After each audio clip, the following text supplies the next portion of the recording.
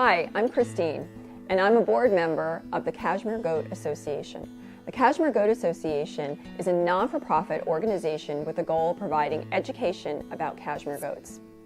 CGA brings together breeders, fiber artists, and others interested in raising these majestic animals.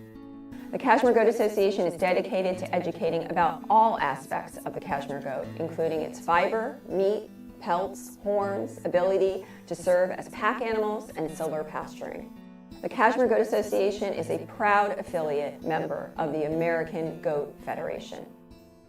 To find out more about what our association can offer, go to cashmeregoatassociation.org, visit our YouTube channel, or any of our social media sites at Cashmere Goat Association.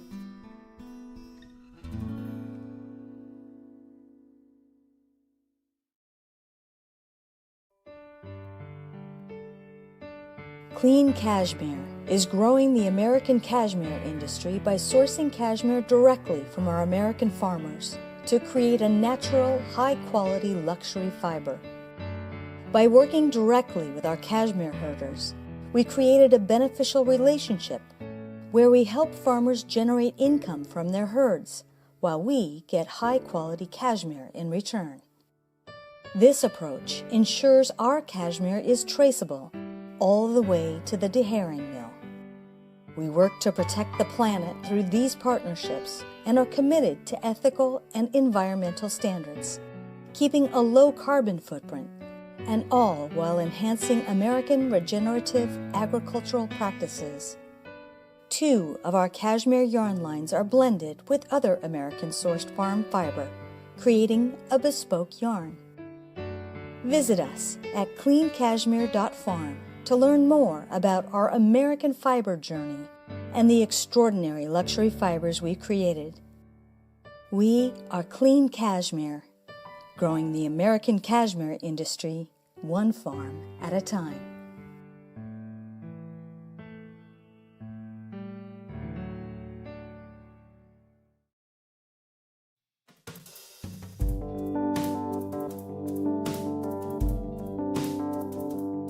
I'm Henry Clemis from Clemis & Clemis out here in California.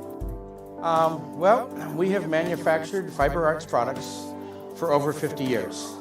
I started when I was quite young, building spinning wheels and all the related items to go with that, the hand carders, the drum carders. And through the years, we've progressed and grown. And at this point, we're one of the longest surviving companies in this field. We also currently try to connect the ranchers with the spinners, and so we buy a lot of fleece.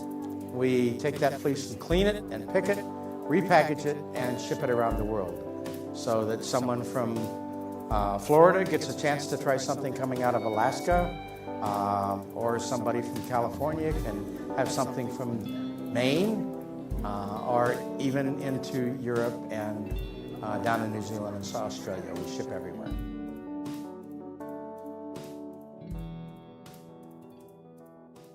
Okay, hold on. Oh, wow. Actually, but you're talking with her about it? Speaking, sure. No, no. Okay, so just pretend like we're not here. I mean, Okay. we can do a formal interview, but it's really nice to No, this is talk about the different things as you go. Yeah. Just don't even look at us. Just look down. just talk to do each our other. thing. Okay, okay. Alrighty. Okay, well, here we go. Okay. So, this says it's a Corriedale fleece. To me, it's a little fine, but matted. Feel that. Oh, yeah. Some matting in there.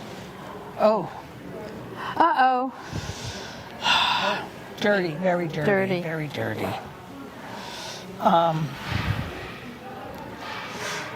It's not uniform. Some are shorter than others.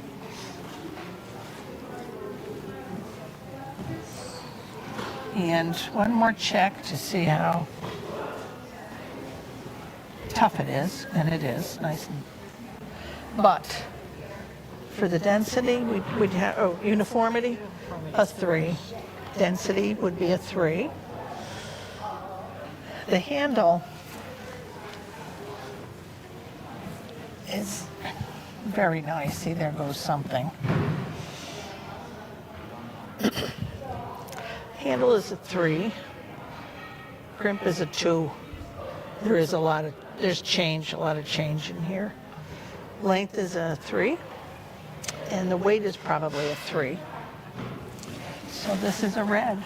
And on the bottom we could say skirt better. Okay. Okay. Whoops. Uh-oh. Here, I'm going to go I'll staple that. A staple? Okay, I'll stick it inside for now. Okay, there you go.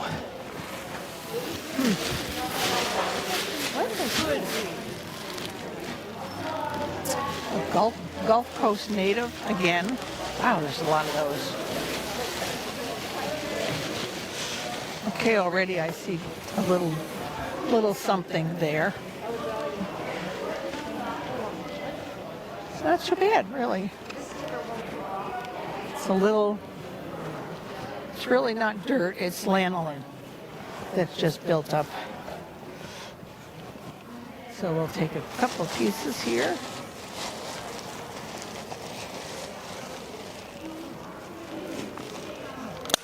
Okay. Let's see. Okay. Uniformity is a 3 because it's not. What's that? It's lanolin. Is it? Yeah. Okay. If you squeeze Work it, it? it'll turn. Yep. It'll Your come off? hands will feel great. After we're done, your hands Okay. will feel great. Where am I? Density. Density 3. Handle a 2. Crimp is a 2. Length is a It's pretty long. 3. But there are second cuts in here. Yep. And the weight is 3. So that's a good fleece for a spinner. And yeah. Yeah, and it's a Your good price. too. Yeah. Yeah. Okay. Okay. Before you do the next one, can I get you to just to say my name is? Oh, my name is- I am the judge at Rhinebeck 2024. I'm the judge. Okay. for Blah blah blah. All right. My And then name. go into your thing. Okay. My name is Christine Moran, and I am the judge for the white, medium, and fine at the Sheep and Wool Festival 2024. I used to raise Corriedale sheep myself, so wow. Now this is a good size fleece, and this is a Corriedale fleece. If we can get it open. Okay, it's a little dirty, but not really too bad. There's a little on there. Wow, it's a little matted. It's quite matty and dirty. Wow. Well, way better. Really, skirt your fleece. This is. You have to think about this. Should we really go through? It's really dirty. But I hate to throw it under the table. Because it could be processed. Probably not by hand, carded by hand, because that would really take you some Long time. weeks. But to send it out for processing it would be a good fleece. Should you write that on the? Yeah. Yeah. Spinner. And then, oh my God, my favorite man. This man taught me everything I know about sheep. Yeah. Everything. This is Graham. He's a sheep man and a judge. You're a sheep judge? I have been in the Yep. past, yeah. Is it the difference between a sheep judge and a fleece judge, or is it both? There's a lot of difference when you're judging them in the ring versus here. It's similar, but it is different. Yeah. Well, you got the body to look at. Yeah, you've got a lot of other Besides things that, other than just the fleece. That's only maybe 20 to 40, 50% of the judging it when you're in the ring. So what did you raise? Well, I've been involved with a lot of different ones, but the last 20 years was Romney's. Romney's, okay. Yeah. Managed a farm in Saugerties, New York. So, yeah. Which is becoming a rarer and rarer thing. Oh, I think it's becoming more and more expensive to raise these animals. Yeah. You know, It's like anything. Yeah. You know, it's, Yep. no matter what we do today, it's Yeah. expensive. Yeah. But managed a farm. So got a lot of fleeces in this year. I know, 666. 66. But I'm taking one, so it's a good number. Oh, that's Okay? Oh, yeah, races. You've got it all set. So which ones are you getting to judge this year? You doing mediums? Of course. Yeah. My heart is in medium wool. You don't want to do bread? Oh, no. That makes me think of the Moritz, those crazy sheep we had years ago. They had some beautiful fleeces. Oh, they have beautiful fleeces. Yep, yeah. Yeah. The Moritz, they were the first flock on the East Coast. Yeah, you brought them in from California. Brought them in from California, true brown First sheep. place they were showing was in Altamont. Yeah. Yeah. That's the And same he- thing as a Castle Milk Morit? No. No, I don't know that, but a Moritz is a true brown sheep. Yeah. True brown, even the gums of there are brown. Skin, everything is brown. And that's how. And their fleeces, there was a variation in colors on the fleeces, Yep. but they're Gorgeous. absolutely gorgeous. Yeah, beautiful they were. Does the man who raises the sheep say they're gorgeous and the man who knits the fleece or the woman who does both? Are they going to both agree on what the perfect sheep is? Well, the people that are the hand spinners want the fleece. They're not, if they're just buying a fleece, they're not Yes. concerned so much about The the animal. animal itself, the conformation, et cetera, et cetera. They're just looking at the fleece. Yeah. You know, somebody that's raising them wants both. Right. You know, you want I would everything. agree with you. Yeah. We Yeah. spent some time on the West Coast with the Dallies, and Oh, Mark yeah. used to swear that, what was it, the Teeswaters that they had? He Oh, used to swear and Teeswaters, enjoy yeah. it. Is Martin Daly? Yeah, he did some AI work at our farm, the farm that I managed. Yep. But he loved he loved certain sheep and hated other ones. Enjoyed it. Say she was the fiber person. Yeah. So they're not Yeah, the yeah. same, are Yeah. they? No, it's not. Not really, no. I agree. It definitely is different, but you know, you find breeds that you like, just like dogs or Yep, anything. You that's know, what you stick with, yep. Exactly. Well, you've got a lot of work to do, so We have a lot of work to do, yes, so it's so probably good to should let see you. work. Yeah. How's Paula? Doing good. Good? Yeah, she's He's doing back good. in his first love, horses. Yeah. Yeah. Yeah, that's our And retirement you do now. great things. I see all your videos and, yep. Yeah. Good. Yeah, we've been very busy with Yeah. riding. What's your We put biz? on a lot Are of you on events. YouTube? Are you on YouTube? No. Oh. No, just on, Okay. I On put them on Facebook, Facebook. Oh, okay. Okay. They have to be his friend. Oh, okay. Old friend. Oh, okay. Friend, And yes. it's funny because you're going to go up north here, aren't you? I am. I'm going up where you were from. 10 miles 2 from where I weeks. grew up. Yes. And that was really weird because my daughter's husband did most of the repair work on those houses. Oh, you're kidding. Yeah. Ed Jones. Wow. Well, I'll be in Hammond. Yeah. Well, Hammond is 3 miles from where I grew up. Yeah, and we'll probably go to Clayton. Yeah. Yeah. That's where my sister was there for many years. Good. Yeah. Great. All This right, is what you Gary. get back to work. Yes, good to see you. Did you know? That's okay, but they got some good information. Yeah. All right. All right. Take Thanks. care. Another hug. Yes. Good to see you, Graham. I'll tell Michael I saw you.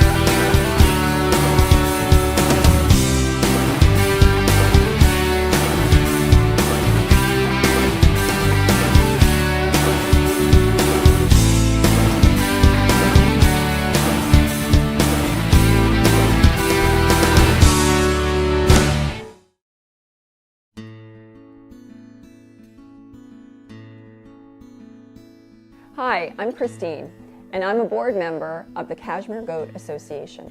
The Cashmere Goat Association is a non-for-profit organization with the goal of providing education about cashmere goats. CGA brings together breeders, fiber artists, and others interested in raising these majestic animals. The Cashmere Goat Association is dedicated to educating about all aspects of the cashmere goat, including its fiber, meat, pelts, horns, ability to serve as pack animals, and silver pasturing. The Cashmere Goat Association is a proud affiliate member of the American Goat Federation.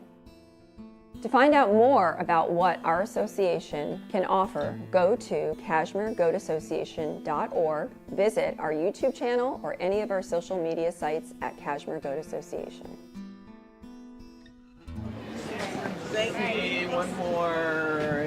Yeah. Okay, check this out. Thank you so much. I think everybody's eyes were open. Oh, do you guys want to do the interview? Yeah. Yay! Oh, that's cool. Thank you. I can just hold it for you guys if you're like. You don't hold that. She holds that. No. Oh, okay. Are we allowed to take a picture? I didn't realize. Yeah. Luann, come back. Okay, go ahead. I'll do the mic. You can do the mic. I'm not talking though. So what do we do? She's going to ask us questions. Yeah. So, what pattern did you guys use? The no pattern. You can answer it, Barbara. All right. Okay. Tell the whole story. We did a make-along because we have a sip and stitch group, and we had a bunch of people that are brand new knitters, specifically. She's going to ask us questions. Yeah. So, Far.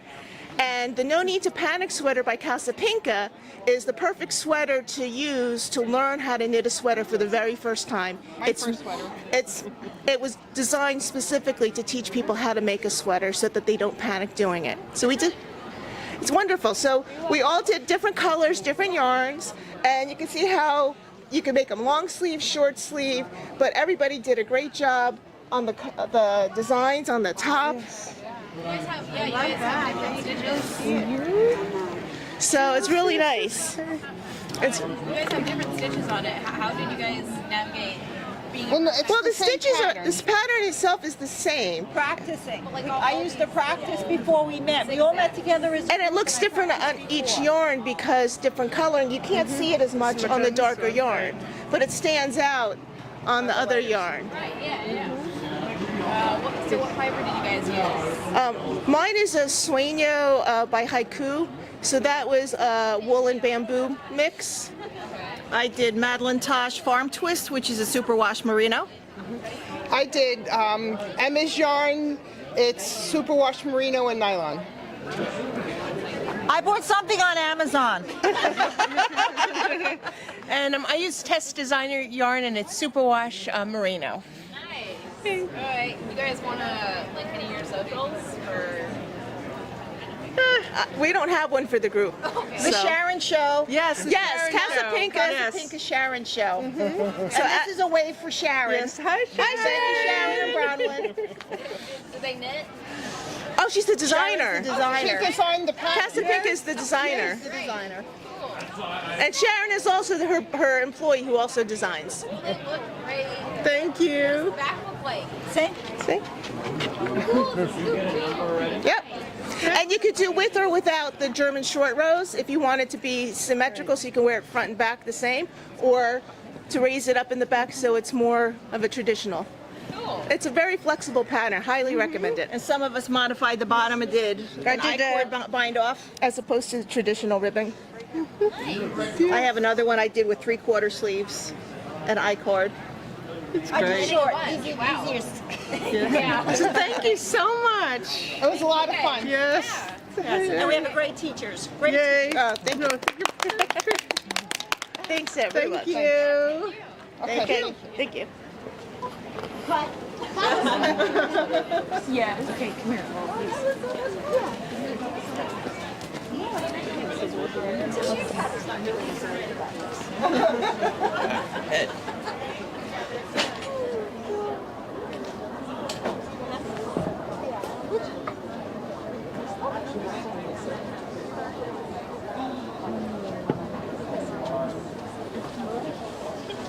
can't believe they did this.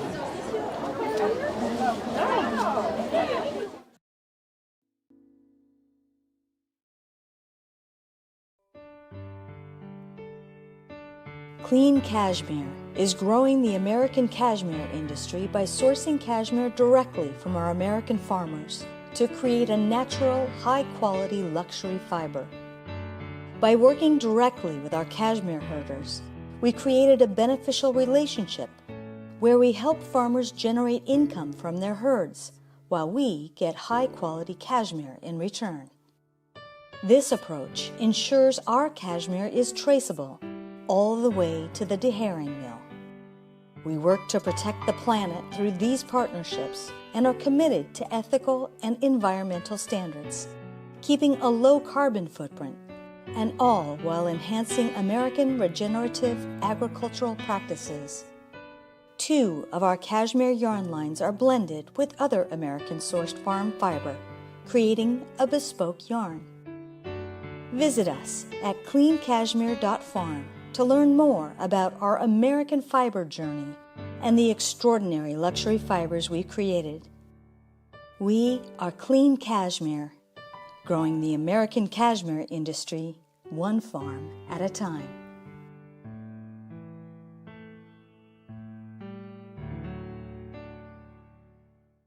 And I teach needle felting classes. Wow. Do you have any socials to plug for that? I do, yep. So I have Watts Yarn. It's at Watts Yarn on Instagram, Facebook, so anywhere on social media, Watts Yarn. Are people allowed to come in to see the sheep or they're private sheep? Sometimes we do let people stop by, and we have open houses that happen that my sister-in-law runs. She does Textile and Fig soaps, and so when she has open houses, people will stop by, and then you can sometimes see the sheep from behind the barn. How many sheep do you have? How many sheep do we have right now? About 20. So you use them for fiber mainly? Yeah, yep, we use them for fiber. Okay. Right. Thank you. Yeah, thank you. Oh, yeah. Yes. Yep. Okay, thank you. Yeah. Hey, awesome. Sorry. They did it last year, I believe, but we're amped it up a bit. And we so yeah.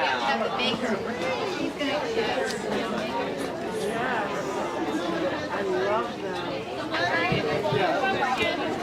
They're amazing.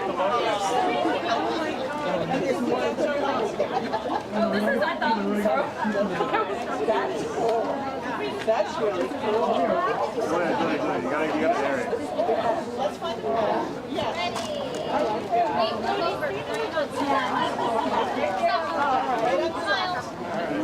right on the left.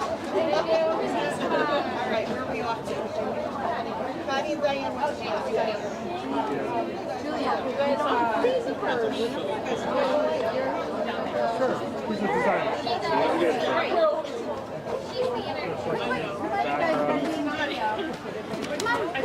Wait, so when you say pattern, what are you referencing? Like, Don't stand behind you.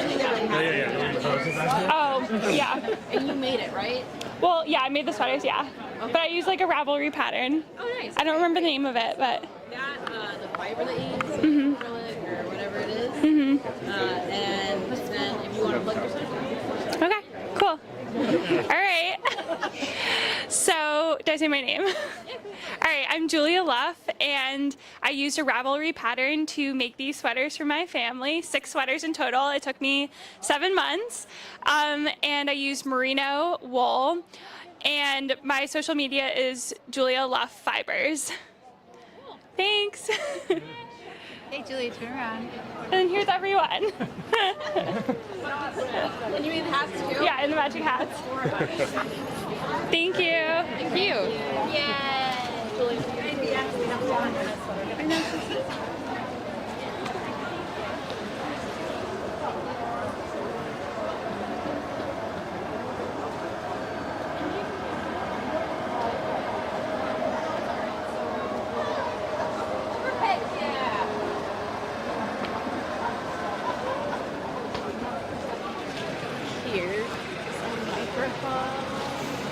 And you're all matching. What do you expect? What do you want me to? Okay, so you stand right there. And tell us your pattern, fiber that you use, or fibers, and if you want to plug your toe. Hi, I'm wearing framed this year's Rhinebeck sweater. Yeah. And I'm using Spin Cycle, all dark side.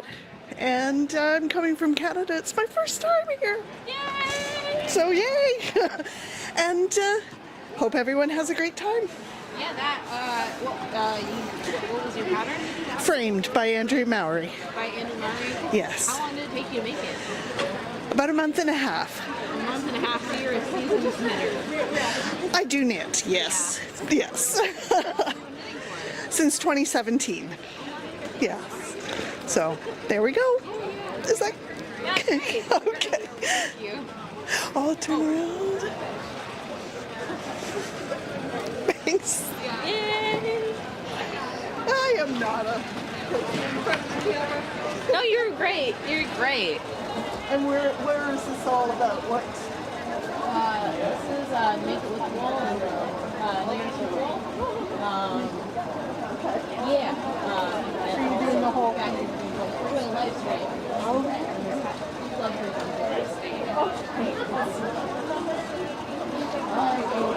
Pass on. Thank you.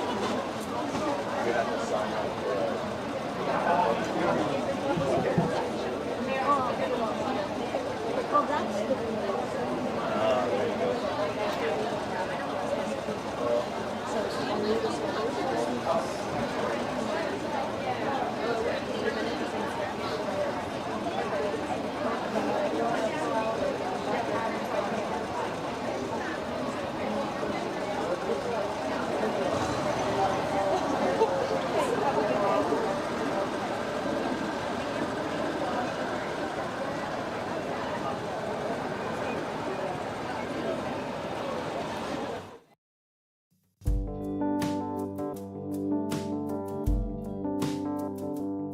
I'm Henry Clemis from Clemis & Clemis out here in California. Well, we have manufactured fiber arts products for over 50 years. I started when I was quite young, building spinning wheels and all the related items to go with that, the hand carders, the drum carders. And through the years, we've progressed and grown. And at this point, we're one of the longest surviving companies in this field. We also currently try to connect the ranchers with the spinners, and so we buy a lot of fleece. We take that fleece and clean it and pick it, repackage it, and ship it around the world so that someone from Florida gets a chance to try something coming out of Alaska, or somebody from California can have something from Maine, or even into Europe and down in New Zealand and Australia. We ship everywhere.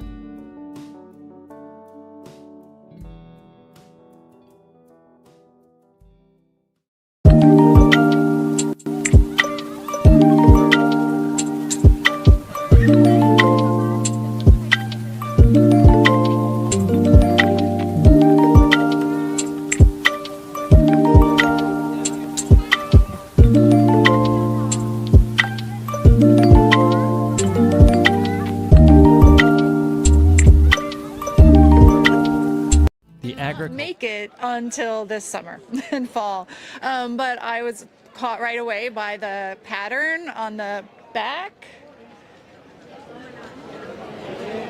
because I like the circular construction and how it's kind of unusual for a sweater. It was super fun to make, and I really love the ultra alpaca yarn, Barocco ultra alpaca yarn that I made it with. It's very soft, so I had a lot of fun with it. I hope you do too.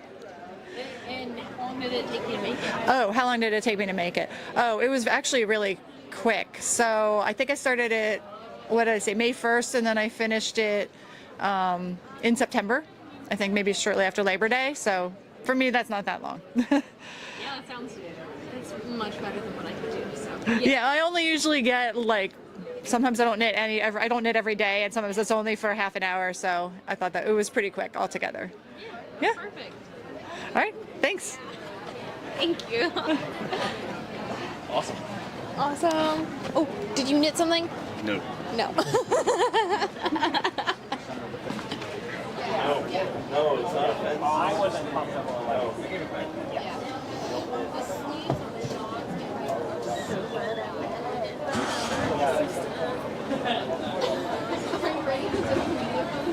Yeah, it's super hard when you're like, I'm brain dead currently. I don't know anything. It's like, hey, can you do some love about my picture? You know, everything's on sheet. It's great. I also like that too. It's like, so my brain is like,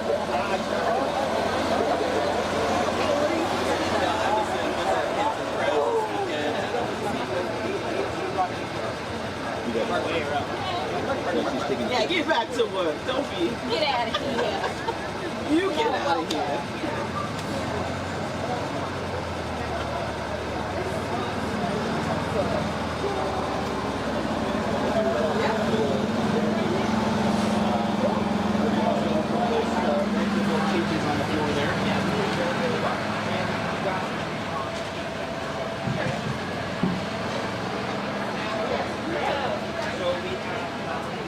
Okay, so if you would like to fill this in, you can. Yeah. If you don't want to, that's Yeah. also cool. It's just for you so that you have the information Yep. there.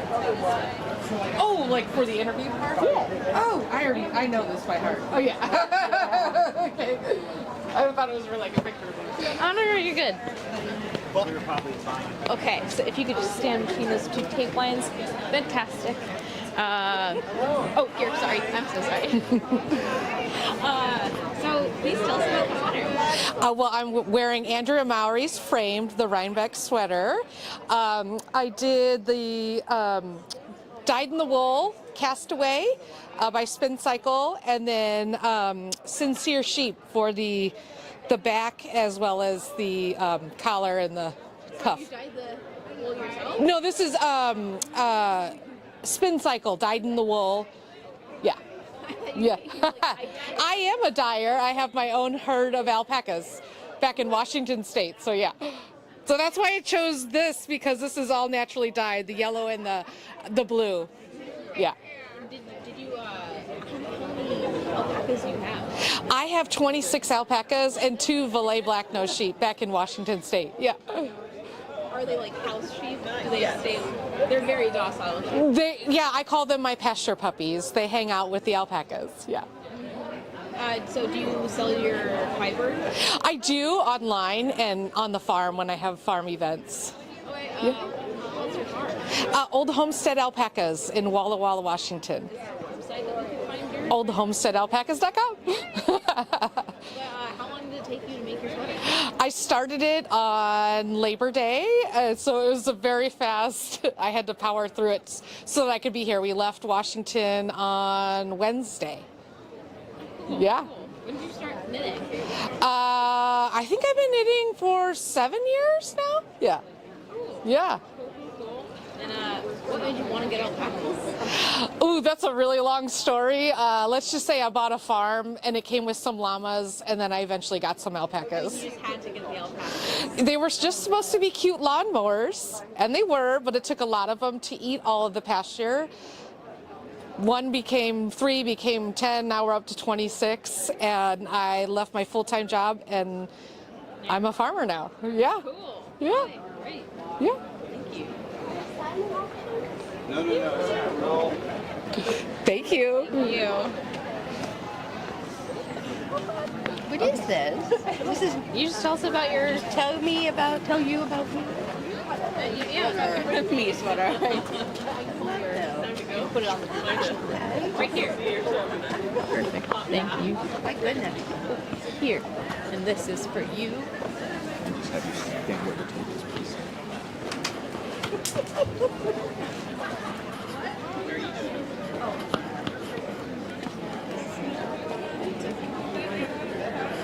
Okay, so Okay. you tell us about your sweater, please. All right. This is a Polypody DK by Carolina. I think it's Adamczyk. I adapted the pattern. Sorry, Carolina. Her pattern has just this. I added the cuffs and the bottom because I had more of the yarn. The yarn is Miss Babs Yowza. I had this orange for years. It's called Glowing Lantern. And the darker red is she has one she makes limited editions of or things she doesn't repeat. That's this. It's Eternal Eden. And that's the steady. Yeah. So how long did it take you to make the sweater? How long did it take me to make the sweater? It's a terribly intrusive question. I started in June. No, since June, I think. Yeah. But I had a goal. And how you knit your cap too? Yeah, this is the Shetland. It has little rings on it. Yeah. In October there's a Shetland Wool Week, and this is the Shetland Wool Week cap for this year. It's made of Jameson and Smith. Jameson Smith and pattern you made yourself? No, they every year the Shetland Wool Week in the spring they put out an official pattern, and different companies do kits. I just put together colors I had. So how long have you been knitting? Because you sound like 1982. Oh my gosh, I'm a long time. Amazing at knitting. But I mean, clearly you are. I'm okay. My sister-in-law taught me. She'll be here later. No, it's great detail though. Thank you. Could you go some spins so we can see all Oh, you want to spins? Oh yeah. Oh, it's so beautiful. No, so thank you, and thank you very much. Of course, thank you. Okay, I want to do the sweater camp. Heck yeah! Mine isn't quite so fancy. I'll hold your stuff. Hold on, my bag is hot. Yeah. There we go. I got it. Yeah. Okay. Wait, you want your other sweater too? No. Okay. All right. Hi. Hi. Oh, wait, I have to know my pattern and my fiber. Metropolitan. You can write it down. Something. Metropolitan. Here. Oh, thank you. Hold on to it. There we go.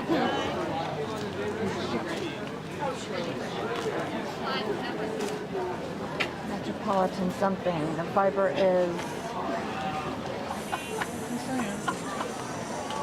Smile while you do it. And it's Sunday something. I'm not very prepared. Sunday something. What kind of wool is it?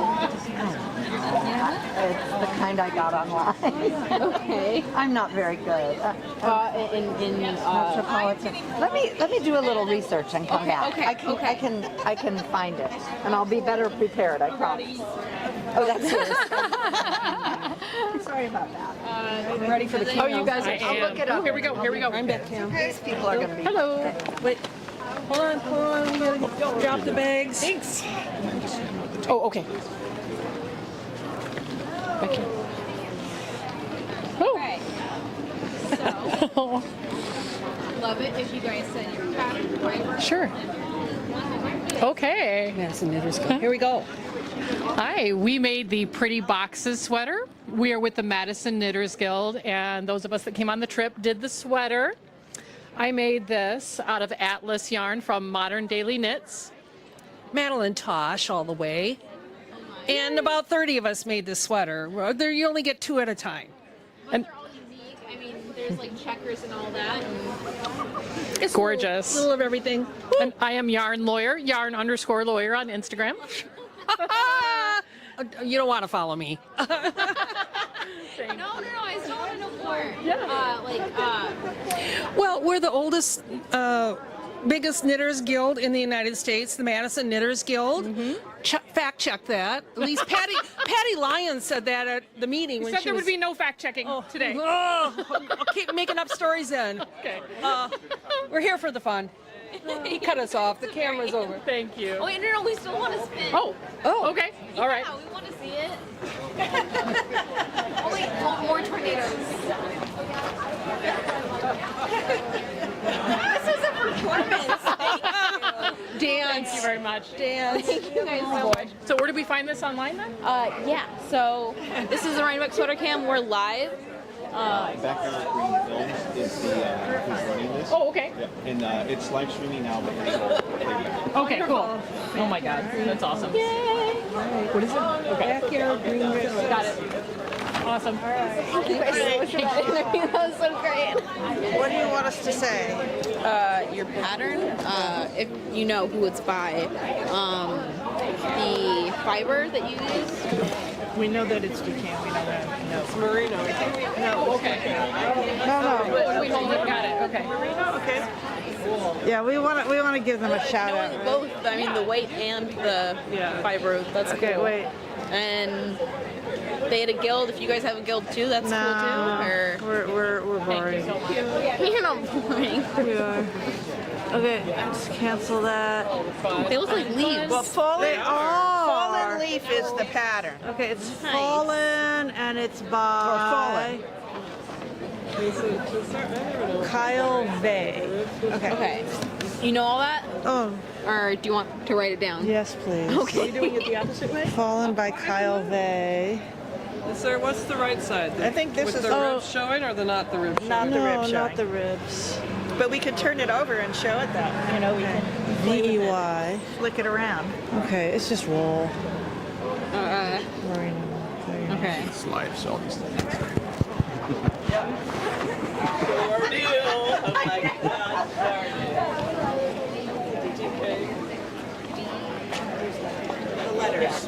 Share stories, dedication, and wisdom of America's stewards. Join us on a green adventure. Listen wherever you get your podcast.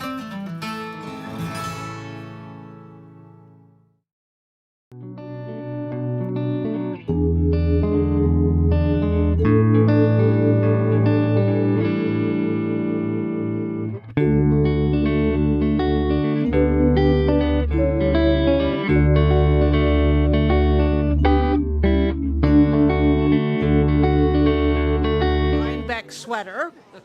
It is Fallen by Kyle Vay.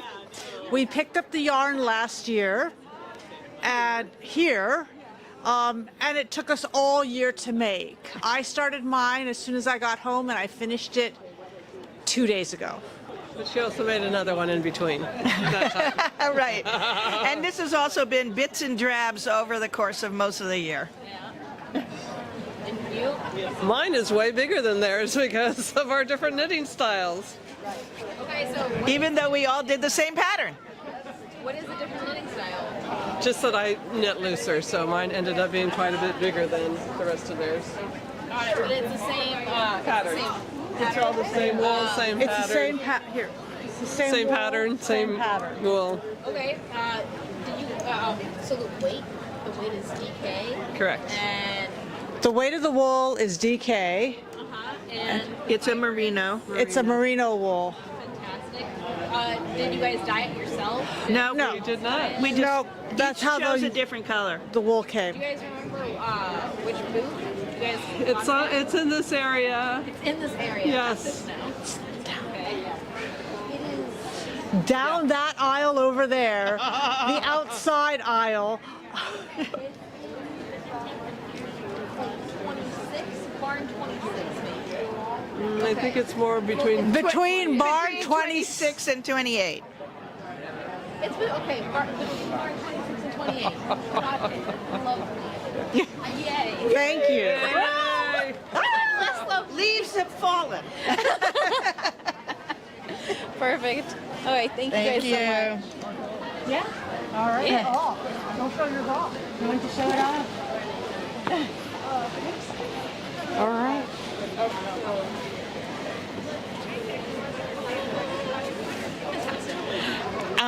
My Make It with Wool, my Make It for Rhinebeck sweater. It's the Wonderland pattern from Knit Collage. I started it in September when I had surgery for cancer, and I finished it last week when I got out of the hospital.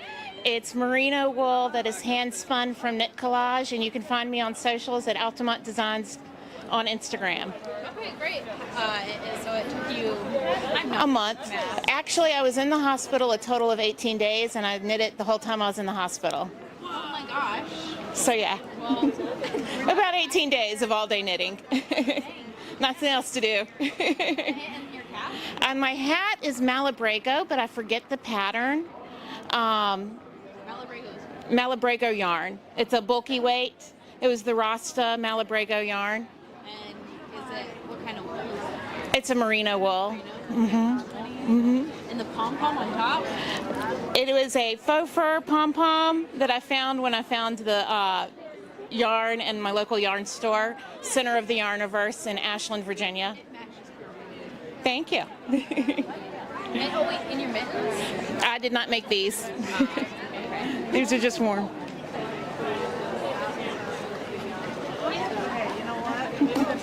Awesome. Thank you so much. Oh, is it any clothes? Is it any size? Yeah, go for it. Oh, okay.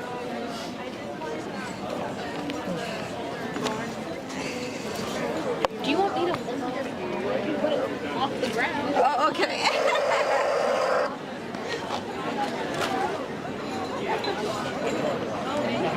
Okay. Great. What do I do? You just stand right there and tell them the pattern, fiber, and if you want to link your Okay. Hello, my name's Julie from Florida, and I made my Rhinebeck sweater from Isabel Kramer, and the fibrous wool from Jill McViver, and I do socials on Instagram and Facebook. What fiber did you use again? Wool, yeah, merino, by Jill Skyer. Jill Skyer, Uh-huh. did she hand dye it? Or? Yeah, she hand dyed it. She also had it from her farm, and she sent me a picture. When you order her yarn, this was a kit. You order her yarn. She even sends you a picture of the sheep that she took the yarn from. Yeah, so How long did it take you to make the sweater? it took me 2 months. 2 months? Mhm. That is quick. Thank you. Detail too. Ta-da. Thank you. Yeah, of course. Thank you. Sorry.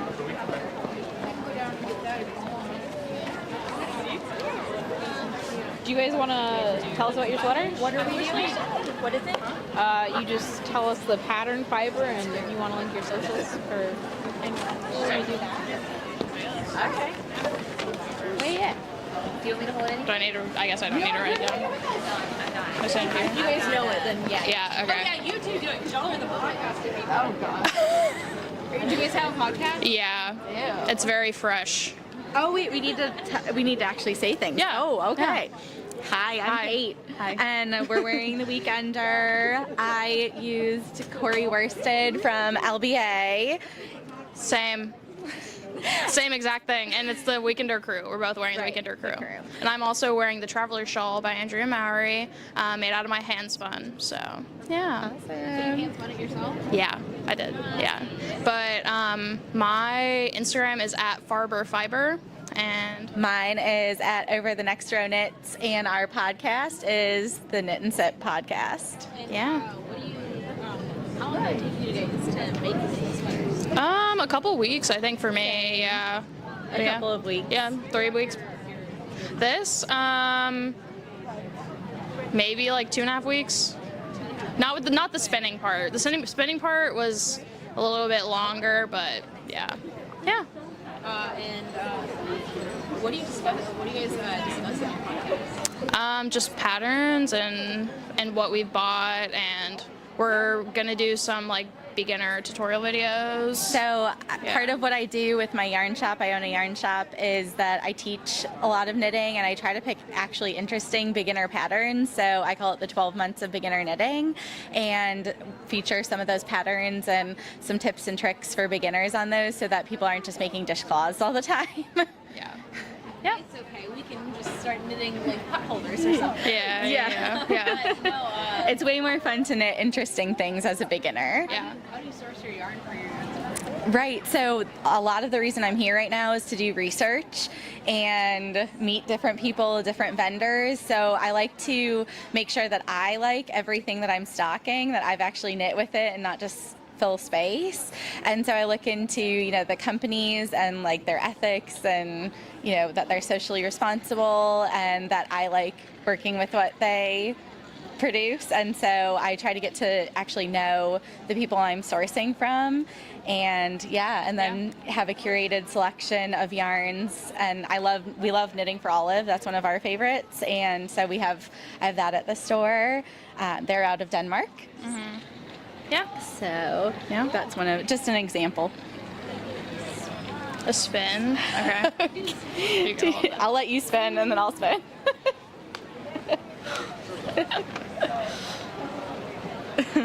Yay. Perfect. Yay. Thanks. Good job, guys. Y'all are famous. Not truly. Thank you. Thank you.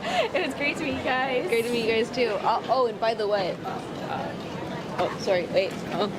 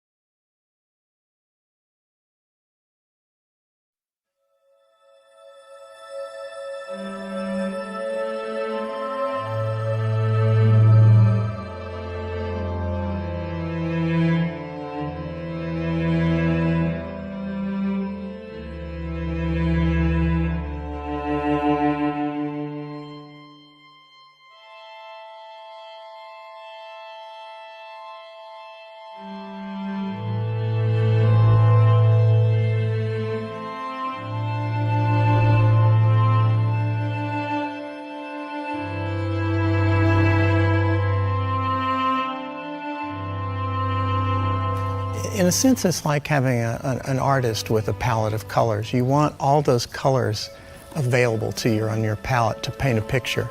An epizootic goes through, and the fact that all the Holsteins come from 12 original animals, that it'll wipe out the Holstein. It's calculated that we have 9 billion chickens a year in the earth that are killed every year to feed us.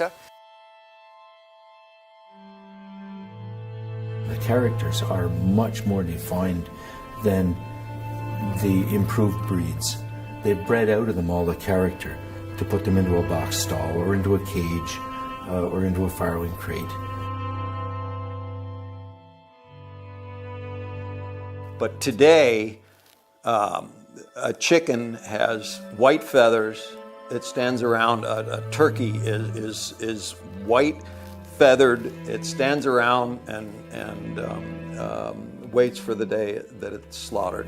Regardless of the fact that you're either eating these animals or you're a vegetarian, biodiversity is important to everybody. Keeping that biodiversity amongst breeds that might be the salvation for some of these breeds is absolutely critical. Lose that, and you lose the one key tool to keeping everything going.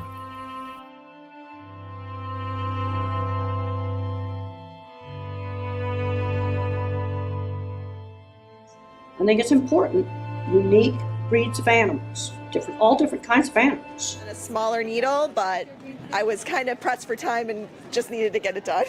No, it looks great. Yeah. It looks great. I was just noticing Uh-huh. like it's a straight back. It's very nice. Thank you. Okay. Anything else or? Yeah, we'll put down that. That was great. Perfect. No, what happened? Oh, I took it off to show the sweater. Oh, could we see that too? Sure. That's awesome. Wait, did you make it? Yeah. I need that. Great. And it was so pretty. I was like, thank you. That was too. Yeah. And it's another Lauren Elkin pattern. This is. I'm seeing so many right It's Barrel. I'm not sure the name, but yeah, was that part of Cowltober? It was one of her kids. Okay. The club. Yeah. Okay. Barrel. Okay. Well, you just stand right between those. Yay. Okay. And then your pattern, your fiber, and then your social too with your color. Okay. Go for it. Hi, this is the frame sweater by Andrea Mowry. First time I've ever knit the Rhinebeck sweater in the year of the Rhinebeck sweater. I'm usually a year or two behind. It's made with Spin Cycle and Yorkshire Spinners Aran weight yarn is the contrast. And then this is a Laura Nelkin cowl. I think it's the barrel cowl. And what kind of wool did you use? Or acrylic? No, this is all wool. Yeah, I just finished it Thursday. I didn't think it would be dry by today. I just wove in the ends last night. It's very thick and woolly. And this, I'm not quite sure. I can't remember what this yarn is. But it, again, Laura Nelkin, beaded. And Yeah, did you beat it yourself? yeah. Nice. That's really cool. Thank you. You just like even spread that out just to show. You all get to see this beaded. Oh yeah. Yeah, that was great. Thank you very much. Sorry. How long did it take you to make the cowl though? I don't remember. This is 1 or 2 years old. 1 or 2. Okay. I don't remember. This took me forever, but I think 2 days this week I was knitting nonstop for like 12 hours a day to finish it, just to get it done for today. Thank you.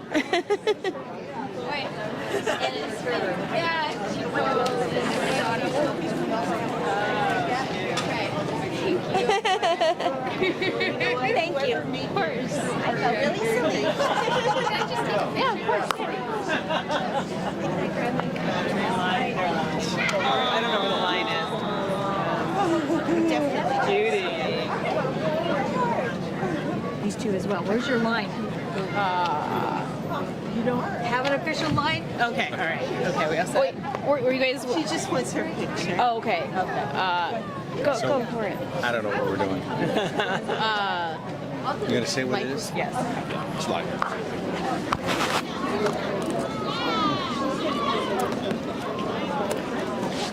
Okay.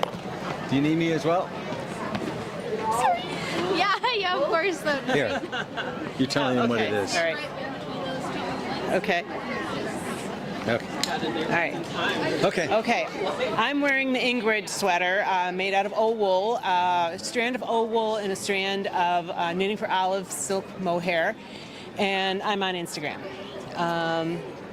And my husband Mike is wearing the cable tweed pattern by Reynolds. It was made for the Tipperary tweed yarn, but this is Harrisville tweed. It's their watershed barn door color. And he's not on any social media. No. He just goes through my social media. So yeah. Okay. Good. So did you guys both knit your sweaters? No, I knit them both. Okay. Yeah. How long did it take you to knit each sweater? This was about 6 weeks. That was probably about 6 weeks as well. So how long have you been knitting? I've been knitting since I was 9, but didn't really pick it up until I saw Ravelry in 2012. So, That's really cool. yeah. Do you know where? So you said that it was a silk blend. Yeah, a silk mohair blend from Knitting for Olive. Do you know where that came from? Like, does she have a? I'm pretty sure it's very sustainable, but I'm not sure since she's from, I think she's from Denmark or Copenhagen. I'm not really sure. Yeah. Yeah. Great. Yeah. Maybe. I may be wrong, but okay. Yeah. Always. Great. Thank you. Sure, no problem. Oh, spin. Sorry. Oh, spin. You got to spin. You got to turn around. Oh, sorry. There we go. Okay. Great. Thank you. Thank you. Excuse me. Can she go? Yeah, of course. Okay. Thanks. There you go. Thank you. Okay. My name is Peyton, and I got the pattern from Hobie, and this is the Hobie Horizon sweater, and it's in the color Mountain. The color what? Mountain. Mountain? Yeah. Okay. What kind of wool is it? I think it's an acrylic blend with wool. Yeah. Yeah. How long did it take you to make it? Like a week. Yeah. And it's all knit, or is that crochet? Crochet. It's crochet. Yeah. That looks great. Thank you. Can you see the sleeves? Yeah. It looks so happy. Thank you. Yeah, did you add any variations to your Not really. No? No. Can I get a spin? Yeah. Of what it looks like? Oh, it looks cool. There are lines. Okay, yeah. Yeah, that's good. Thank you. Thank you. Thank you. Okay.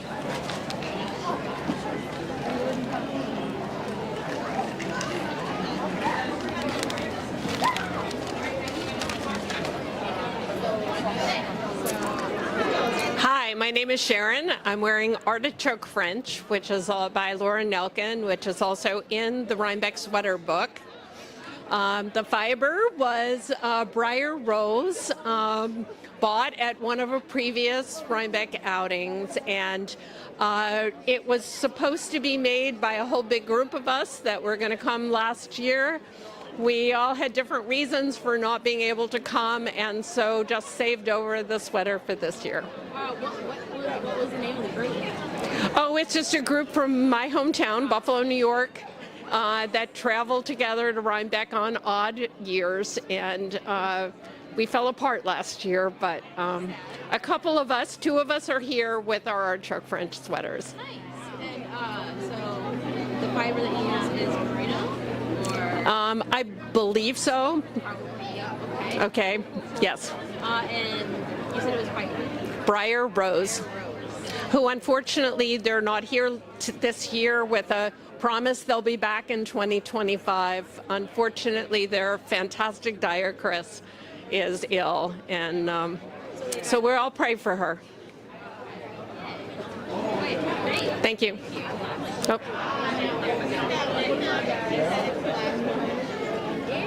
Oh wait, you have finger holes too? Yes, finger holes. Because they're needed today. Yeah. Because that way you don't need a jacket in the morning and gloves. Good. Thank you. What are we doing? Okay. Okay. Socials. Hi. This pattern is Nor'easter, and I use Knit Picks City Wool Tweed. This is probably 6 years old now. Buttons were purchased online. I'm sorry, I don't have the vendor for them. Sorry, how long did it take you to make it? Unfortunately, because of the pattern in the back, it took me a little while in the back. Maybe 6 months. It wasn't too bad. That's great. You could. Lifelines are key. That you put in, you thread in as you knit. So if you have to rip back, you can go back to a safe spot. And again, thumb holes are so nice. They're so necessary. And they're so easy. I love them. And then I just fold them back when I don't need them. Thank you.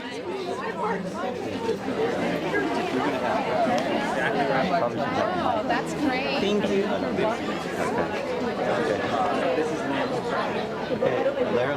We go live, so we got to go live. Live. I got distracted. And we're live. Hello, everyone. Sorry for the little bobble there. We're here live from the New York Sheep and Wool. I'm Michael. I'm Piece for Piece Crafting on Instagram. The pattern that this is Kate from the Knitting Posse and Kevin and Ray from Needles at the Ready. We all wore our gambiers, or our Sean's gambiers, here to this year's Rhinebeck Sheep and Wool Festival. We all knit ours using Lamb's Pride yarn. What else? The fiber is, I don't remember. Wool. 70% wool, I believe, and 30% mohair. Perfect. Yep. Socials, I already gave those. I hope everyone has a beautiful festival. Anything else? Perfect. Thank you, friends. Turn around. Oh, have a spin. The backs, there's only a couple rows with some 3-color work. I decided not to do that. I did duplicate stitch on mine. Yeah. We're looking for buttons for some of ours. I have buttons. We're gonna go find some. Awesome. Thanks, everyone. Bye. in that barn specifically. That barn. Yeah. Thank you.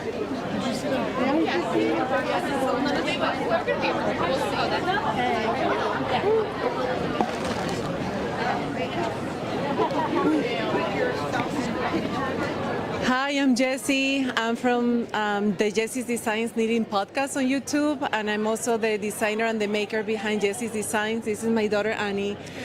For Rhinebeck, we made the Finley sweater by Olga Putano Designs. So we use yarn from Amano Yarns and Garthenor. What kind of fiber is it? This is superwash merino and merino wool. And so you purchase the yarn undyed or dyed? The contrasting color for hers is Garthenor. The main color is from Amano Yarns, as well as my contrasting color, and the main color is from 3 Liter Fiberman. Okay, super cool. I mean, the variation in that yarn is so pretty. Yeah, it looks very pretty. It looks very pretty. Can you get a spin of Turn around. Yeah, that's so pretty. Okay, thank you. Thank you.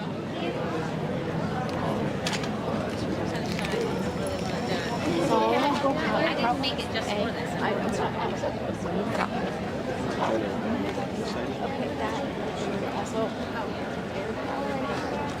Did he get O2?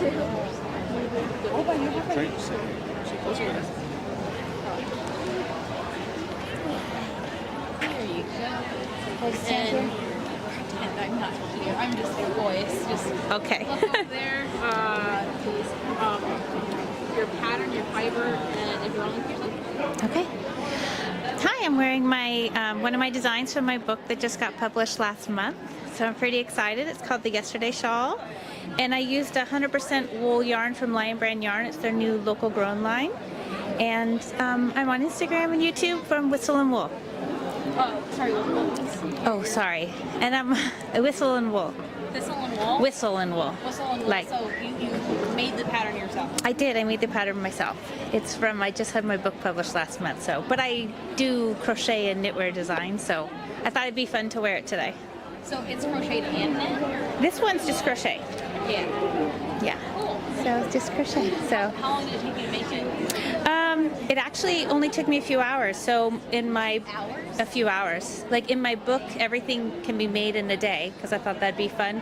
And so I wrote down the times it takes you to finish it, just so you can break it up per day or per week, depending on how much time you have to be crafty. So it can kind of give you an estimate of how long something will take. And so it was just a really quick crochet because it's using the granny stitch, which is why I called it the Yesterday Shawl. And so yeah, because it reminded me, it was nostalgic of, you know, back in the 70s, 80s when I would see granny squares everywhere. So Cool. Yeah, that's so cool. Thank you. So what is it? Is it warm? Like, is it warm? Because I know that there are a lot of holes in it. It's actually very warm. I was pretty excited because I haven't needed to put my jacket on. So I'm not overly warm, but I find wool kind of does that. It keeps me toasty, but, you know, not too much.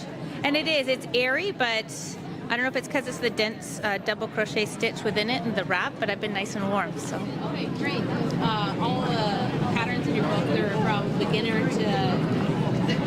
Yeah, they're all really relaxing. So regardless of level, I think they're just kind of, I try and make sure it's like a cozy journey throughout, you know, just something enjoyable to work on. So there's some for when you're just starting out, like a headband, but, and then I even have like cardigans, things like that. So, but they're all, I think, beginner friendly once you kind of get the stitch and things like that. So yeah.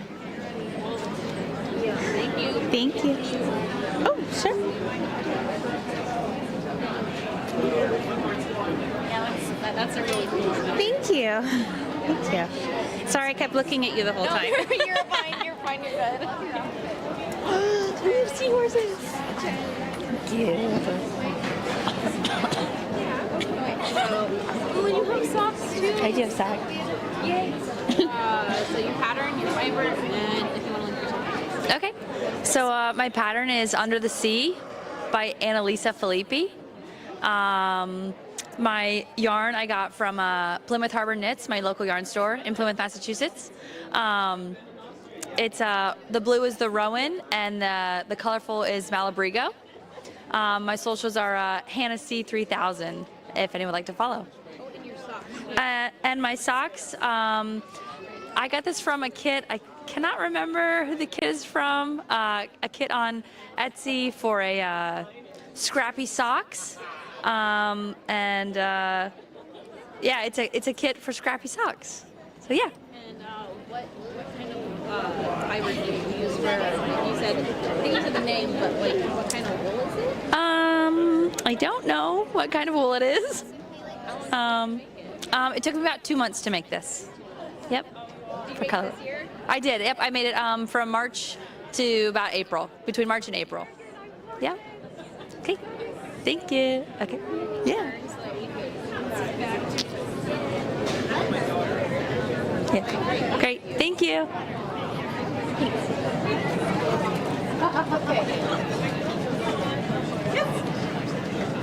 Oh, I love your little lizard. Oh, thank you. He's supposed to be a wyvern, but I didn't finish the wings in time, so, you know. I'm pretty sure that's Harry Potter. Yeah, like it's the dragon that doesn't have all 4 limbs, so he's supposed to have wings for his front legs, so, you know. Okay, yeah, so can you tell us your head? Yeah, so this is the Barnes cardigan from Harrisville Designs. So it was made with wool from a very special sheep named Chip. He's what got me into shearing and spinning and all that stuff. So this is all his wool, all blended together. He's a Finn sheep mix, and he's the sweetest thing ever. Is he yours? Unfortunately, no, but I get to see him every year, and I get his fleece every year, and I've gotten it for the last 3-4 years. So hopefully he's around for much longer, so I can make another sweater from his fiber. But yeah, my social is Bryn McFlynn, and this is Francis. He's a crafty intentions pattern. Didn't finish his wings, but you know, he's cute. And what about your buttons? Oh, those were from the Garden State Sheep Breeders Association show. There was a vendor there who sells buttons, and I found a cart of 6. I needed 7, so I had to go digging through her giant pile of buttons to find the other card so I could finish this foolish thing. So, Great. Cool. Thank you. Thank you. Oh, wait. Could you give just one more turn? Oh, yes. Yay.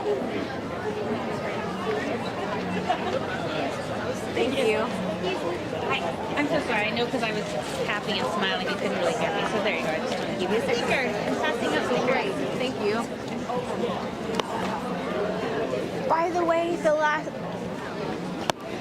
the last lady's whistle and wool is this, and her socials are that.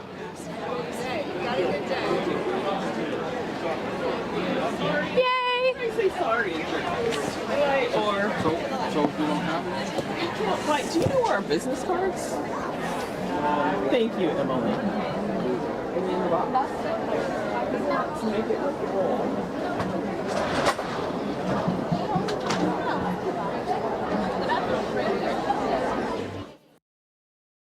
Because if you lose that genetics, you've lost it.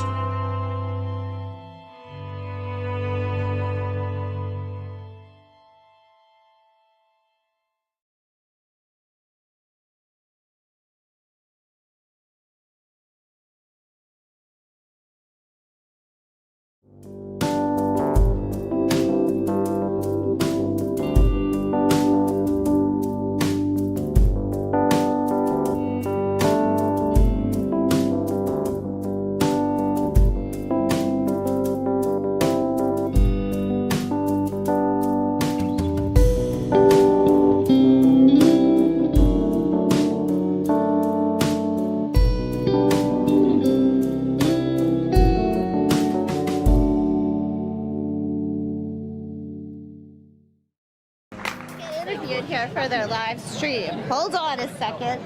Let me give this to my dad. You get in here. Got the microphone. Will you hold that, Daddy? Thank you. Give these to Daddy. I have to get. I got the microphone. Okay, you're in charge. You ready? Yeah, we're ready. Oh, you have to fill this out though.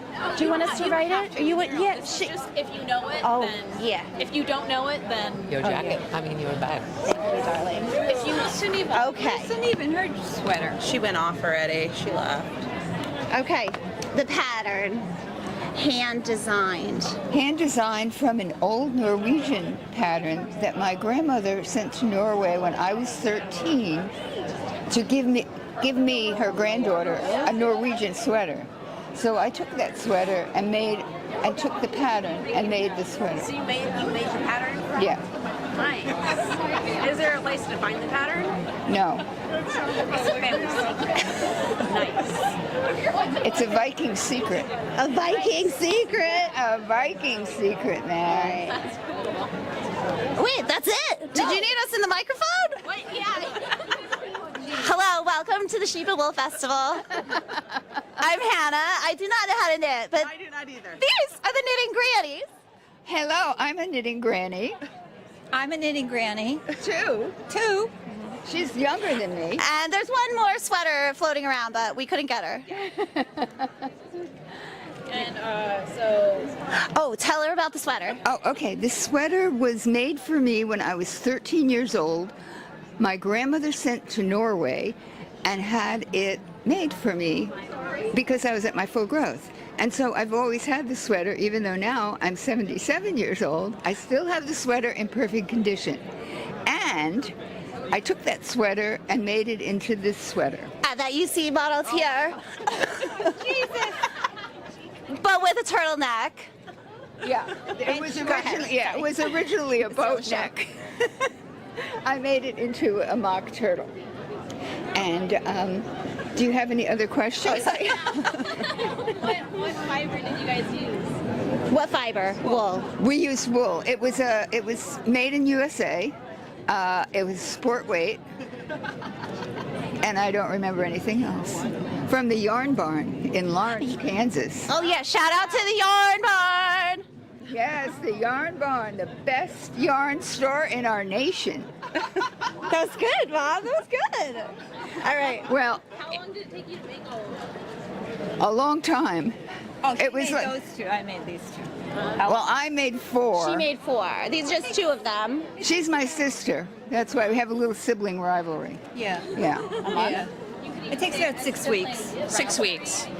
Excuse me? You could even say a sibling rivalry. Oh! Sibling rivalry. All right. Oh my God. So how long did it take each of you to make the 2 sweaters? It took 6 weeks to make one, so. Yeah. Yeah, I think that would be a good. Yeah. Couple hours a day. Yeah. Yeah. Yeah. Anyway, we could stand here all day if you like. I need a spin from all of you. Oh, a spin? Yeah, of course. Okay. Okay, go for it. You're first. Well, we can Hold the spin at the microphone. same You want to time. sing? In a spin. Like that, Yeah. right? Oh, You need to see the back. You need to see the back.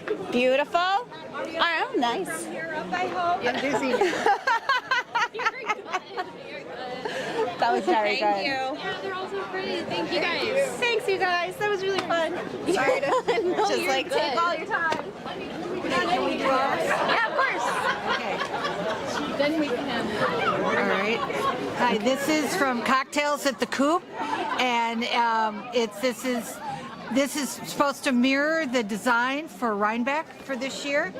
If you look at the design for Rhinebeck, it's got the sheep wearing the cowl and the scarf with the colors coming through, and that's what we mimicked. Nice. Okay, cool. So, where'd you find the pattern? It's from Cocktails at the Coop, and it's on Ravelry. And is there a name to it? Yes, it's called the Rhinebeck scarf. Oh, it's just Rhinebeck scarf. Right. I thought you were like, oh, it's just. What was the fiber for it? The fiber is wool. It's a thick and thin wool. Thick and thin wool? Yep. Is it anything specific like merino or? I think it is merino, yeah. But it's bulky. Yeah. It's very bulky. Nice and thick. It is. It's warm. You guys did your sweaters? Your gloves? Yes. Oh, yeah, I did my gloves, but that was years ago, so. I mean, still tell us about it. Yeah, and I have no idea what the pattern is. This is the Jethro. This is the Jethro made by Tanis. The design is by Tanis, and it's crochet and knit. Yeah, I crochet and I knit. Here, I got to take this off. There we go. Flashing. There we go. Yes. Crochet and knit. I'm a teacher and I have crochet club at school, so can't not wear crochet. There we go. And she has like 60 of these granny squares in this sweater. Yeah. So do you knit the granny squares? You crochet the granny squares, and then you lay them out, and you put them to join as you go, and then you put on the sleeves and the front. Thank you. Both of those. How long did it take you to make yours? Couple days, but only 10 or 20 minutes at a time. Yeah, and mine just took a day because it's really thick, and it's on like 10.5 needles, so yeah, it's the fast. hard part was winding the colors through the middle, because you do that afterwards. Okay, so you just have to look at Right. And you have to weave it through. But shout out to Leanne who designed the whole logo for Rhinebeck this year. That's why we made this. So that's why it's Rhinebeck. Yeah. Okay. Thank you. Exactly what it's for. Thank you. That's us. There you go. It's yours. Hi, I wanted to participate.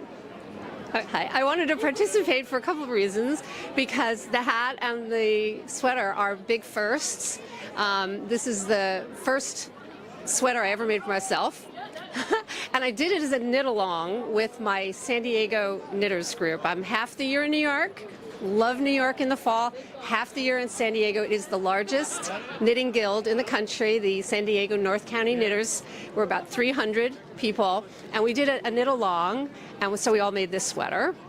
And this hat is actually the first hat I ever made for myself, but I made it this week, because when you're making for everybody else, you don't make for yourself.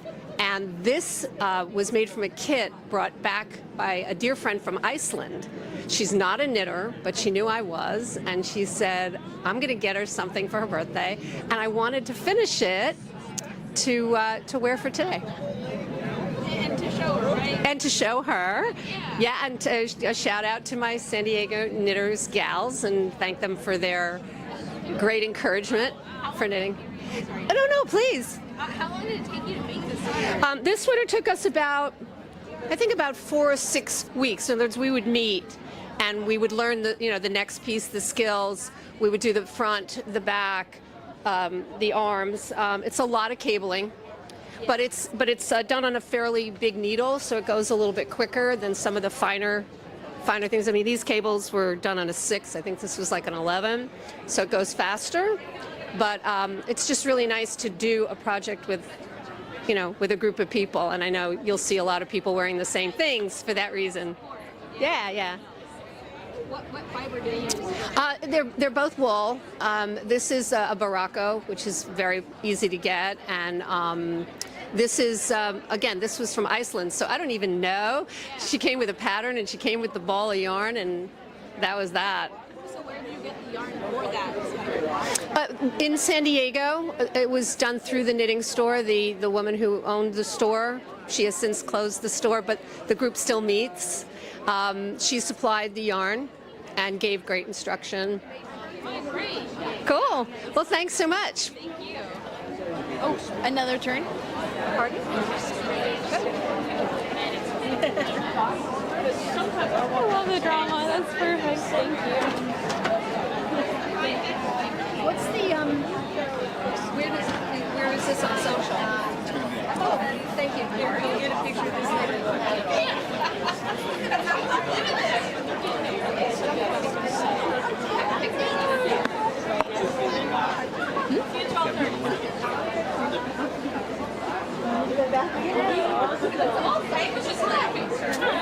Hey. Do you want to tell us about your sweater? Sure. Yay. Okay, so you just stand right in between those two tape lines. Right here. Yay. Yes. That's okay. Okay. Yeah. So pattern, fiber. Yes. My pattern that I'm wearing right now is the framed sweater by Andrea Mowry. It's made with Malabriga as the purple, Cascade as the orange, and Cascade as the brown. That's all wool. And my socials are Villainous Mouse on Instagram. Thanks. Thank you. Wait, no. Sorry. How How long did it take you to make it? 7 weeks. 7 weeks? Yes. Is this your first sweater, or you've been making? Making sweaters for a while, but my quickest sweater by a long shot. Thanks. Thanks. Yeah. Yay. Yeah, that was great. Thank you so much. Thank you. Of course, thank you.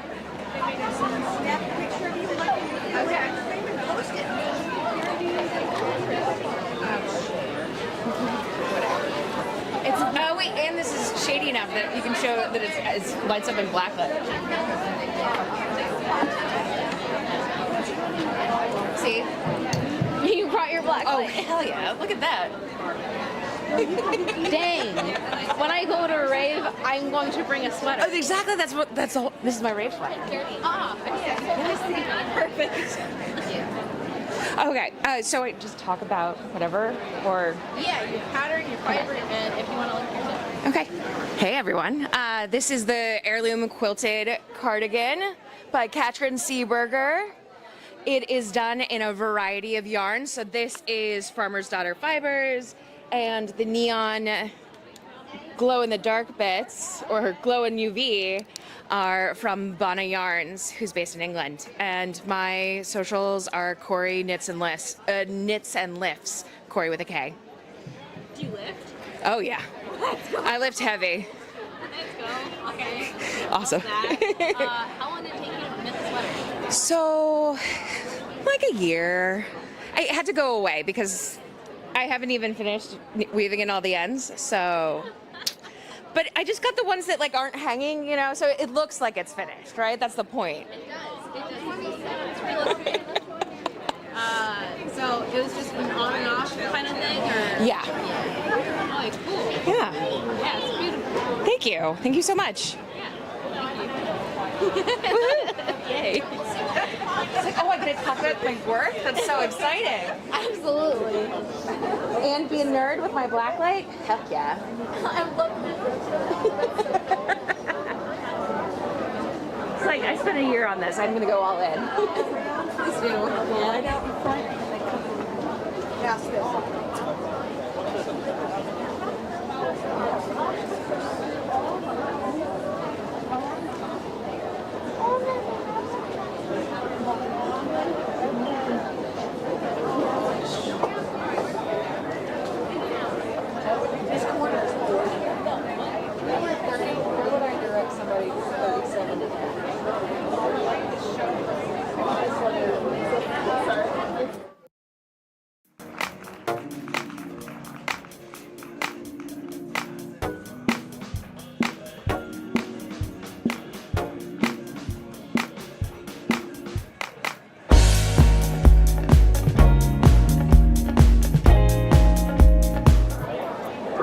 Number. Get your buyer's number right down in the building here at the table.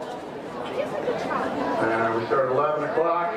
We have a few sheep equipment items over here against the wall. We got some electric fence, some blankets, some shears, blower. We're going to sell that first, the few items of the sheep equipment. And then we will go down the table pretty much in numerical order. There's a few things that got moved that we moved around, but it'll be pretty much numerical order, starting on the table closest to the bleachers, and we'll go right down that first table, and then down the middle and back up the back row. So you can find a seat on the bleachers, and that's what we're going to do. Is just pretty much numerical order, right down the front table. Closest to the bleachers will be first, up the middle, and then down the back row. Sign up for our buyer's numbers right over here at the end of the building, if you would please.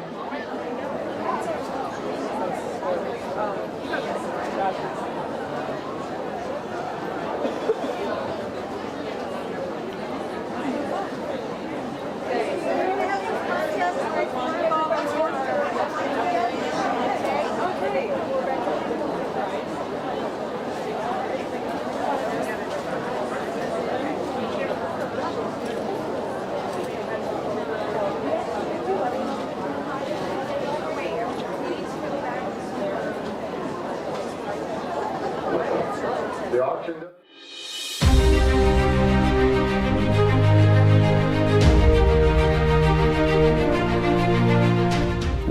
are Backyard Green Films, bringing stories to the public that educate and inspire. We love to find new ways to bring attention to the connections between all things in this amazing universe. Because diversity is the spice of life.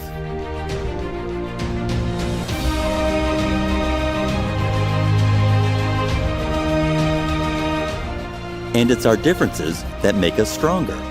In people, music, agriculture, and history, it gives our lives depth and meaning.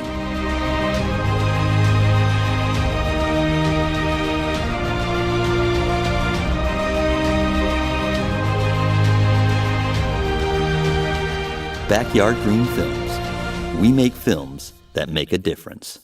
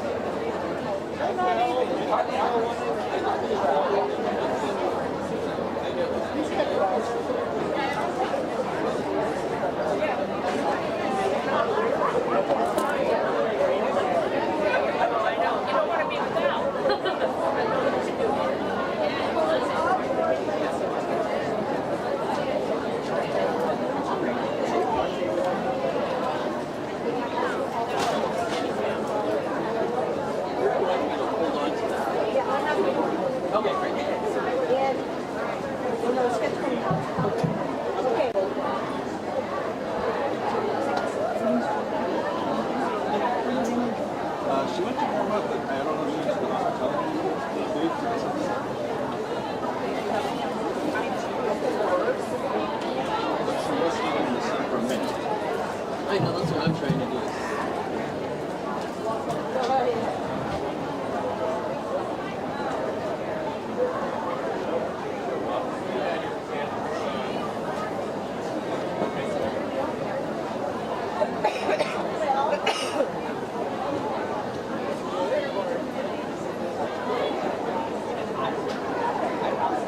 Thank you so very much.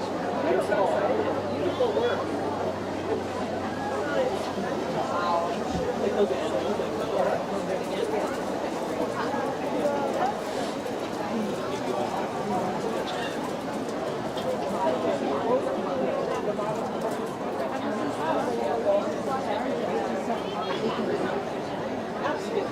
You can take a selfie with our frames, or you can take a picture here. This is our live stream, so you are you're live, which is awesome.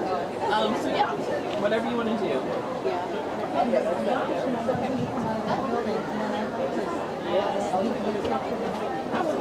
I want to break it.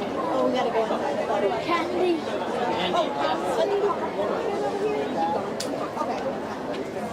You guys didn't go far enough.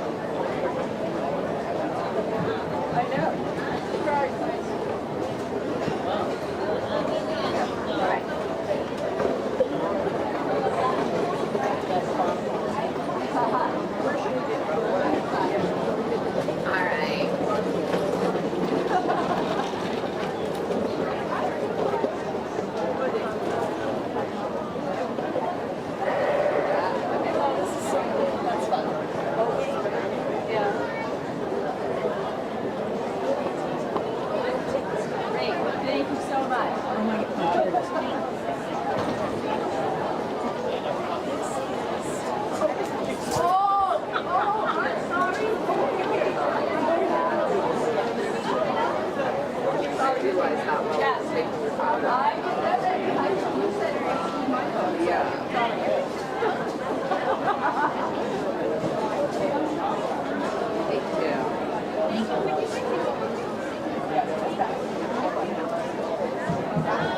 Thank you.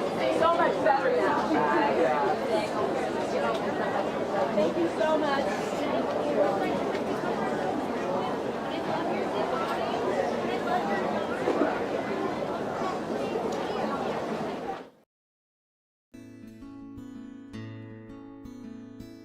Hi, I'm Christine, and I'm a board member of the Cashmere Goat Association. The Cashmere Goat Association is a non-for-profit organization with the goal of providing education about cashmere goats. CGA brings together breeders, fiber artists, and others interested in raising these majestic animals. The Cashmere Goat Association is dedicated to educating about all aspects of the cashmere goat, including its fiber, meat, pelts, horns, ability to serve as pack animals, and silver pasturing. The Cashmere Goat Association is a proud affiliate member of the American Goat Federation. To find out more about what our association can offer, go to cashmeregoatassociation.org, visit our YouTube channel or any of our social media sites at Cashmere Goat Association.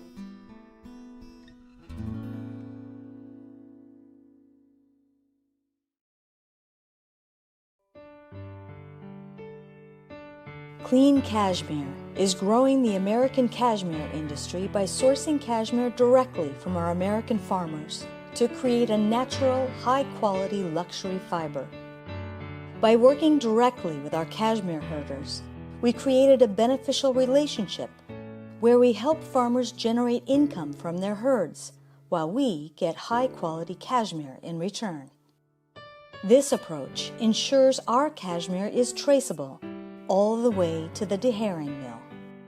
We work to protect the planet through these partnerships and are committed to ethical and environmental standards, keeping a low carbon footprint, and all while enhancing American regenerative agricultural practices. 2 of our cashmere yarn lines are blended with other American-sourced farm fiber, creating a bespoke yarn. Visit us at cleancashmere.farm to learn more about our American fiber journey and the extraordinary luxury fibers we created. We are Clean Cashmere, growing the American cashmere industry one farm at a time.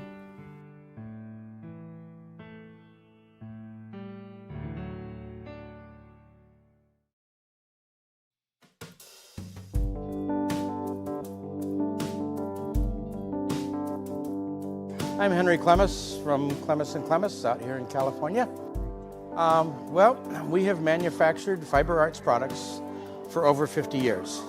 I started when I was quite young, building spinning wheels and all the related items to go with that, the hand carders, the drum carders. And through the years, we've progressed and grown. And at this point, we're one of the longest surviving companies in this field. We also currently try to connect the ranchers with the spinners, and so we buy a lot of fleece. We take that fleece and clean it and pick it, repackage it, and ship it around the world so that someone from Florida gets a chance to try something coming out of Alaska, or somebody from California can have something from Maine, or even into Europe and down in New Zealand and Australia. We ship everywhere.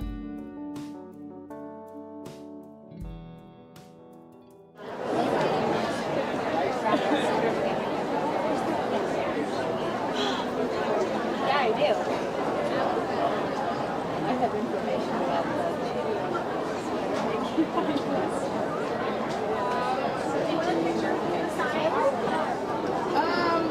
sort of, yeah. Okay, 1, 2, 3. Sponsoring this.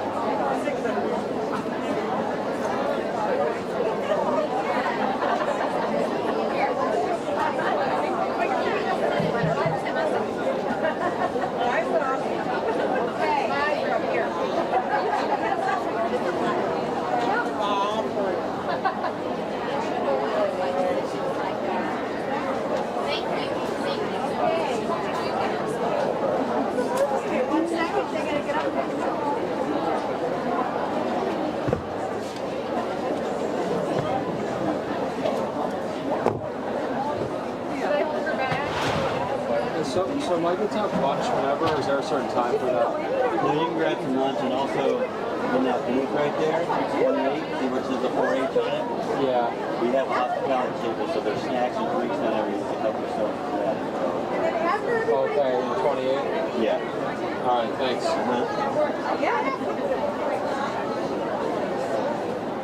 Hey, Lara, I'm here.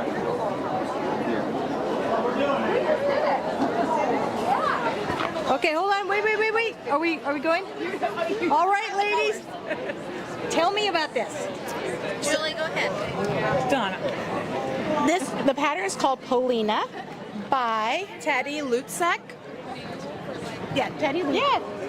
So we did it. We all are from North Carolina. Okay. And we all knit this together as our Rhinebeck sweater. You know, that is delightful. North Carolina has a little issue with the mill. Is that right? We took a big hit in Helene. Yeah, right? we live right in that area. Do you yeah. really? Yeah. So we just got power and water back this week. Yeah. I designed this hat pattern, and the benefits of this hat pattern, which is called the Blue Ridge Bear Paw, go directly to support the local cloth, which is our local collective, a volunteer-led collective of fiber artists, fiber mills, and fiber farmers in the area. It's available on Ravelry, and it's called the Blue Ridge Bear Paw. So 100% of the proceeds for this hat will go directly to them. Show us the back side of that. Oh. Let's see it. It's lovely. Yeah, it looks like a bear paw quilt square. Yes. So, yeah. Well, I know you wouldn't miss it, but this is a real labor of love coming here, right? Is it not? Yeah. Especially right now. Yeah. Yes. Yeah. So, wow. Okay, so this is delightful. How long did it take you to make these sweaters? Oh, we started in June. Not long. We started Okay, in that's June. just showing off now. I wove in my ends this morning, so. Well, they are absolutely lovely. And it was Courtney's first sweater. Ever? Yeah. And it's Katie's birthday. But this is my first sweater. I'm feeling worse by the minute with my lack of knitting skills. So anyway, thank you for coming to Rhinebeck 2024, and thank you for showing off your sweaters on the sweater cams. And go and post those on Instagram and follow. There's some sweater contests out there we have for Backyard Green Films and Make It With Wool, and hopefully they'll win enough to buy some more wool next year when you come, right? Yeah. All right. Thank you. Thank you. Okay. So, yeah, we're going all right.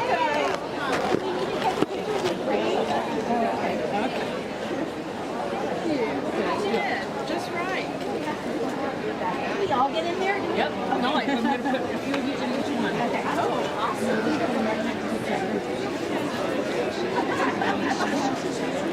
All right. We'll put it. Donna, you're right here. Okay, yeah, that kind of just turns. Awesome. Okay,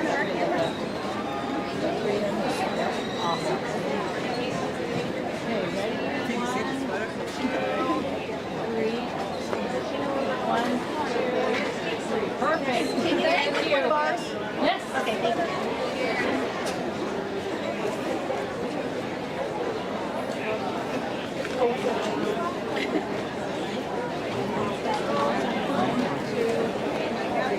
Perfect. Thank you.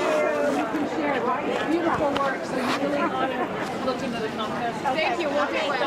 Thank you. Okay. You've got to turn. Beautiful. Hey, Karen.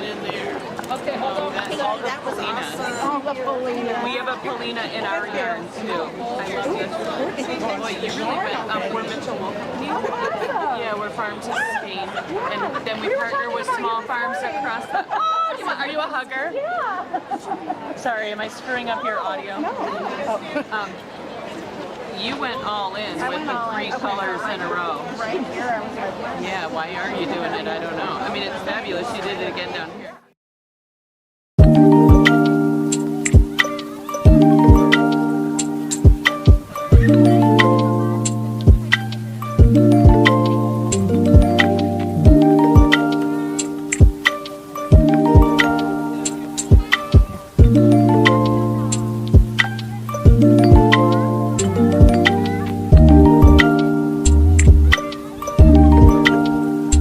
Agriculture. Like a drop, yeah.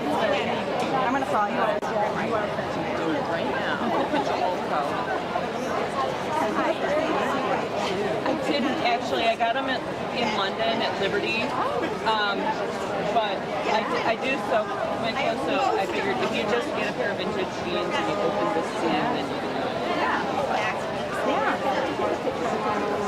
You totally do it. Yeah. If you can make jeans, it'd be a whole lot easier to do it on the piece than to. I'm afraid to come and see you guys. Folks, if you don't have a buyer's number, you need to get a number up at the table there at the end of the building. I think we're getting our paperwork gathered up here. We're going to start just a minute or two. We got some sheep equipment in the back there, some electric fencing, some shears. We're going to sell that back there first, and then we'll come up to the table right in front of the bleachers, then we'll go right down the table. Here comes the llama parade, so we're about ready to start.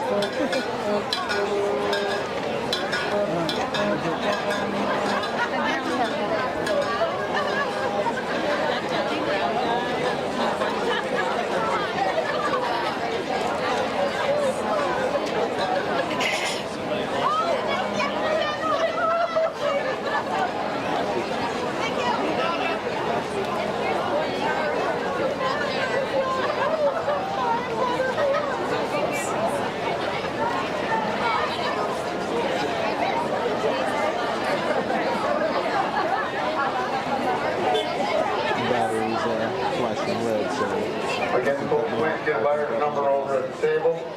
We are going to sell this little bit of sheep equipment here, just back here in the corner. So if you're interested in the electric fence, the shears, the sheep blankets, the blower, we ask that you come over here because we're going to sell that just kind of over here. We don't have much of it.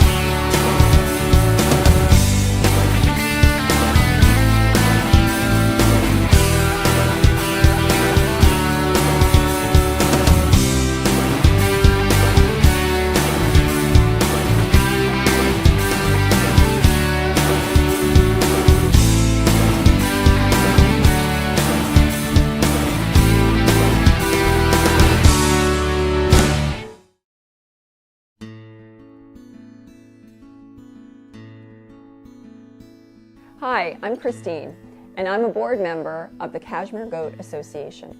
The Kashmir Goat Association is a non-for-profit organization with the goal of providing education about Kashmir goats. CGA brings together breeders, fiber artists, and others interested in raising these majestic animals. The Kashmir Goat Association is dedicated to educating about all aspects of the Kashmir goat, including its fiber, meat, pelts, horns, ability to serve as pack animals, and silver pasturing. The Kashmir Goat Association is a proud affiliate member of the American Goat Federation. To find out more about what our association can offer, go to KashmirGoatAssociation.org, visit our YouTube channel or any of our social media sites at Kashmir Goat Association.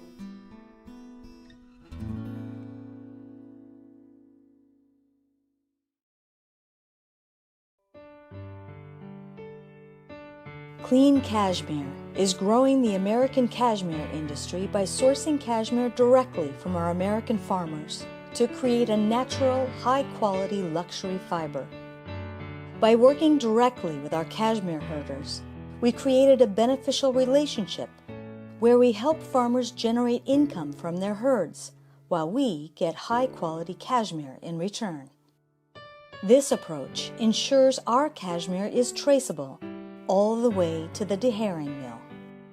We work to protect the planet through these partnerships and are committed to ethical and environmental standards, keeping a low carbon footprint, and all while enhancing American regenerative agricultural practices. 2 of our cashmere yarn lines are blended with other American-sourced farm fiber, creating a bespoke yarn. Visit us at cleancashmere.farm to learn more about our American fiber journey and the extraordinary luxury fibers we created. We are Clean Cashmere, growing the American cashmere industry one farm at a time. Squeeze your head in. Well, yeah. Thank you. Oh, thanks. Sure. Oh, that's so funny.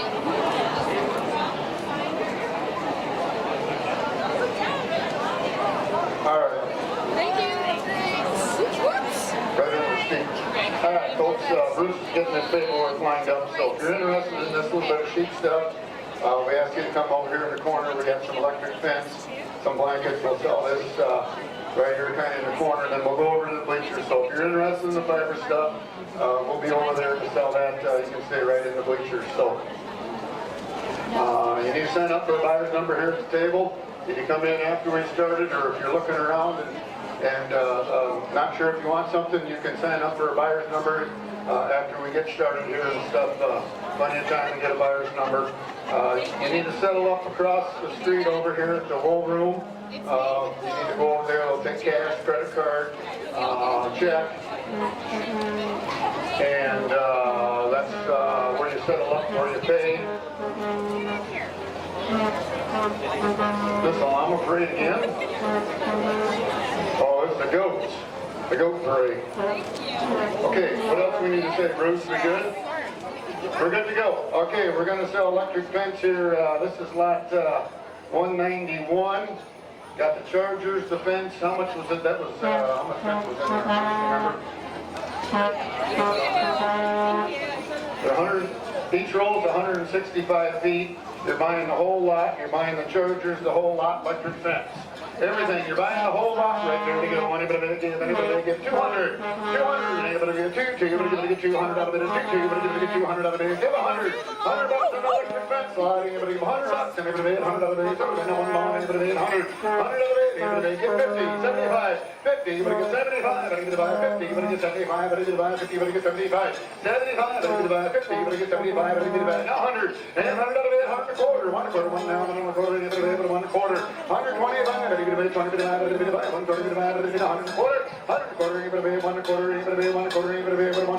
1 quarter, 1 quarter, 1 quarter, everything works.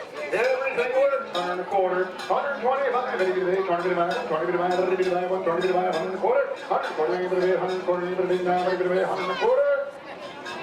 You bought it for $100. Number 105. 105. We did have several people ask too. There is no buyer's premium. So what you pay is what you what you bid is what you pay. There is no buyer's premium. We have some more electric fence. Works okay. They had it plugged in. It was working. My God, this is lot 77. 177, Bruce. 177. And this is that's extra. That's extra though, right? Okay. You're buying just electric fence, and then we got some repair kits. And no charges for this, but you got the fence. Anybody give $100 on that fence? 50. 50 out of it. It would have been a 50. 75. Anybody buy 50 bits? Anybody buy 100. 100 out of it. Anybody buy 100 out of it. 100 quarter. 1 quarter. 1 1/2. 150. 1 quarter. 150. Anybody 150. 1 quarter. Anybody 150. 175. 170 buy 200. 200. 2 and a quarter. Anybody get 2 and a quarter. Anybody get 2. Now 2 and a half. 2 and a quarter. Anybody get 2 and a half. 275. 270 buy 275. 300. 300 out of it. A 3. Anybody get 300 out of it. Now that would have been a 3. 3. Anybody get 300. Anybody get 300 out of it. That would have been a 3 and a quarter. 3 and a quarter. Anybody get 3 and a quarter. Anybody get 3 and a quarter. Now that I get 3 and a half. 350. Anybody get 3 and hang on 3 and hang on 375. 370 to buy 3 now. Hang on. Anybody get 70 to buy 370 to buy 3 and hang on 370 to buy 375. 3 and hang on 370 to buy 370 to buy 3 and hang on. Anybody get 375. 400. 400 out of it. 400 out of it. 4 now. 370 to buy. Anybody get 4. Sold it for $375. 134. Now we got some repair kits. Yeah, but I give 25 on the repair kits.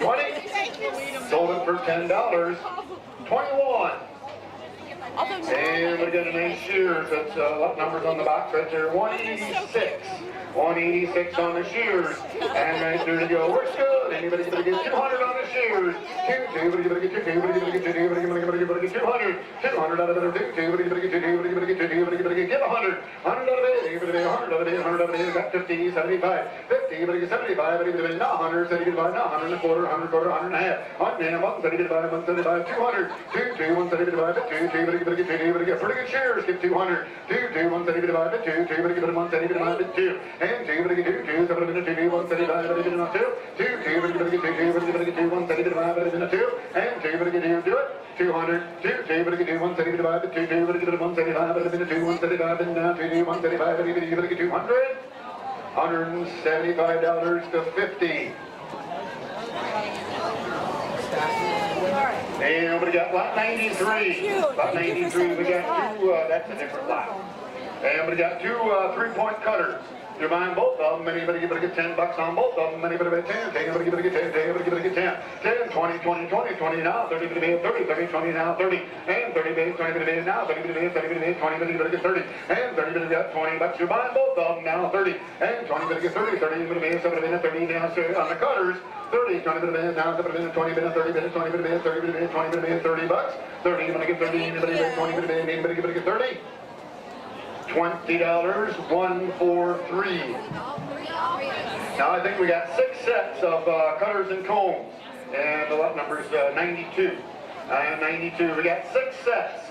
6 sets. Anybody out there? Bid now. Anybody bid? Give 150. 150. You're buying all 6 sets. Anybody bid? 100 and a half. 100 and a half. Anybody bid? 100 and a half. Anybody bid? 100 and a half. Anybody bid? Give 100. $100 for 6 sets. $100 bid. Anybody bid? What month? Anybody bid? $100 bid. Anybody bid? What month? Anybody bid? $100 bid. Anybody get 50. $50 on 50. 75 for them all. 50. Anybody get 75. Anybody bid? 50. Anybody get 75. Anybody bid? 60. 70. And 70. Anybody get 80. Anybody get 80. 70. Anybody get 80. And 80. 80. Now 90. Now 90. Now 100. $100 bid. Anybody bid? $100 bid. Anybody bid? $100 bid. That's for all 6 pairs. $100 bid. Anybody bid? $100 bid. Anybody bid? $100 bid. Now 10. 110 for the 120. 20 bid. 20 bid. 130. 140. 130 bid. 140 bid. 140. 130 bid. 140. And 40 bid. 140 bid. 130 bid. Now 140. And 30 bid. 140. Anybody bid? 140. Anybody bid? 140. $130. 100. Here we got a nice blower. 210 with a big long hose. 210 on a good blower. Looks like brand new.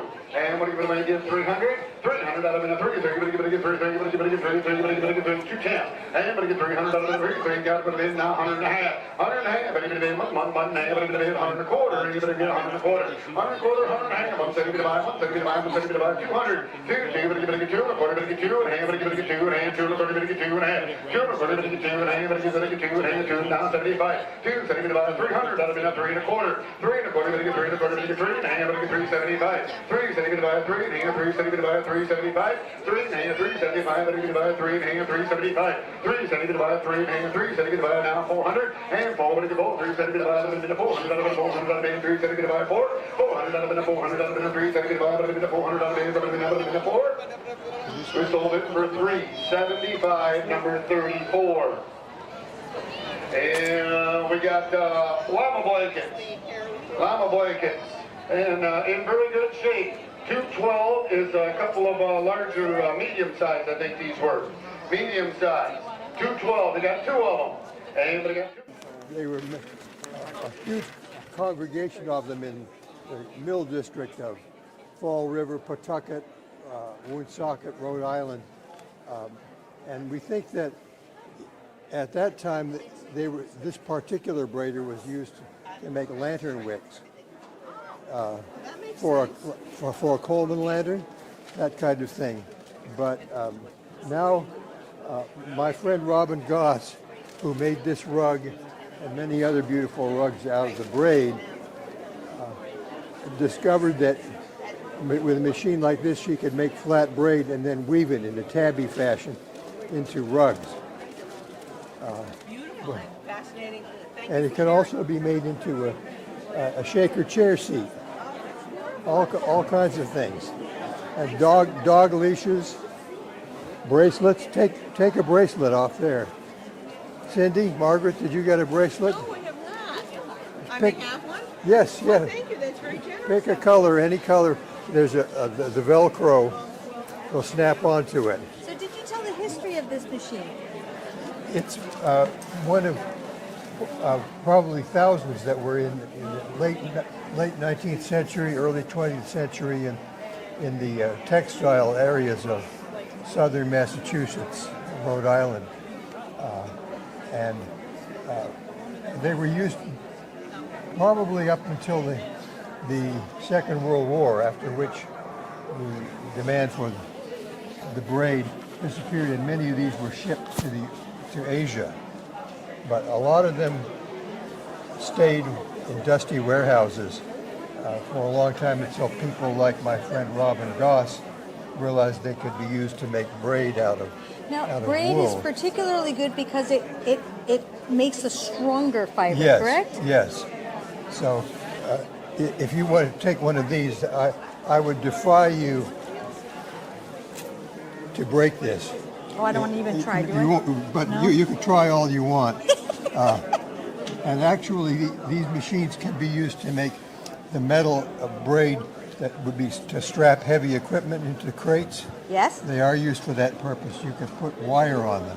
Now, you know those little finger puzzles that they have that you try and get out. It's doing exactly what I'm Yes. seeing is happening Yes. there. They stretch and it's almost like they connect more at that point. That's a good point. It's a good Is point. that- Yes, I'm sure that's true.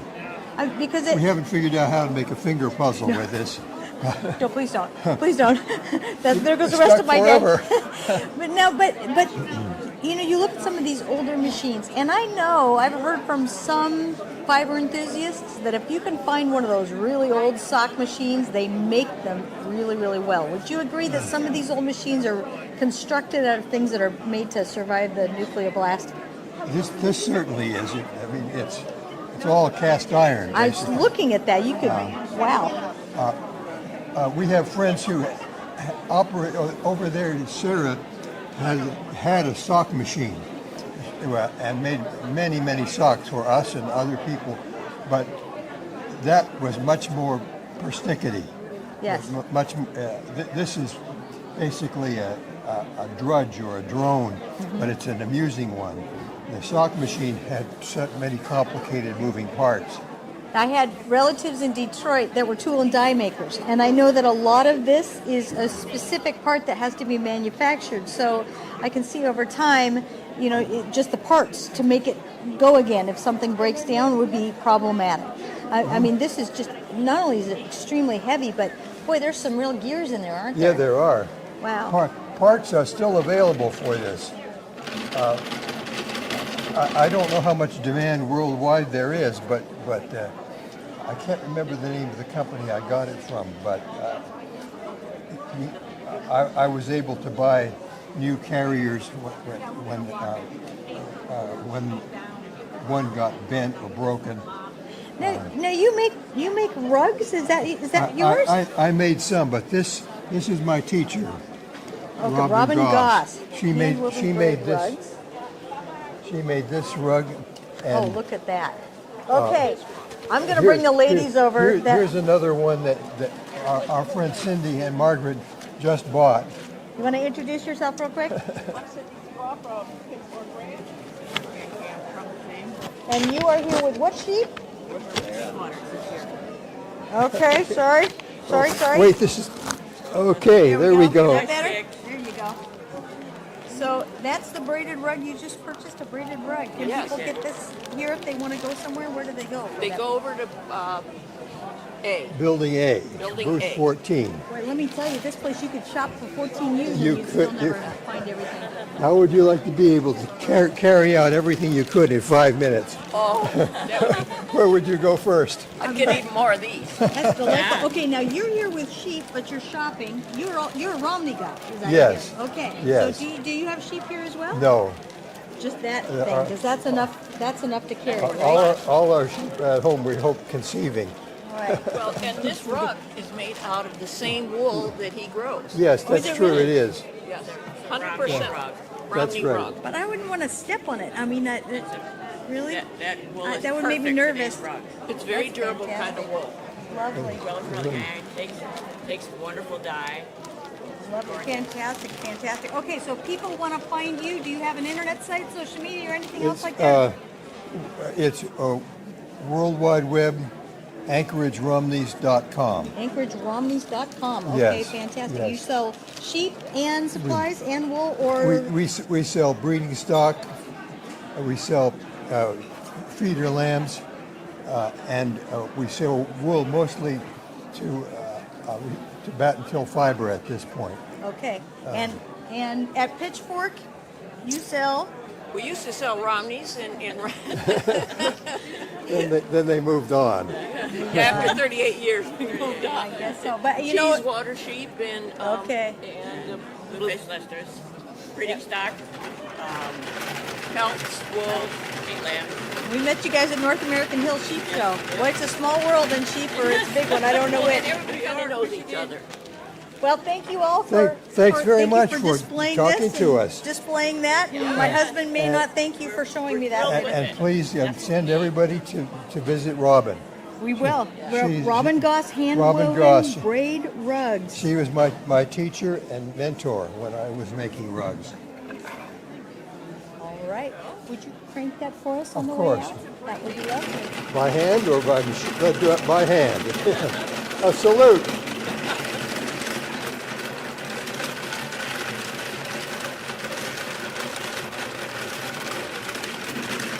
By now 100, 75, 100 of a 100 of a 70 by now 100, 100 of a 80 of a long 70 by 100 of a 100 of a 70 by 100 of a 70 by 100 of a 70 by now 100. Sold it for $75.52. And we got washboard, lot number 5. On the washboard, and you're going to get 25 on the washboard. 25, 70 by 70 by 20 by 20 by 10, 10, 20, 30, you gotta be 30, gotta be 30, gotta be 30, and 30, you gotta be 30, got 20 up there, you gotta be 30, and 30, you want to do 30 guys, 30, 20, 30 to the bid, 30, 30 to the bid, 20 to the bid, 30, 30, gotta be 30, gotta be 20 to the bid, now, 30 to the 30, 20, 30 to the bid, 30 to the bid, 20 to the bid, 30 to the bid, 20 to the bid, now, anybody get 30, 30 bucks, anybody get 30? Right up here, $20, there it is, 140, $20, 140. And now we got some fleece right here in front by the fence. We're going to catch lot number 6. Lot number 6 got a bag. On right, there we go. And on this one, blue fleece Lister wool, I guess.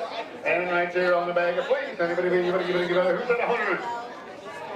Yeah, you get the bag too. Give 100. 100 out of it. Anybody bid? 100 bucks. Anybody bid? 100 out of it. Anybody bid? 100 out of it. Get 50. 50. Anybody get 50 bucks. Anybody bid? 50 out of it. Anybody bid 50. Anybody get 50. Anybody bid 50. Anybody get 25.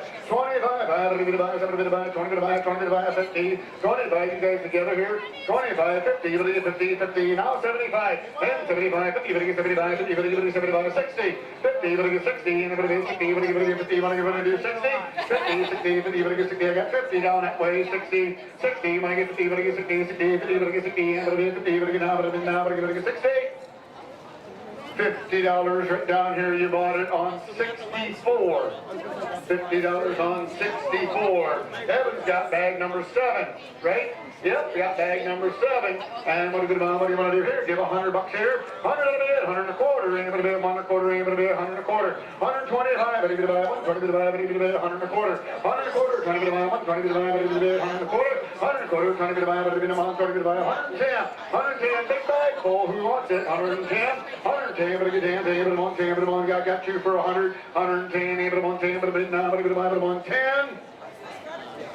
You bought it for $100, 101, $100, 101. And we got up to number 8. And we got number 8 right here. Got that big pink still looking. There you go. Hey, look at that big bag full. Who's 100 on this one? 100 out of it. Anybody bid 100 out of it. Anybody bid 100 out of it. Now everybody give it 100. 100 out of it. Somebody bid 1. Somebody give it 1. Mom, give 50. And 50. Everybody get 50. Everybody get 50. Everybody get 50. 50 now. 75. Hey, you got to be 75. I got now 100. Now 100, 70 by 100. We take turns of this game. 75, it's your turn. 75 at 100. Now 100 is 70 by 100. 75 at 100. I'll take 85. 75, 85, 85. Now 100. Now it's your turn. Oh. 85, 100 out of it, 85, 100 out of it, 85, 100 out of it, 100, 85, 100 out of it, somebody made 1 more, 85, 100 out of it, 100 out of it, 85, 100, 85, 1 more, now somebody made 85 out of it, 100. You're thinking it, aren't you? Yeah, I know you are. 100, 185, and 185, and 100. You bought it for $85. Buyer 50. Of this one, or pestering, I don't know which. So Claire, we're here at the annual extravaganza that we know as Rhinebeck, but it's really the Sheep and Wool Festival here in Rhinebeck. Yes. So, and I kind of pounced on you first thing in the morning. The herd has just thundered in from the front gates, and they're starting to trickle in. What are some of the most exciting things that you can think of at this festival? And I know that's a long list, but just name a couple of things that are kind of fun. Well, one thing I'm excited about this year is we have a new vendor, Robin Goss. She's a weaver. And she weaves rugs that are made from flat woolen braids made from a machine. It's 100 years old.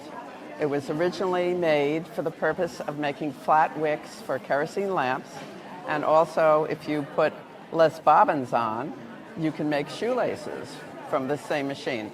But she's weaving these fantastic rugs. She's in Building A, so I would recommend people check Robin out. Okay, and I am having a hard time paying attention to you right now. One, because I came up and gave you a hug, and this is a delightful sweater. Tell me about this. This poncho was made for me by my friend Sarah Healy. She's a former manager of this festival, and she used to have a farm over in Elizaville, Buckwheat Bridge, Angoras, and this was from her farm, from her animals. Is this natural colored? Is that what? Yes. Is this, Yes. Is that? I mean, that's. You just want to touch it. Am I allowed? That's the Yes, you sweater's may. handshake, right? I've already kind of claimed that. But it's also hard because not only do you have this delicious thing on, but we're in the midst of all of this. Now, tell me a little bit about what this is behind us. This is our skein and garment competition. We have 200 entries this year.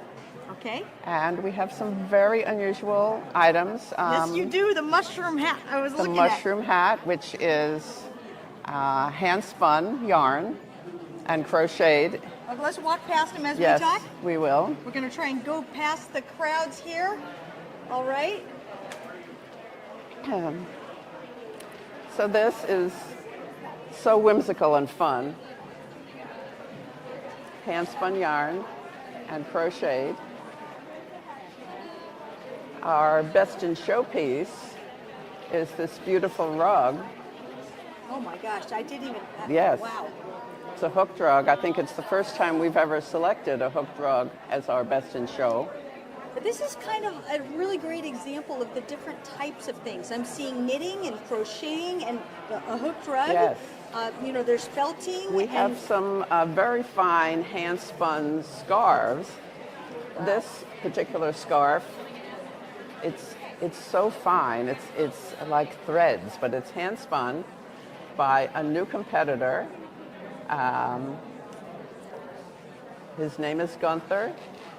And the judge had such a hard time between Gunther's piece and the ultimate best woven piece by Thomas Victor, who's a previous competitor. But, these gentlemen are just unbelievable weavers.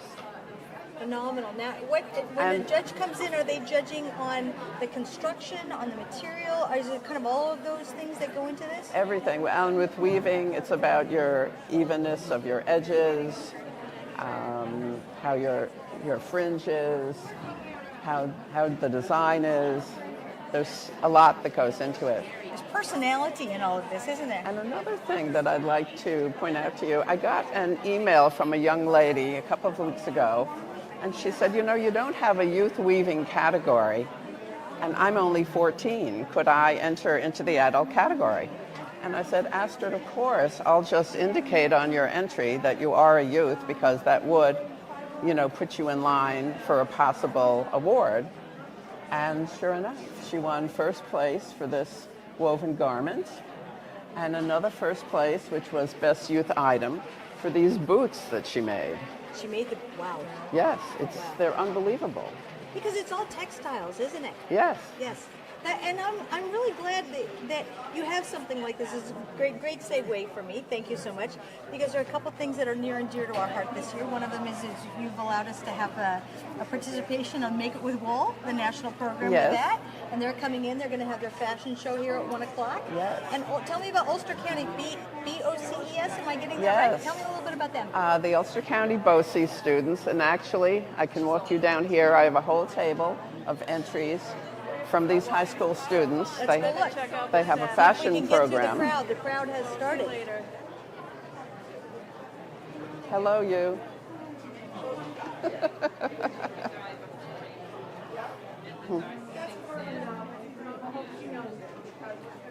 May I step over? You may. Thank you. These fashions were made by high school students at Ulster BOCES. They put out a magazine every year of all of the things they do in their fashion program. Look at this. Nicole Fody is their instructor. She'll be here around 11 o'clock with some of the students.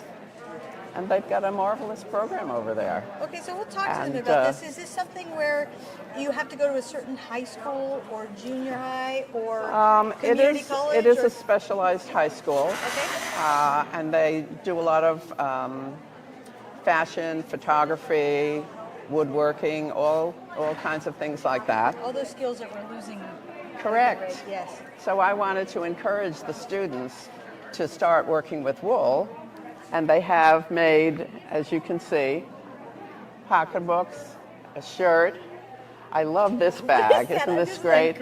Is it a mace? What do they call it? Yes, it's sort of like a mace, like a Game of Thrones item, I would call it. This is a combination water bottle holder and purse. We've got leg warmers. Is that what that aren't those great? Yeah. You know, it's just a delightful thing to have all these things in creativity and fashion, and it fulfills the mission of your organization, does it not? Because they're heavily into education.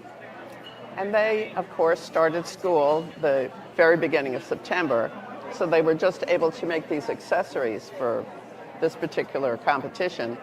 But we're urging them to consider Make It With Wool, because now that they have the whole year ahead of them, they could make an entire outfit Yes, they for could. next year's Make It With Wool. Yes, and Make It With Wool, they have different state contests that they can join. So, I mean, that would be lovely to have the New York bunch represented. Yes, because you're exactly. The home of Rhinebeck, so that would be fantastic. And for the students that win in their state, they get to go to the national contest. Yes. And there's like some cash prizes and things involved And in that. I have high hopes for these students. This was their first year entering, and each one of them got a ribbon. I mean, it's astounding, Yes, really. Yes. Well, we're going to connect them and see what they have going. Yes. In the meantime, if people want to go to the sweater camp, I think the Make It With Wool ladies are up there. They have a little contest that they're running right now. People can take a picture of the sweater camp, enter the Make It With Wool contest, and I believe the RE Synergy Foundation is going to sponsor a little prize for people that make lovely things like this. They're going to put a contest together, and so people can take pictures, show them off, maybe get a little bit more. You're going to get a lot of traffic up at that sweater camp. Yes, I think we are, and they'll need that cash because we have vendor halls everywhere now. You have, tell me, I mean, I see obviously wool and fiber products. You have the vendors that sell the pins, buttons. Clemens and Everything. Clemens is here with their spinner, Yes. and Hanson Crafts. We're going to do a couple giveaways with those too. Wonderful. Yes, Hanson Crafts is going to do a breast If cancer you're looking one. for a spinning wheel, a drop spindle, Yep. a loom, Yep. this is the place to come. Yep, so Hanson, we're going to do a giveaway because it's Breast Cancer Awareness Month. Oh. And so we're going to do Yes. a little pink spinner that they Nice. have, the yarn holder. And don't forget to check out our used fiber and farm equipment auction. When is that auction going to be? I have to look at my schedule. You have a great online schedule, so Yes, you can always look go at the to schedule, sheepandwool.com, sheepandwool.com. right? Okay. And see when all of these events are, because you Yes. have all kinds of things. We have animals in the sheep barns. You have a llama parade. Yes, we do. We have the leaping llamas. We have frisbee dogs. We have all kinds of things going on. And we have actually a butcher shop from Hudson, New York is here doing lamb cooking demos and giving out free samples to everybody. Where do we go for that? That will be on the other side of this building near the merch tent. Because I've been asked about that one more than once too. Yes. Yes. Yum, yum. Yes, yum yum is right. And this is going to be one of those things that there's something going on all the time. Yes. We were just at Lambtown, California's version Oh, of yes, this, yes. the Lambtown Festival. And Rhinebeck came up more than once. People said, oh, you're going to Rhinebeck. So the Lambtown bunch wanted to make sure that we said hello, and there's a couple vendors here from Lambtown Yes, that have come in, but everybody was very excited to say hello to the East Coast from the West. Always nice to hear. We are a nation of fiber producers. We just need to Yes. remember that and support that, don't we? Yes, we do. All right. Yes, Well, we thank do. you so much, Claire. I know you're Great very to much see you in again. demand, and this is just starting this Yes. chaos, lovely chaos, isn't it? Now this, I don't know if you took footage. I'm going to get this, and I'm going to go talk shop with him. There's going to be all kinds of stuff. You have to get out of the food section, right? Fantastic. The more twist you have, the more strength you have. So there's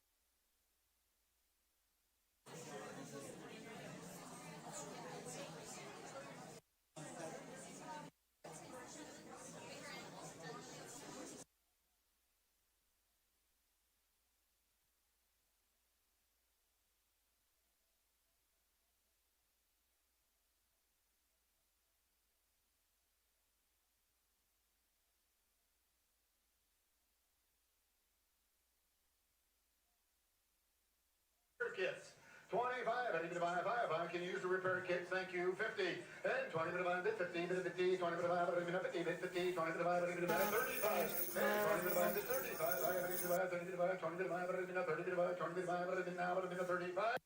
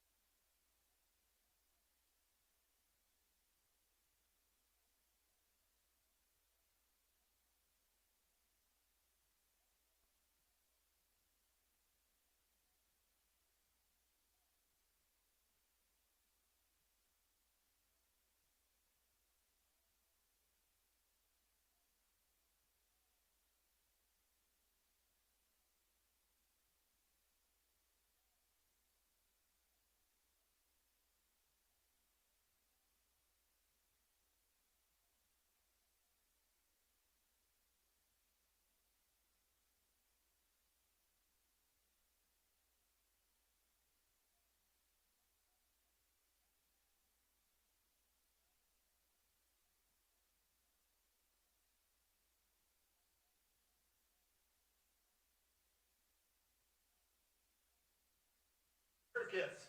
25, I need to buy 5. I can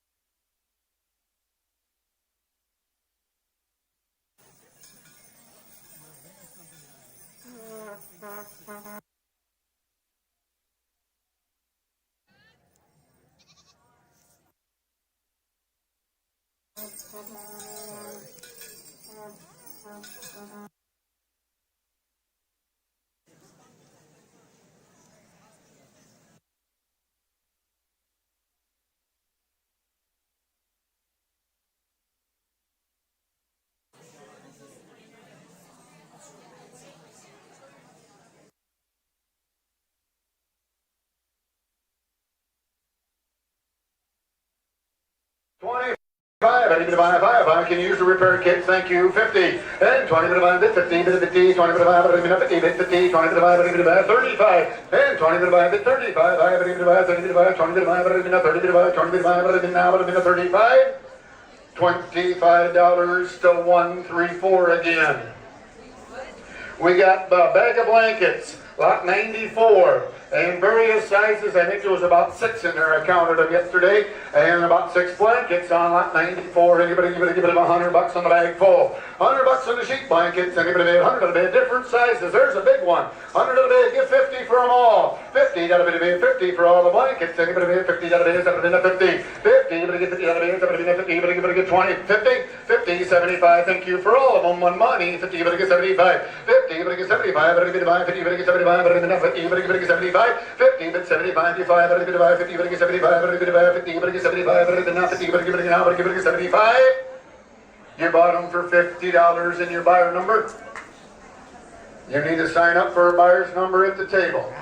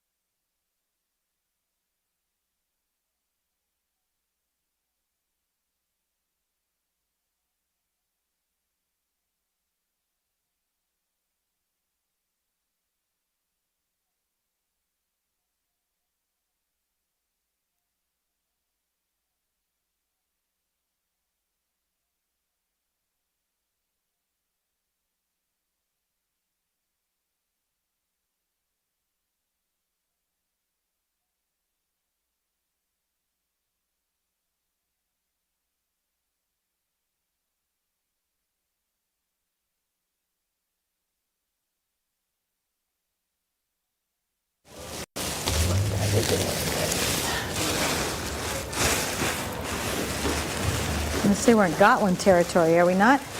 These are all Gotlands, big time. So you had quite the jaunt. Okay. Okay, we're ready to go. This is October 18th at the Rhinebeck Sheep and Wool Festival, and we're judging fleeces. At this time, we are judging the long wool. We have a medium and a fine that are all different categories. And so what we're looking for is we have on our list uniformity, density, handle, crimp, length, and weight. And each breed presents its own characteristics. So we are looking for the particular breed characteristics in a long wool. It's a Gotland, so we want to have a nice long staple length. And this is what we're checking first. And we're checking to make sure that the fleece is not tender. By tender means it doesn't have a weak point in it and it snaps and can break. So that's the first thing. Second thing we're looking at also is the age of the sheep is 1 year, 5 months, and the weight is 5 pounds. So the sheep on the size should be producing enough for the year for the producer to have 1 lamb that goes for profit and 1 lamb that covers the territory. So we've got a good weight here, 5 pounds. We pick it up. We're going to check it for how it feels. I generally close my eyes. It has a good dense texture to it on the sheep, and the handle is the other thing we're looking for. It's got a little bit of a slightly waxed coating with lanolin in it, and there's no vegetation. We're looking for vegetation. We're looking for second cuts. On the hind end of the sheep, we look for what's called breech fiber. That fiber tends to be a little bit on the hairy side. The crimp has a more wide pattern on it, and up towards the neck, sometimes we get a closer crimp pattern, and so therefore we got 3 variations in the fleece. We want to try to keep it as consistent as possible. These fleeces are going for spinning fleeces, so the spinners are looking for a top quality fleece that they can get their hands on and produce their product right away. So we checked for stable length and health characteristics. Okay, we have that. So we're going to give it a 5. On the weight. Yes, and we're going to give it a 5 on the weight. Handle is a 5. Length is a 5. And the weight. So right now we are judging the fleeces independently. They're not like in a fair where you're competing against your neighbor and fleece to fleece. This we are doing, we can have, to get a blue dot or a blue category, you can only have 2 4s and 3 5s.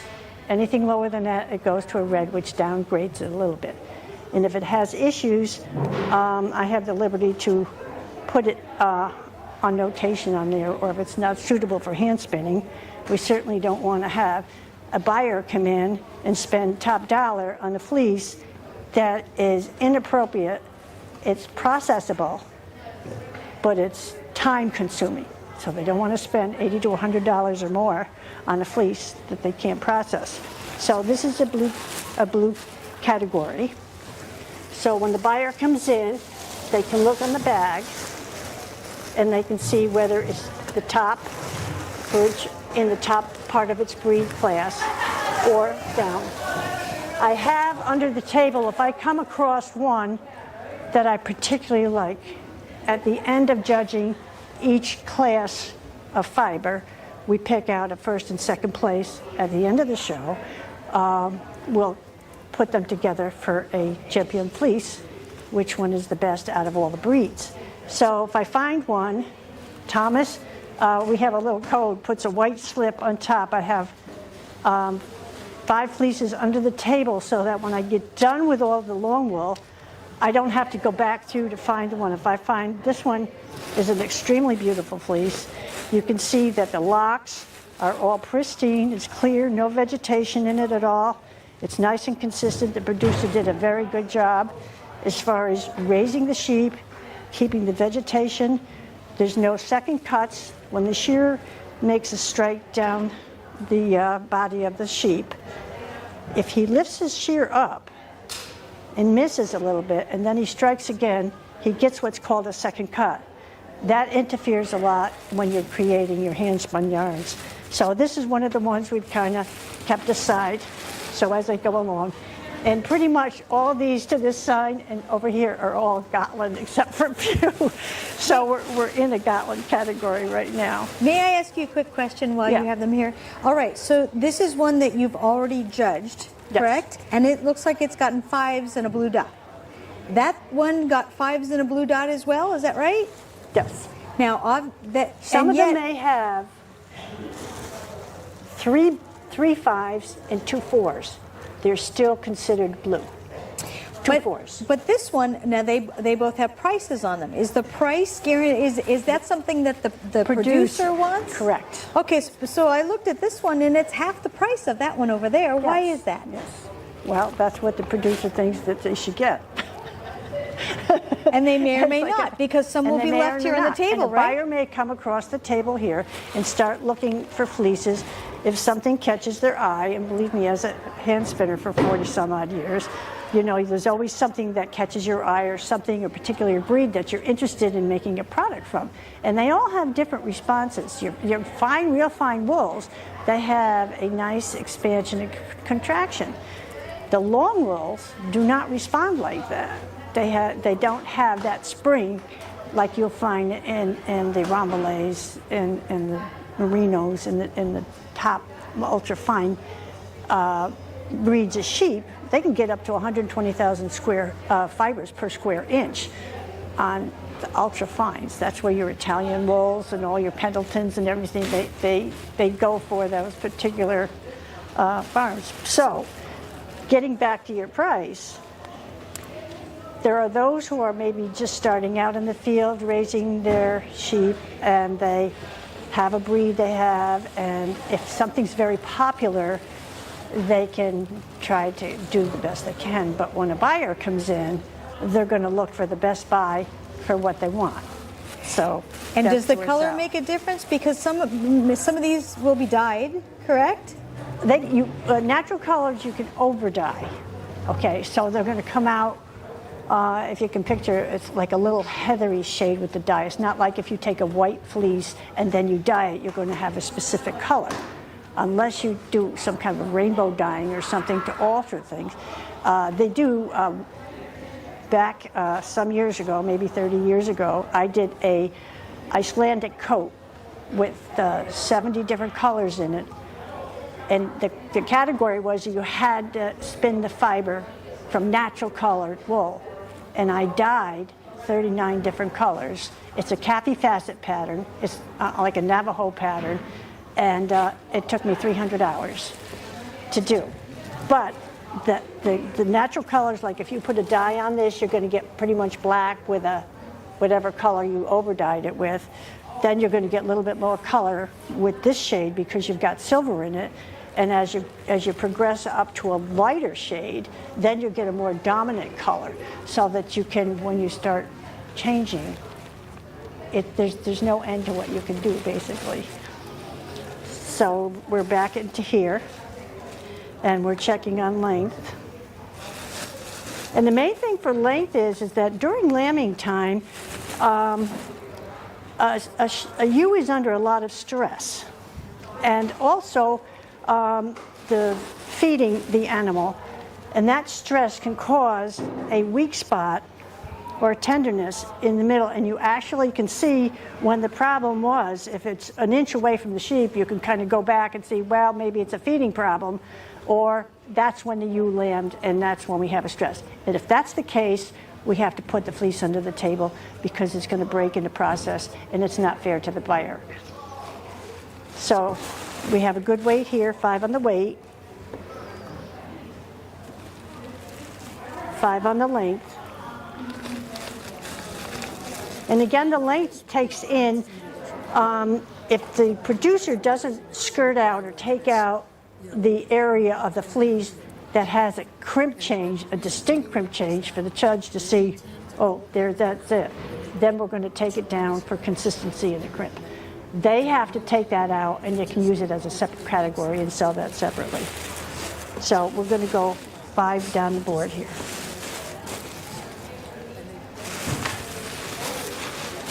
This seems to be a real popular breed this year. I don't know if they have a specific breed that A lot of Gotlands last year as well. Was there? Okay. This is a Gotland, 2 years and 4 pounds. Now that's about the weight you want to see, at least lighter weight. It's a dense fleece. Sometimes you can tell if there's a ram because they get a little odor to it. They get a little odor to it. So we're going to check the length.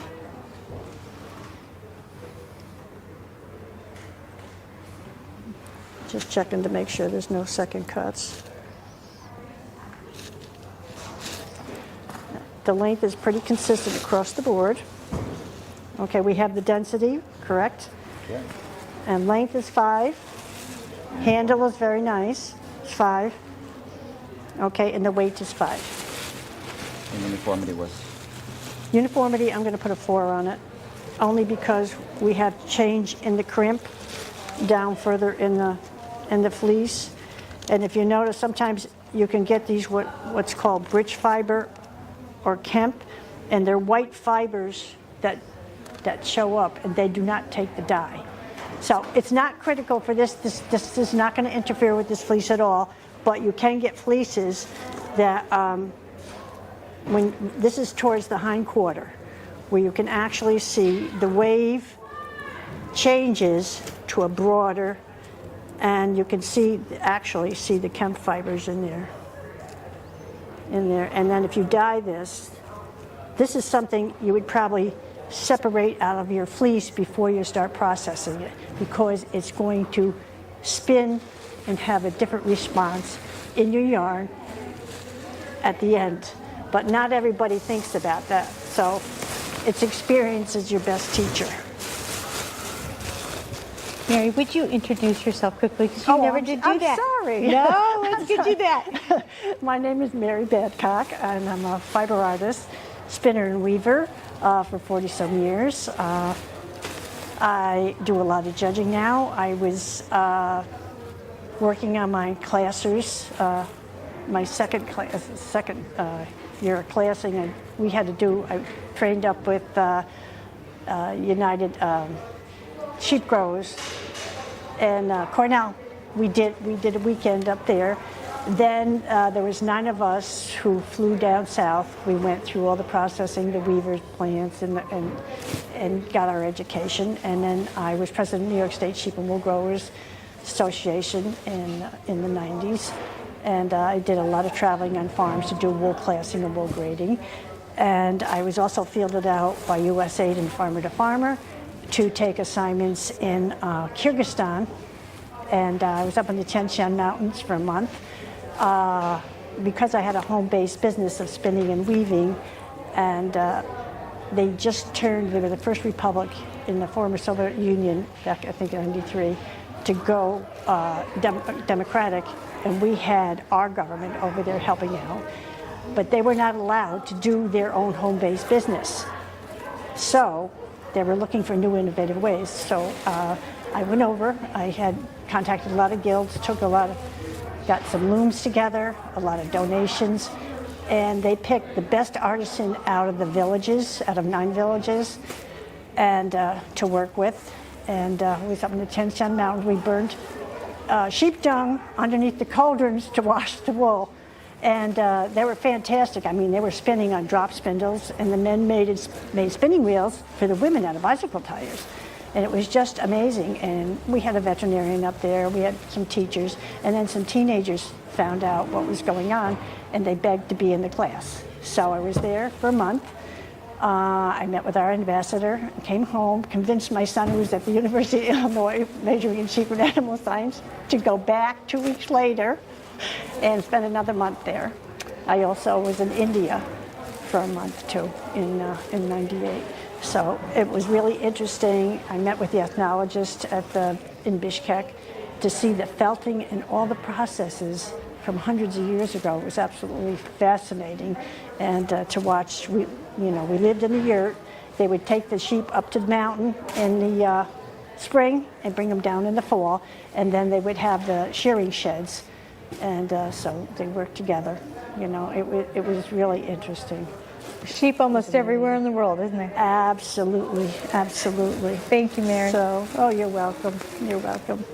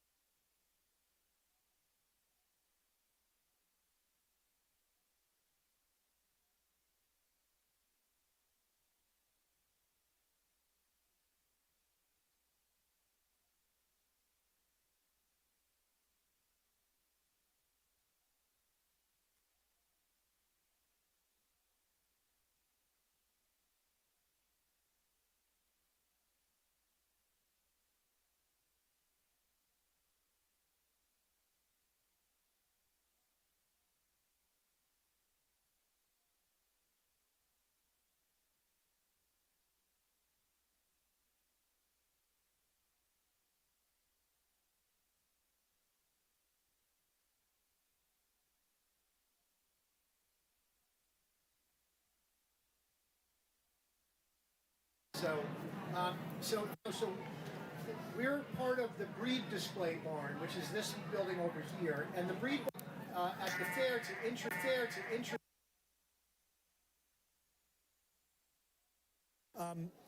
So the Coupworths are actually a breed that was probably in March. We personally like to put is sheep for one of my daughters. When they have this design for this bunk feeder that you can build out of a couple 2x4s, and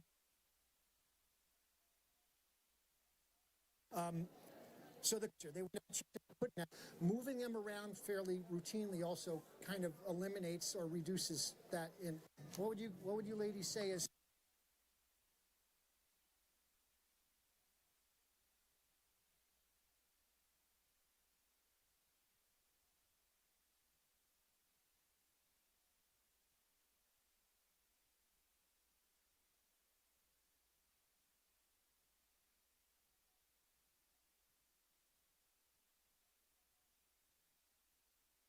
one of our purebreds. She's 3/4 Santa Cruz and then Shetland. They're a breed that kind of found me instead of vice versa. We were living in Monterey, California. I mean, you said they shipped Rambollets out Right in here, yeah. So, and I've got pictures of our loss. Having sheep has been.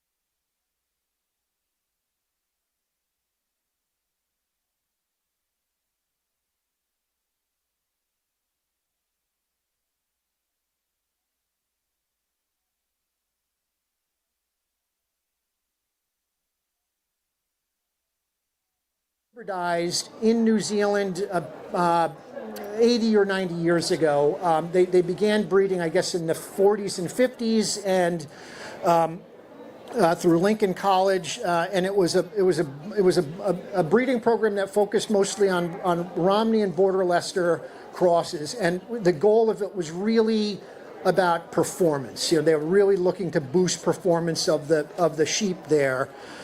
In terms of growth rate and lambing percentages and wool production and carcass quality, and they worked for a very, very long time to do that, and the Coupworth is the result of that. And I have been told, and Deb and Ken probably can weigh in on this, I've been told that there are other breeds that were worked into that.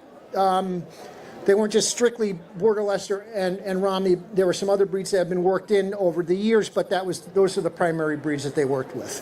So it is a dual-purpose breed. It's a meat and wool sheep. It's maybe not as big as some of the meat breeds. The females run 140 to 175 pounds, give or take. The rams are 200 to 275. Our rams run about 250. Our ewes are maybe a little bit on the smaller side of that, 140, 150 pounds. I think we actually just were looking at the weights on these two. The white one, Ava, is a yearling. She's about 125 pounds now. She looks bigger than the 2-year-old in some ways because she's just got really, really heavy fleece right now. And do you want to bring them out maybe a little bit more? And if you want to come up and sort of handle them and feel the fleeces, and by all means, come and do that. So what will you notice? First of all, they're white and natural colored, and they're polled, right? They don't have any horns. We occasionally will see skurs on them, and if we find skurs, which are just like the little vestigial horns, we don't want that, so they don't stick around. You can come up, sure. It's considered a long wool breed, and you can really see that in her. She's probably over 6-inch fleece. We like to get 8 pounds plus of wool out of them in a shearing. These probably be in that ballpark. Certainly she will. But again, natural colored and white. The natural coloreds, right now we have a ram that's throwing, and we've had it for a couple years now. We've had a ram that throws a lot of sort of this chocolate brown color. There are several other color patterns in the Coupworth, though, and frankly, we breed for that. We really like the natural color because the wool is just really interesting, and the pelts are really interesting. And you can see it sort of a diversity of that in the Coupworth booth at the end of building 30, in the far, right at the first booth as you walk in from that aisle there. You can see we have a display of all the different, many different types of the pelts there, so you can see. But we get a multicolored pelt actually that's really beautiful. It's almost a bluish gray, and it's mixed with brown. It's a really, really pretty fleece. So we personally breed for that because we just think they're just so amazingly beautiful. The face tends to be open. They normally do have a top knot, but they tend to have an open face. They're very good lambers and very good milk production. We find that we also run Cheviots, or we've kind of phased them out at this point, but we run quite a few Cheviots that have done that in the past. And the Cheviots are good mothers as well, but we find that these are a little bit more attentive, and the milk production is much higher than we're getting out of the Cheviots. So we get really good growth rates early on when they're on milk. We personally don't usually intentionally wean. We allow, and again, this is just kind of the way we do it. We usually let them wean naturally. If it's going on too long, then we will pull the lambs, but we try to let them wean naturally, and we get really great milk production out of the Coupworth. And frequently we'll if we have somebody else who's in trouble, we'll be able to, even if we have a ewe with 2 lambs on her, we'll be able to strip milk and bottle feed somebody else if we're in a jam with somebody. So we've been very happy with that. We run about 175% for our lambing percentage. Usually twins, and that again is a little bit higher than we ran with some of the other breeds that we've had. But we tend to have twins most of the time. We occasionally get singles. Certainly, with young breeders, we'll get first time lambing. We'll frequently get singles out of that. We occasionally get triplets. Frankly, we don't really like the triplets. We'd prefer not to have them. I think it's just a little harder for the ewes to handle. But they for the most part are able to raise the triplets without too much difficulty. And again, we watch the individual animals. We're not such a big farm. We have 40 or 50 sheep at full capacity. So we're not so big that we can't kind of pay detailed attention to each one and see. And we have a process where every week when we're lambing, every single week, every lamb gets weighed, and in the first week, the lamb gets weighed multiple times. Actually, in the first couple days, they get weighed every single day, and that's just a technique that we use, a management technique, to just kind of watch and look for problems. If you're not gaining weight, something's amiss. So when we stay up on that, normally you're going to see something anyway. But if they're not putting weight on, that something's wrong, and you can hop on that and correct it. We do raise. We're like many people, we wanted a breed of sheep that we could raise exclusively on pasture. We did not want to. We weren't interested in doing, hothouse lambs where they're in a confined space their whole lives and we're lambing around the clock. I don't know.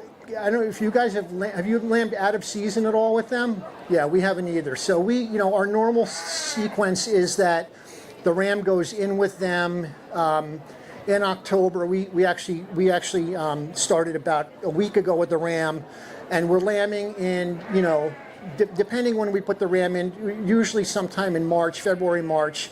We personally like to push it back a little later because it's more pleasant to be in the barn in April and late March than it is in February, but we've done it early.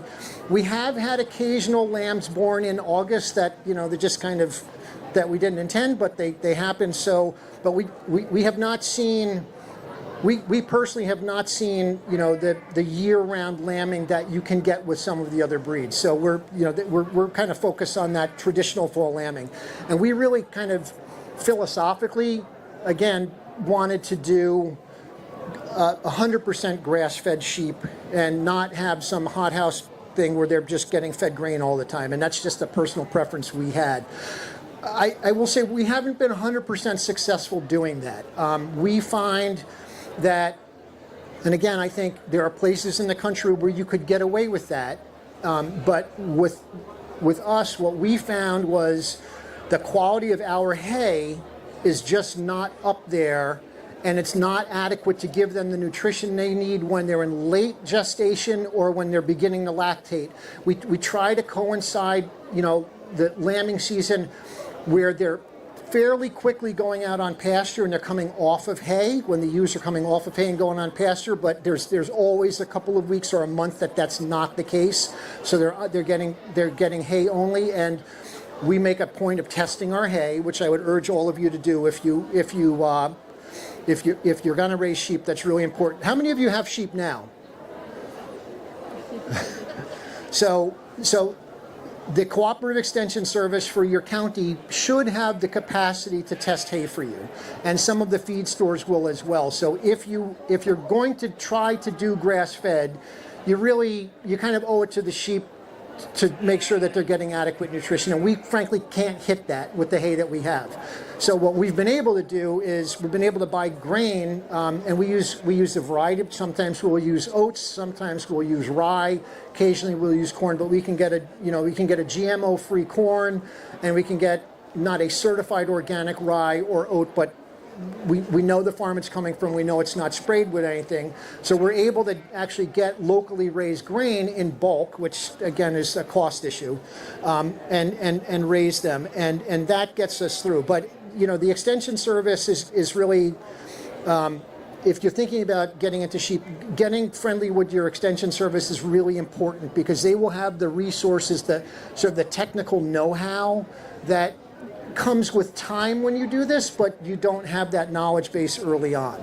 So we were able to work with them and tested the hay with them, and the agent said, you can't, it's not going to work. You're not going to have a healthy crop of lambs, and it's going to stress the mothers, and you need to supplement their nutrition. And we started going through the list, and she said, well, you could do corn and grain, and on her list I see she said oats on the list, and I said, well, what about oats? Because I know I can get oats, and we were able to actually buy from a local person and do oats, and meet that target. So again, if you're thinking about getting into sheep, I would urge you to do that and get really familiar with your extension agent. What else? I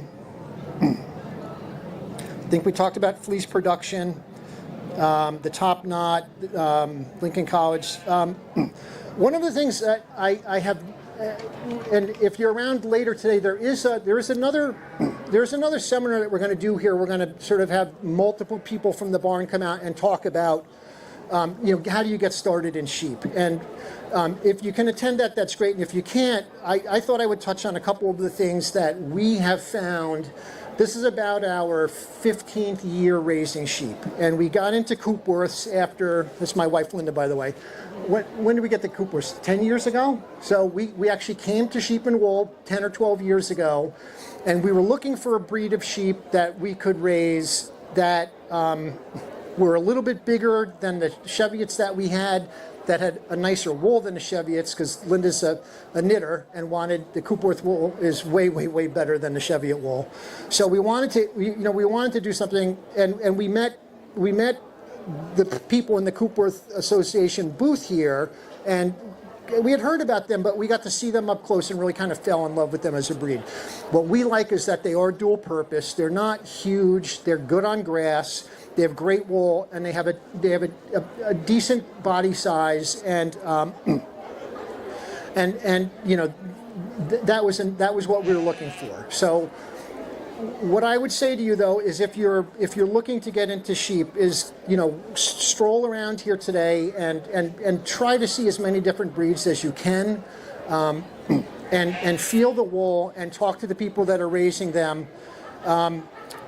And you can make this very, very complicated, or you can make it relatively simple. The real key is you need a secure place to keep the sheep that's safe from predators, including domestic dogs, which is a huge threat nationwide. That's one of the main.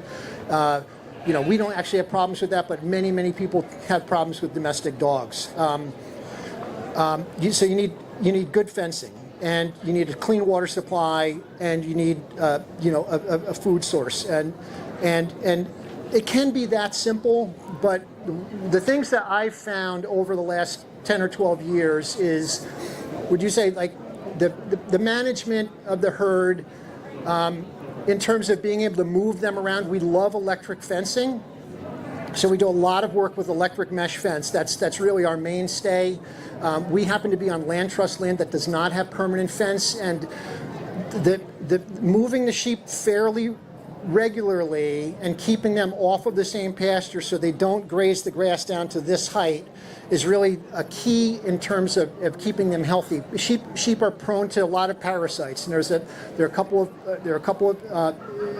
one in particular called barber pole worm, which is kind of our nemesis, and they tend to get barber pole worm. The barber pole worms will live on stems of grass, but they don't usually crawl way up high on the stem of grass. So if you're grazing down low, they're going to get into that. And if you can move them off of a pasture before they graze too close to the ground, you can reduce, and I say reduce, you never eliminate it, but you can reduce the parasite load.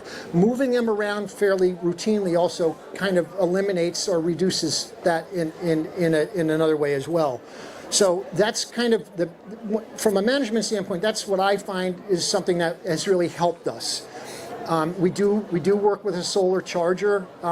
You can use permanent fence, but the beauty of the electric mesh fence is it's very adaptable, and being able to kind of change what you're doing. If you're doing something that's not working, being able to change that fairly quickly has been really helpful for us. Like, we're trying something that's not working, and we can just pick up the fence and move it somewhere else, and not kind of, you put in permanent fence, you're like, that's what you got, right? You're stuck with that. But the portable fence is incredibly, incredibly helpful. I also find that, I say the second thing for us was having a good setup in the barn for lambing season and for weighing. So we try to weigh the lambs when they're young every single week. And again, like, we use an app for it. I used to just put it in an Excel spreadsheet, or honestly draw a hand graph. And you can track their growth rates and target if something's wrong.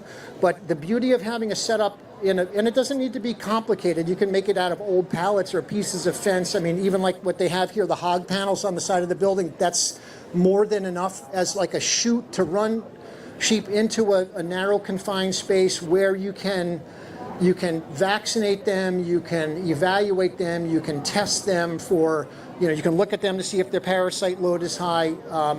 Have any of you done FAMACHA testing? Have you ever heard of FAMACHA testing? So there's a process where you can look at the lower eyelid of the sheep just by pushing the eyelid down, and based on the color of the eyelid, you can tell if it's if the animal is carrying a high parasite load just by the color of the eyelid. So being able to do that in a, if you're trying to chase a sheep around a half-acre pasture, that's really challenging to do that.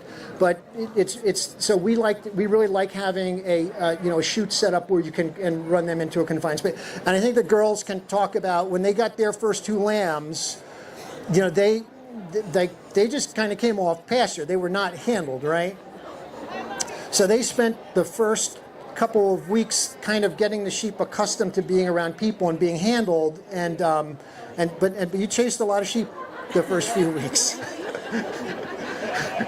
Their lambs actually are now 2 of the best ones in the flock, and they'll come and follow us now. So, again, we truly try not to use a lot of grain, but when you're training sheep, grain is your friend, and a little handful of grain or a little handful of oats goes a long way. These 2, she was here 2 years ago. She was a show sheep for one of my daughters last year. I think she was in 1 fair.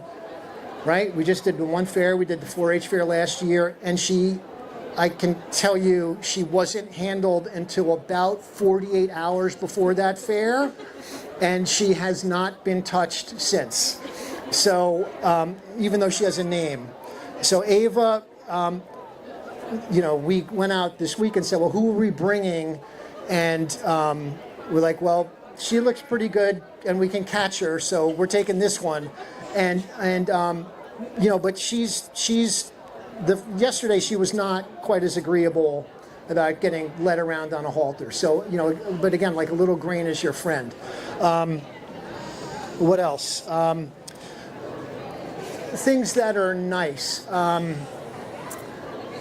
We do use an app. If you're going to raise more sheep, there's an app that we use which is called Herd Blaster. Grain is your friend. What else? Things that are nice. We do use an app. If you're going to raise more sheep, there's an app that we use which is called Herd Blaster. Grain is your friend. What else? What would you ladies say is helpful? What are the things that you found? Anything in particular? Grain is your best friend. Grain is your best friend? Yeah. Knowing how to do it from watching. Yeah. Yeah, that's really cool. Shearing is a nice skill if you can learn how to shear. It's hard. It was, and we actually have a bunch of Coupworth Association members in the back. How many of you are doing your own shearing?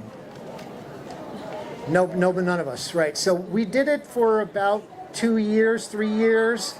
I could do, 5 at a clip without really being in pain. The sheep didn't love it, and it would take me kind of all day to do 5 sheep, which is not good for anybody. The shearer we use now comes in. It takes her longer to set up her equipment than it does to shear a flock of 30 sheep. Her fleeces are beautiful when they come off. There are no second cuts. The sheep are not nicked up and beat up and tired and stressed. Shearing is the kind of thing that, in retrospect, we probably should have just always continued to outsource that. But you want to do it all in the beginning, and I don't think I would do that again. FAMACHA testing, rotating pastures. Rotating pastures is one of our big labor things. Anything that you can do to streamline that. And again, if you're looking at 5 sheep, you can probably run 5 sheep in a section. The typical electric fence section it's either 160 or 164 feet long. I don't know where that number comes from. I think it goes back to rod length or something. It's some archaic measurement that I don't know where it comes from. But anyway, there's some rationale for having a 160-foot long piece of fence. But a couple sections of that, you can get a decent area for 3 or 4 or 5 sheep. When you get into 30, 40 sheep, then you're doing multiple sections and moving them quickly. So the key with that is to think of it as like you're not going to the gym, you're moving fence. That's your exercise for the day, because it is fairly labor intensive. And then little things like, you know, if you're going to do an electric charge or having some way to move that around, we tend to run like a deep cell boat battery with ours because like it has to work with our coyote population. We've got to have fence all the time at night. So we have a fairly heavy battery. It's a bulky solar panel. Having something like that on wheels where you can roll it around, we have a little trailer that we tow with a quad, but if you don't have a quad, you can do that in a recycled kids, Red Ryder wagon, and move it around like that. And the same thing with water. We have shifted now to hoses on reels, so they're fairly easy to deploy. And we try to set up pastures where we're within reach of a hydrant somewhere. And then like mineral feeders, like you don't need to buy one of these big mineral feeders that has the fin on it that catches wind and rotates around. You need a little simple box that you can keep minerals dry and move them. So that in a nutshell is kind of like the basics of sheep raising. Does anyone have questions? I think we're just about out of time, but you want to come up and check them out and see the wool? And Thank you. Sure. Sure. How late in the year do you keep the sheep on pasture? So we keep, well, the short answer is as long as we can. And how the question was, how long do we keep sheep on pasture? And the answer for us is as long as we can. And we will frequently be able to run into early December. And then, for two reasons we pull them off. First, that there's just no more grass. And second, that we do a fall shearing. One, they have design for this bunk feeder that you can build out of a couple 2x4s and a sheet of plywood, and it's, and we hate it.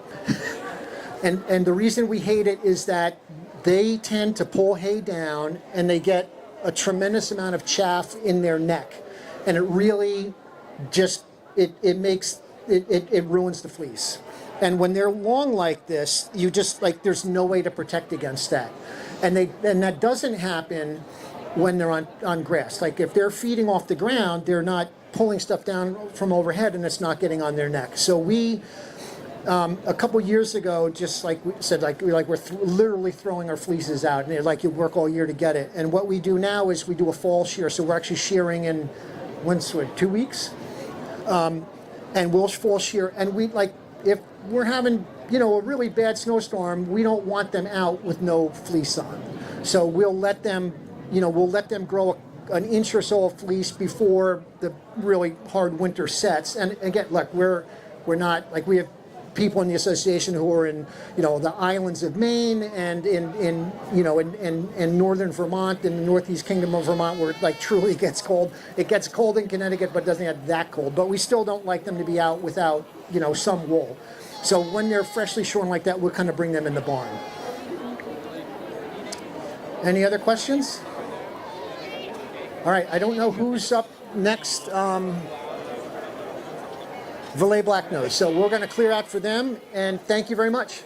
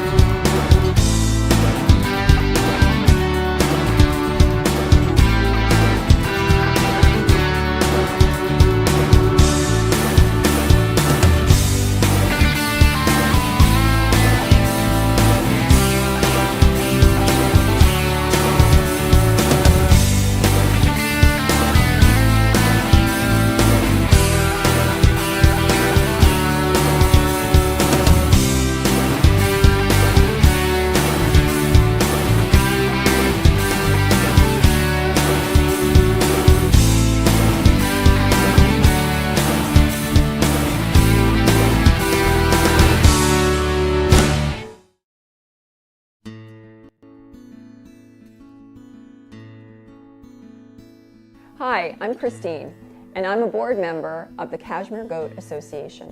The Kashmir Goat Association is a non-for-profit organization with the goal of providing education about Kashmir goats.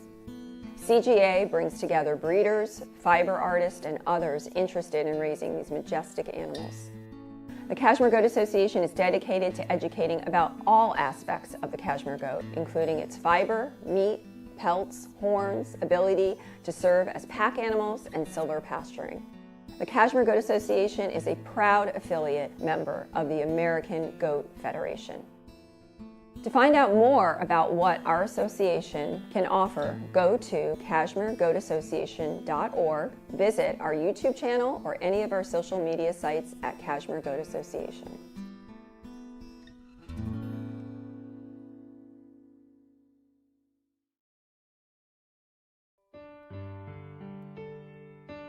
Clean Cashmere is growing the American cashmere industry by sourcing cashmere directly from our American farmers to create a natural, high-quality luxury fiber. By working directly with our cashmere herders, we created a beneficial relationship where we help farmers generate income from their herds while we get high-quality cashmere in return. This approach ensures our cashmere is traceable all the way to the deherring mill. We work to protect the planet through these partnerships and are committed to ethical and environmental standards, keeping a low carbon footprint, and all while enhancing American regenerative agricultural practices. 2 of our cashmere yarn lines are blended with other American-sourced farm fiber, creating a bespoke yarn. Visit us at cleancashmere.farm to learn more about our American fiber journey and the extraordinary luxury fibers we created. We are Clean Cashmere, growing the American cashmere industry one farm at a time.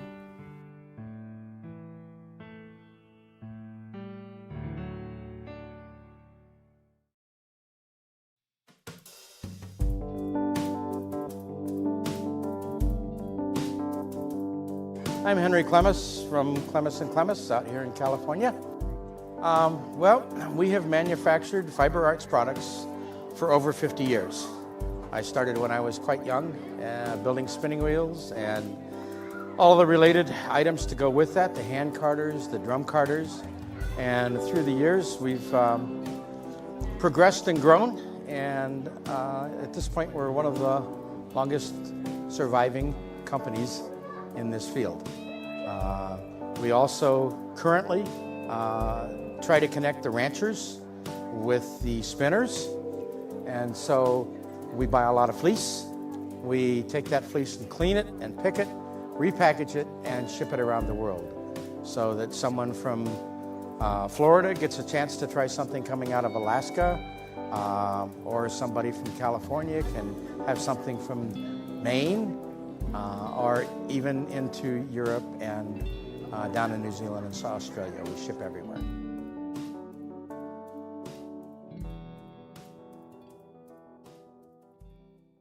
The Agriculture Podcast, on a mission to share stories, dedication, and wisdom of America's stewards. Join us on a green adventure. Listen wherever you get your podcasts.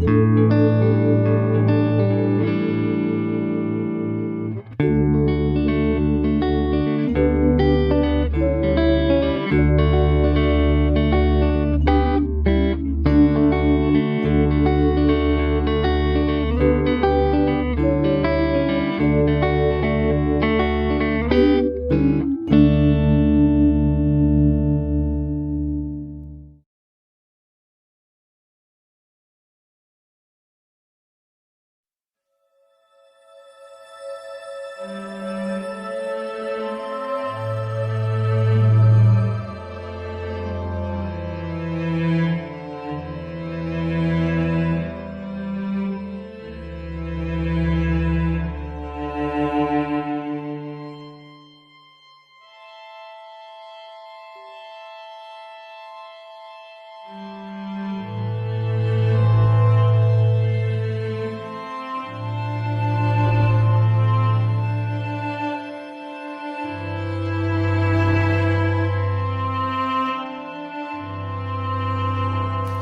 a sense, it's like having an artist with a palette of colors. You want all those colors available to you on your palette to paint a picture.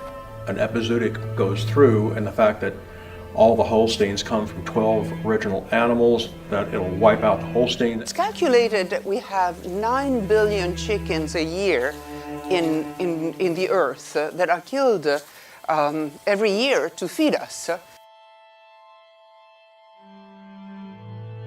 The characters are much more defined than the improved breeds. They've bred out of them all the character to put them into a box stall or into a cage or into a farrowing crate. But today, a chicken has white feathers. It stands around. A turkey is white feathered. It stands around and waits for the day that it's slaughtered. Regardless of the fact that you're either eating these animals or you're a vegetarian, biodiversity is important to everybody. Keeping that biodiversity amongst breeds that might be the salvation for some of these breeds is absolutely critical. Lose that, and you lose the one key tool to keeping everything going.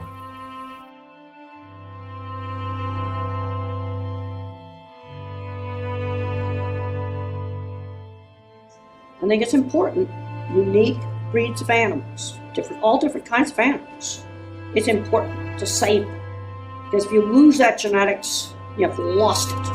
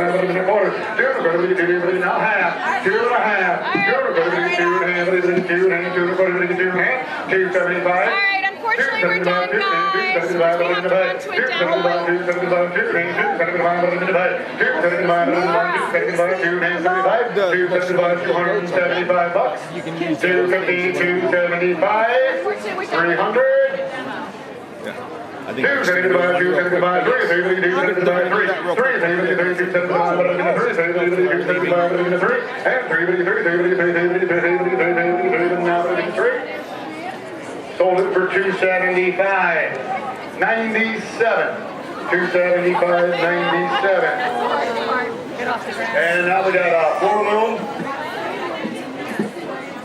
Oh, of course. All yours. All yours. We're still in order. I am, but I'm sure. 113 on the floor loom. 113 on the floor loom at the end table. One of the bands of the bid now. We're going to get 200.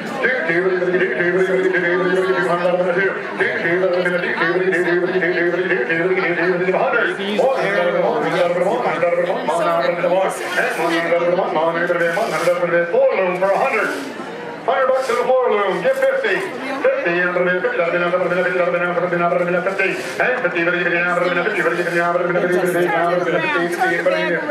Floor loom, $50. 50, 50, thank you, 75. 50, 75, 75, 50, 75, 50, 75, 75, 50, 75. Now 100, now 100, 75, 100, 75, 100, 75, now 100, 100, 75, 100, and 100, 75, 100, 100, 75, 75, 75, and 175, 175, 1.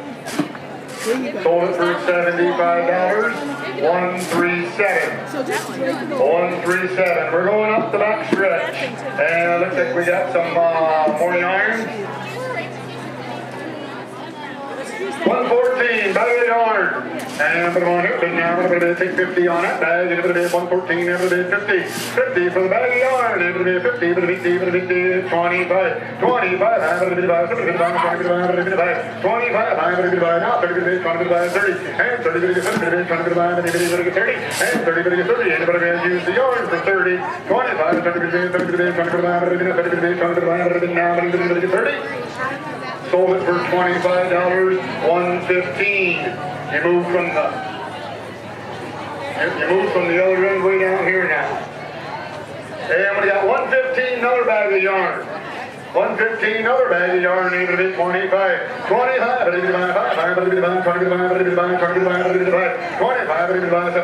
25, 30, and 30 in this bag now. 30, 30 in the bag, 30 in the bag. 35, 35, 35, 35, 30, 35, 35, 35, 35, 35, 30, 35, 35, 35, 35, 35, 30, 35, 35, 35, 35, 35, 35, 35. Sold it for $30.95. 116 is another bag of yarn. 116 is that bag, and it is 25. 25, 116, 25, 10, 15, 15, now 20, and 20, 20, 15, 20, now 5, and 20, now 30, 30, okay? I have 25. 30, okay? 35, 35, 35, 35,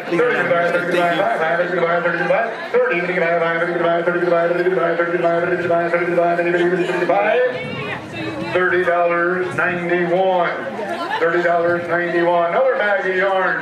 And put them on this one. Ain't gonna be able to put them on there. 25 here. 25, 25, 10 to that bag. 10, 20, and 20, now 30, now 30, now 20, now 30, and 30, 30, 30, 30, 20, 30, and 30, 20, now 30, 30, 30, 20, 30, and 30, 30, 30, 20, 30, 20, now 30, 30. $20 bought it, 91. $20.91. We got another big 118. Is that a big bag of yarn? 118 is a big bag of yarn, and it's going to be 118 now, and it's going to be 25 in a big bag. 25, I'm going to be 5, I'm going to be 30, 25, 30, 118, 30, 35, I'm going to be 35, 40, and 40, 45, 45, 45, 45, 40, 45, 75, 45, 45, 40, 45, I'm going to be 45, 45, 75, 45, 40, 45, 75, 45, 45, 45, now 50, and 50, 50, 50, 50, 40, 45,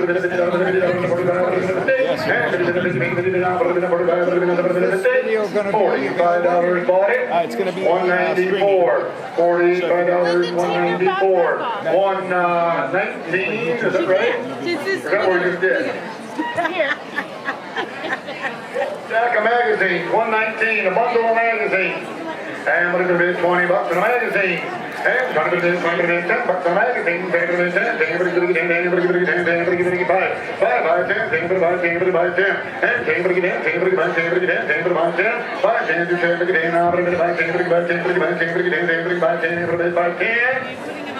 $5 bought it, 188. $5, 188. And on this one here, now we're up to 120. 120 on the warping mill. She's coming, so we're going to wait for her here.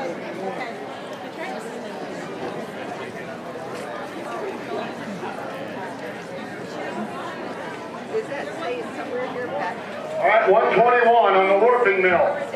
121 on the warping mill right there now. Somebody get $500 in the warping mill. 300 on the warping mill. 300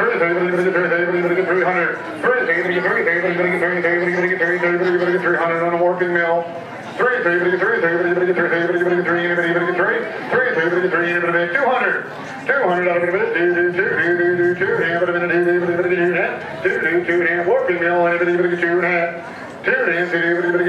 Anybody want it? Warping mill, 200, anybody get 2. We got a reserve on that, we'll just have to pass it, I guess. 122 we're up to. Yep, we're gonna offer the complete lot there on 122 through 128. 122 through 128 goes all the way up through the stand. Yeah, on the complete lot. All right, 122 through 128. You're buying the complete lot. Brand new, only used a couple times, I think she said. All right, on the whole lot for 1,500. 1,500, only used a couple times. 1,500. 15, but 15 now, but 15, but 15, but 15, but 15, but 15, but 15, but 1,200. 12, draw, but 1100. 1,000 now, but 11, now, but 11, now, but 11, now, but 11, now, but 1100. 1,000, anybody get down, but anybody get down, but anybody get 1,000. Now, but anybody get down, but anybody get 1,000. On the whole complete deal, 122 through 128. $1,000 for the whole deal. Thank you. 1,000, 11, 11, 12. Now 1,200, 1,300, 13, 1,400, 14. That'll be 14, 13. But now it'll be 14, 1,400. That'll be 14, 13 and a half. 13 and a half will buy it all. 13 and a half. 13 and a half. 13 and a half will buy it all. 13 and a half. 1,350. It's like brand spanking new. 1,350. 1,350. If you bid 1,350, I won't ask again. 1,350. It's worth it. 1,350. I can switch it over. 1,350. Better. 1,350. We have to have 1,350. That's the reserve. If you bid it, you won't. It should be good now. There's nobody else. I mean, seriously. She wants 1,350. It's worth it. You need to bid one time, and it's going to be yours. 1,350, 1,400. Yeah, 14, 15 now, but 14 now, but 1,400. You bought it. Thank you very, very much. We probably should rate that buyer's number down though, so it gets paid for. 111. 111. Yes, thank you very much. 1,350. That was the complete unit, so now we're up to 129.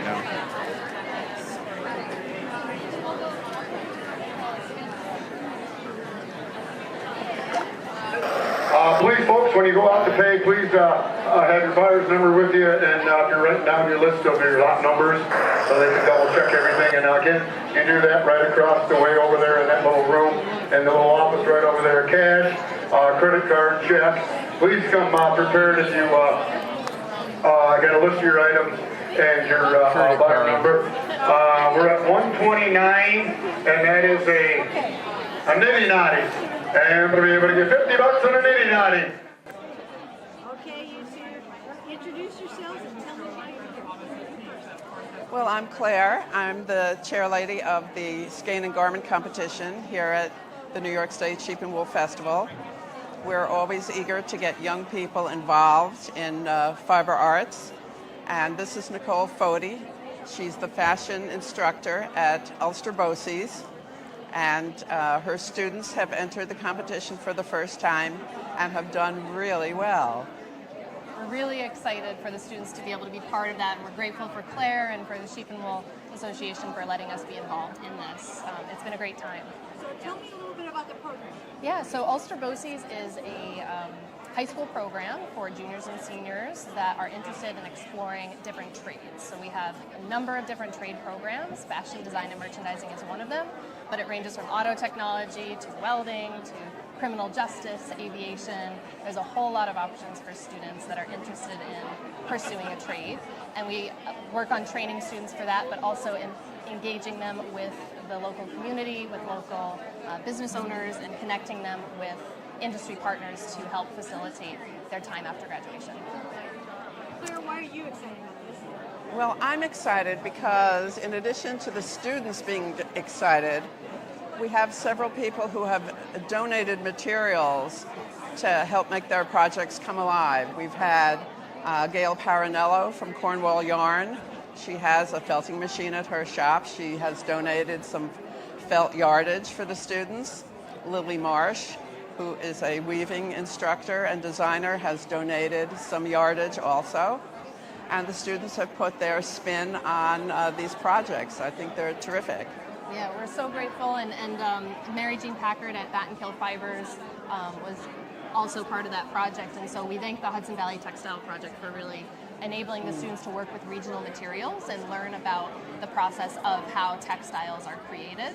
They're not just bought from a store, but they come from a farm, and that is really part of our goal through the fashion program, is to engage students in making more sustainable choices with their fashion designs. And then at the end of the year, they put together this fashion magazine. Students learn photography skills, they can model it themselves, they showcase projects that we've done throughout the year, articles that they write. And some of our students are actually here today to get to see their work on display, which is super exciting. And these students are able to use their portfolios they built through this class to go to schools like FIT, in the back, Marist College, Parsons, all the way out in Paris. We have a student currently going to school in Paris to study fashion design. So this is McKenna and Wendy. They're two of our seniors in the program, and they both have their work showcased over here, making ribbons for this year, which is very exciting. Would you guys like to just introduce yourself and say one thing about your involvement in the program? I'm McKenna, and I just have a lot of fun just working with my friends, and you make a lot of friends in this program just by common interests, like we're all interested in sewing, like all interested in working with our hands, and we're just all interested in fashion overall, so it's really, really fun. We have a good time. Which one is yours up here? Mine is this one right here. It's all regional wool. I hand embroidered the straps, and the lining is cotton. How long did it take you to make that? A while. You're talking to somebody that doesn't sew or knit at all, and I will be stoned if I walk too far into this crowd and say that. But what is a while to you? I want to say like 5 weeks probably. We introduced this project a while ago and have really been working on it since. Because I had to make the pattern and a prototype, and then make the real thing. And the straps took a while because very tedious embroidery. It takes a long time. Oh, it's beautiful. It's beautiful. All right, and you? Hi, I'm Wendy. I'm Rachel. And which one is your object? The black one. Okay, so come and tell me a little bit about that. I was inspired by reverse applique. And and I wanted to have the flowers popping out of the bowl to show my inspiration. I wanted to go for inner beauty, loving yourself and being who you are. And I wanted to show that through my work. This is lovely. So you have a conceptual idea. You're looking for a concept, an idea, more than just something that's a thing. It's an idea, and I can see on both of you that you sort of have a picture in your minds of a concept, it seems, right? That's a lovely thing. Thank you. And that's more of a design idea, and you want to say something, right? I think that's fantastic. How long did it take you to make this? I think it took me like a while. like throughout the whole project to the end of like the project. This is lovely, and we hope you guys do something with the Make It with Wool bunch here pretty soon. So thank you so much for coming and showing us this and the whole world. So I'm going to go back here and ask you a little bit more really quickly. So, all right, boy, we're in the midst of all these people now, aren't we? It's a busy day today, the Saturday of Sheep and Wool. So now, tell me, just walk down the line of your student projects here really quickly. Yeah, so there's some really neat talking stuff here. specifically about the students. So this is Sarai's bag that she's using fabric that was spun at Batten Hill Fibers. It was woven by Lily Marsh Studios, and her piece is fully lined. She wanted to go for a simple design, and every student goes through this prototyping process McKenna had mentioned. So they basically make a practice version of the garment. They're learning about the process of manufacturing. Very rarely can we make the item perfect the first time, so you have to practice and learn through trial and error.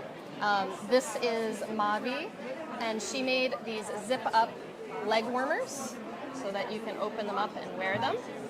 And she needle felted some roving on top of them. And this is upcycled patchwork of different wool fibers, and some of them came from Lily Marsh Studio as well.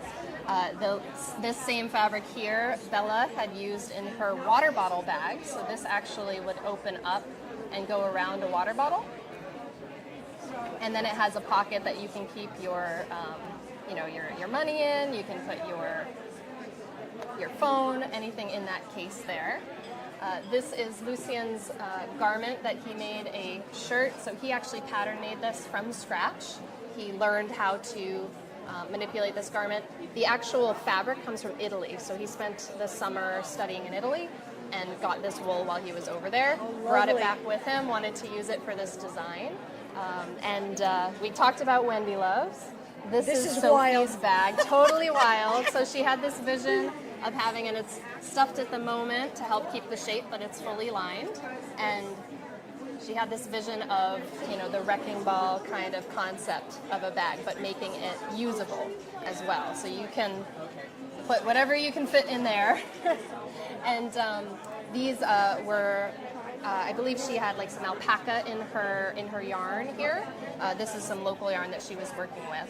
Because all the fabrics and fibers, they work differently. They right? completely work differently. Yes. So the students, because they're seniors, they've been through the program already for a year. They have the foundational skills of understanding textiles and knowing how different fibers work and react. And then within the fiber itself, the different types of wool can completely be different depending on if it's merino, if it's cashmere, if it's mohair.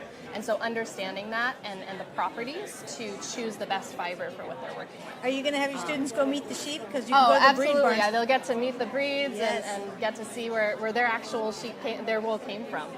This is Camilla's bag. So she was inspired by a wet felting technique, but she used pre-felted fabric, and this is a cinchable bag. And then McKenna's here at the end with her hand embroidery on the stitching there. So both the felt came from Cornwall Yarn Shop, and then this fabric came from Lily Marsh Studios and was spun by Batten Hill Fibers. So what is the range of students that you have here, the ages? Ages, so they're juniors and seniors in high school, so usually ranging from around 16 to 18 years old. Yeah. And they are students that are interested in learning more about the profession, building a hobby, and some that are interested in pursuing this as a career after high school. But it's interesting to me because this is sort of the age where people form their personality a little bit, and they figure out what they want to say about life, who they are, and what an artistic way, what a lovely way to sort of express yourself, figure out what it is that I feel is important. I mean, in all of these things, you can tell they all have their own personality, don't they? They definitely do. They This have one's a the vision. wild one, isn't it? Super fun. Yeah, she's got some fun designs, and it's a space for them to creatively explore and try things out, because why not try it now when you're young, when you have a life ahead of you and opportunities galore. Yes, very much and so. so we have students that go out on internships so they can learn even more skills. Some of our students are going to be getting some portfolio reviews for their college applications. So they're really getting a unique hands-on opportunity that really builds upon their high school career. Yes. Yeah. And I think that there are so many delightful ways you can do it in New York. So I'm going to come back and ask Claire to come in for just a minute. So whether or not people are aware of it, New York State, they think of the city and the apple and all the rest of that. And even at fiber festivals like this, they say, oh yes, it's a bunch of people getting together to talk about fiber and do fun things with it. But I don't know if they know how representative New York State is in agriculture. It has design in New York City. It has design upstate, but this whole region and to the west is a huge, huge production area for agriculture. I mean, we have Battenkill, we have what? I mean, tell. Yes, we have Nobletown Fibers up in Hillsdale, which is another mill. Yeah, it's not just the food here. There's the fiber too. Oh, yeah, Yes. absolutely. We have the Clean Fleece scouring facility in Mechanicville, New York, which takes fleece from a variety of Hudson Valley farms and elsewhere and scours them so that they're clean enough to be responsibly made then into yarn or batting or whatever. Yeah. It's just a lovely way to, again, find yourself. It's so exciting. Find what's important to you, support your state, support your local organizations. I think this is lovely. We're going to have Karen come in here in just a minute because Rhinebeck, I say Rhinebeck, New York State Sheep and Wool Festival, but everybody knows it's Rhinebeck, right? When we come here. But this is a lovely place to meet and connect, not just with producers, but also with other people that are interested in what you're interested in. So I'm maybe bring Karen in here. You want to go again? Okay, Karen. I'm gonna step out here. So introduce yourself real quick. Okay, my name is Karen Wade, and I'm the National Director for Makeup with Wool. I've been serving in this position for just a year. This is going on my second year, but I was the National Assistant Director for 5 years previous to that. I competed as a youth growing up. My daughter has competed and been a national winner, and so this is near and dear to me. It's part of what has given to my kids and to me. I want to give back to the organization. And so that's why I'm serving right now as the National Director. And you have a contest here at 1 o'clock that winners The are New announced. York contestants are having their fashion show today at 1 o'clock. We're going to try to do that Facebook Live so that you can watch the contest and see the contestants. We would love to have more contestants join us from New York, from the area. There's so many beautiful garments that we've seen here today. Beautiful sweaters, beautiful knitting. They've done a fabulous job. So we'd like to encourage them to participate with our Makeup with Wool organization. Right now we're highlighting a sweater contest that we've just created special for this Rhinebeck visit that we've come on.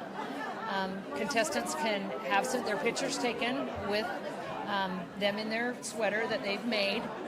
Send those in, and then we're going to narrow it down to the top 10, and then those top 10 will mail their garment, mail their sweater in. We'll pick the top 3 from that.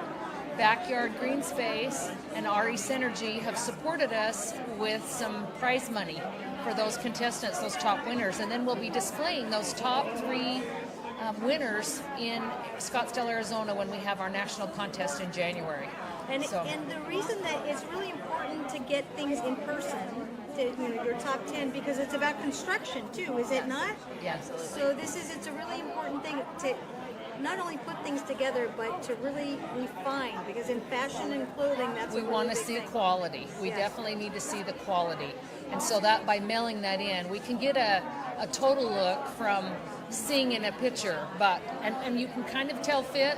But when you get something in, you can actually go through the garment and see the quality and the skills and the techniques that they've used. Yeah, you can feel it and touch it, which is such a yummy thing. I love that. So that part is getting down to the nitty-gritty of the details of the outfit. And so that's why we have that mailed in, and we'll pick those top 3 we'll be displaying those at our national contest, hopefully to spark more interest. We've met a ton of people while we've been here at Rhinebeck, so many different varieties of patterns and unique and gorgeous wool fabric and yarns that they've used, just fabulous. And so we're hoping that this will draw more interest for these contestants, for your students. We've definitely talked to one little gal that you just interviewed, and she's excited about this. So it might be something that could really grow, and it will help us, and it would help these youth.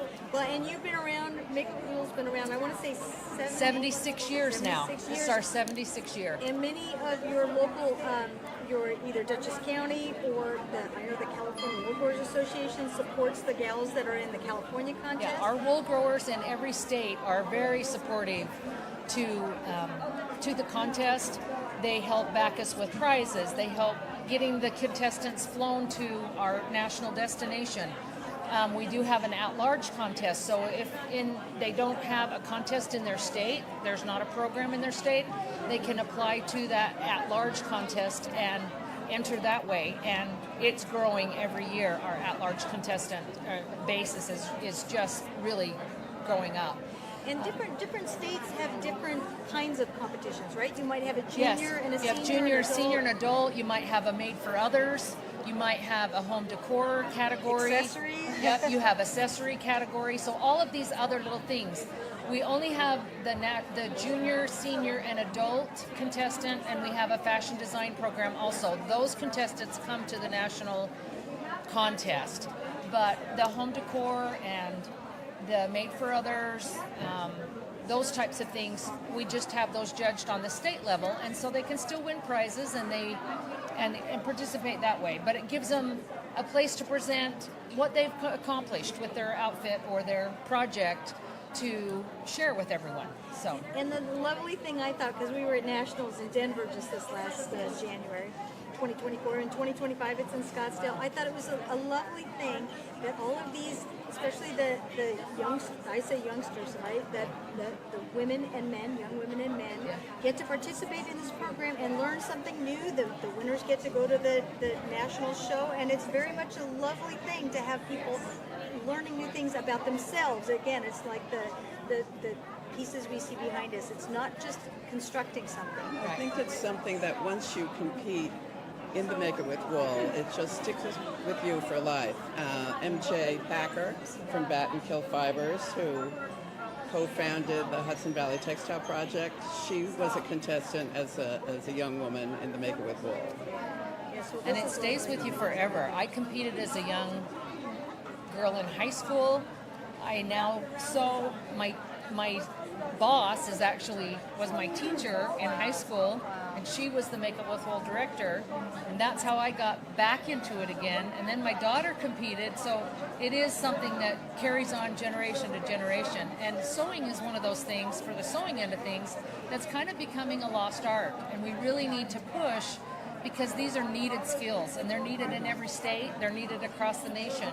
We want to buy and have things American made, and we want that to stay within our individual states. Yeah, well, so the other thing that, again, I'm glad you're here, because you're sort of running this show in a way. You're the one I get to grab every time I want to say, tell me what I'm doing. But it is a place where you can make connections. Again, you remember, yes. I keep thinking of the threads that keep going together, all of these different colors, and they come together in life, and what started at the beginning, there's a connection to the end. So whether you're a teacher or whether you're a nonprofit, Rhinebeck is a lovely place to make all of these connections. And I know I'm hoping you two are gonna, I think you two are gonna connect after this, are you not? Because you want to get more people to this Make It With Wool contest that you have going nationwide. So this is lovely. Well, thank you all. Thank you for letting me pick on you again. Thank you so much. And I know you had asked if I could just share out how to get more information about Ulster Bosies. I'm going to go down the line here.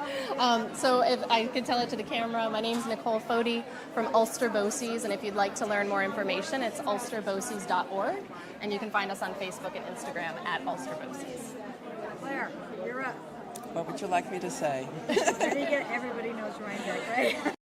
Okay, so everybody knows where you are. We've run out of battery because, boy, oh boy, we've been covering things here. Yes. So, Claire, everybody knows where to find you, but it's Sheep and Wool. Yes. And it is sheepandwool.com.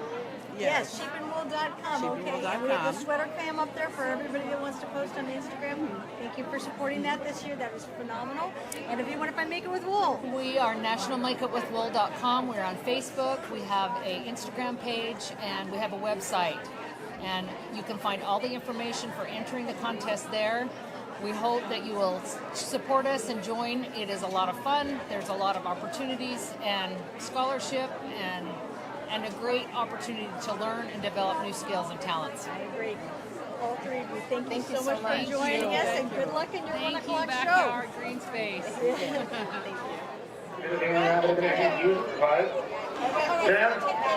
10, 15, 15, it's an auction. She's in 10, you bid 15. 10, 15, out of the 15, think about it now, out of the 15. 15, out of the 15, 10, out of the now, out of the 15, out of the 15, 10, now, out of the 15. 15, out of the 15, 10, now, out of the now, now, 10, now, out of the now, out of the 15.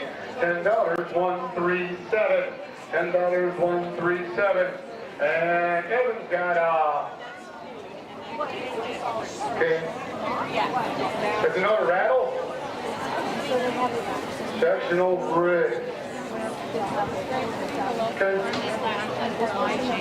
Oh, okay. A sectional rig for weaving. Okay. There we go. How about 100? How about 20? 20 bucks. 20, 20, 20, 20, 20, 20, 20, 20, 20. And 20, 20, 20, 20. How about 10? 10.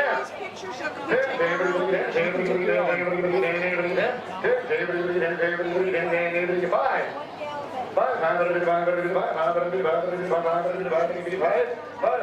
5. Anybody use the pen for 5? 5. What do you want to give? $5. Anybody use them? 10. 5. 10. 5. 10. 5. 10. 5. 10. 5. $95. And we got a tote of shuttles going. What are we up to there, guys? Get some track. 157 on the shoulder shuttle. And there's a lot of them in there. Anybody going to give 50? 75 and about the whole tote. $100 for all of them. $100 and a quarter and a half. One hand, one quarter, one hand, one hand, one quarter, one hand, one hand, one quarter, 150. 150, one quarter, 150, 150, one quarter, 150, one quarter, 150, one quarter, 130. 130, trying to hit 30, 40, 140, 140, 131, 31, 31, 31, 41, 40, and 41, 41, 31, 140, 140, 130, 140, 140, 140, $130. And what was that number again, ma'am? 159, 159. And we got the, that looks kind of like maybe a full rack, bottom rack. How would I guess that? And we're going to give $100 on the rack. $100 on the rack, and you're going to be $100, and you're going to be $100, $100 on the bottom rack, and you're going to be $100, 50, 50, you're going to be out, 75, not 100, you're going to be 75, 75, 100, $100, $100, 100 and a quarter, 100 and a half, 100 and a half, yes, 150, 150, I took you to 140, you okay with that? Okay. 130, I can do that. 130, 140, 140, 135, 40, 140, 40, 41, 42, 75, 40, 140, 41, 40, 41, 40, 140, 140, 141, 41, 35, 41, 41, 140, 140, 140, 145, 150, oh, 151, 150, you bought it for $145, 170, 170, and we got that's $50. Yep, big read. And what is it? You gotta get $20 in a big one, 20. $40, and a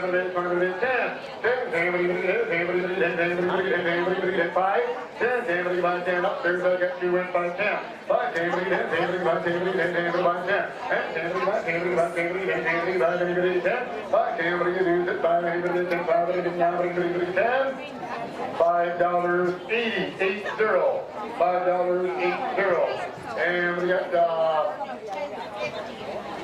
This is fun. that all goes together. Big bag of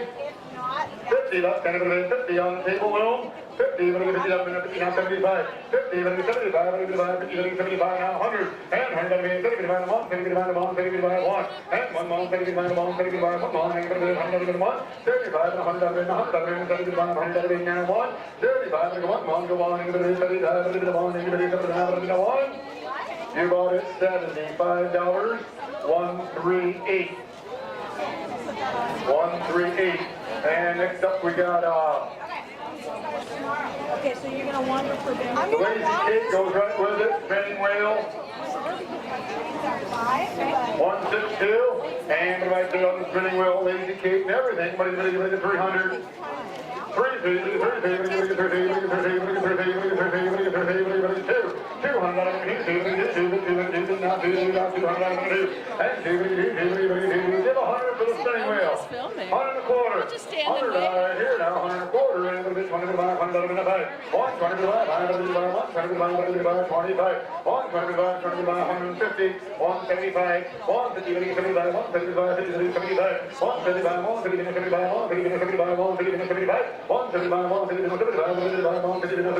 75, 200, 2 and a quarter, 200 and a quarter, 225 and a bit, 2 and a quarter, 2 and a quarter, 225 and a bit, 2 and a quarter, 225, 2 and a quarter, 2 and a quarter, 25 and a bit, 2 and a quarter. You bought it for $200. 39, 39. Now we got another table loom.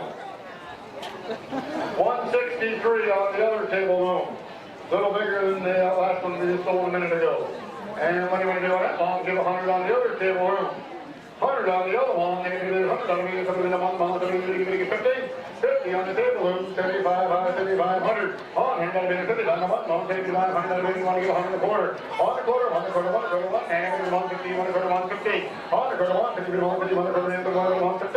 150, 150, 150, 1 quarter, 150. On the table room, 150, 1 quarter, 150. 1 quarter, give 100 and a half, 100 and a half.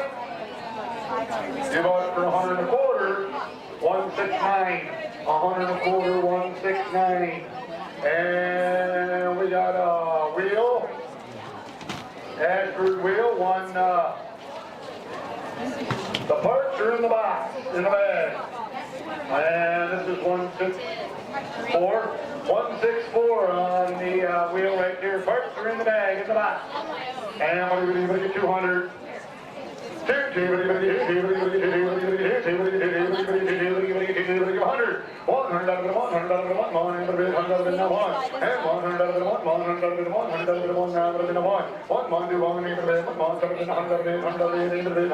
100 bucks in this spinning wheel. The parts are in the box. Give 100.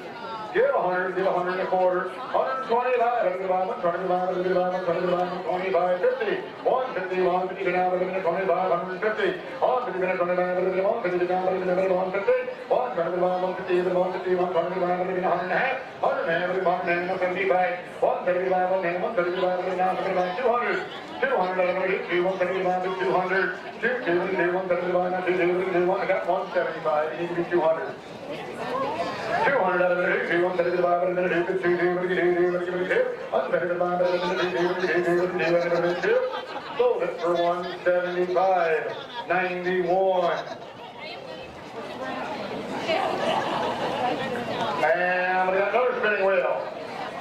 The second Ashford right there to go, and the parts are in the bag. On the other Ashford right there to go, it's going to be 165 is this lot number. And we're going to go on this one right here, been 100 on that one. $100 on this one, and it'll be 100 out of the one, so it'll be a 1, 50 here, and it's going to be 50, 50, you're going to get 50, that'll be 50, that'll be 50, that'll be 75, 50, it'll be 75, that'll be 100, and 100 out of the one, so it'll be 100, that'll be 100, that'll be a quarter, 1 quarter, 1 quarter, 1 quarter, 125, it'll be 125, now 50, 1, 75, 175, 175, 175, 175, 175,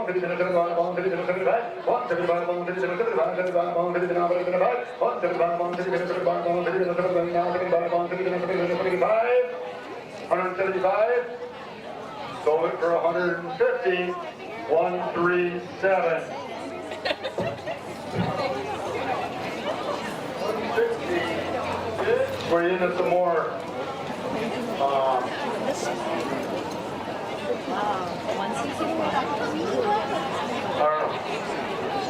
166. Yarn. 166 on the yarn. Talk close, talk closer. Talk closer and louder. Is that better? Okay, I'm working on this. This is my first time doing this. I've got a whole script here, so let's see if we can make it through. Okay, good afternoon and welcome to the New York State Make It With Wool competition.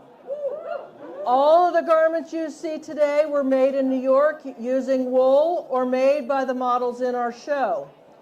We have several participants that are competing for the chance to represent New York State at the National Make It With Wool competition to be held in Arizona in January. Our competition serves to inspire people to work with the beauty and versatility of wool while also using their own creativity. Sewing, knitting, crocheting, spinning, weaving, and felting are all encouraged. The garments must be made of 100% wool or a wool blend of at least 50% wool, mohair, cashmere, alpaca, llama, or camel, all of our favorite critters. Today, before we start, we would like to thank our sponsors, including Dutchess County Sheep and Wool Growers, Pendleton Woolen Mills, Mood Fabric, the American Sheep Industry. This fashion show is separated into 5 divisions. We have preteens, but unfortunately we don't have any preteens competing today. We have preteens are at age 12 and under. Juniors are ages 13 to 16. Seniors are ages 17 to 24. Adults ages 25 and up. And then there's a made for others, and this category recognizes the work a contestant has created for someone else. It's open to all ages, and the looks are modeled by someone other than the creator.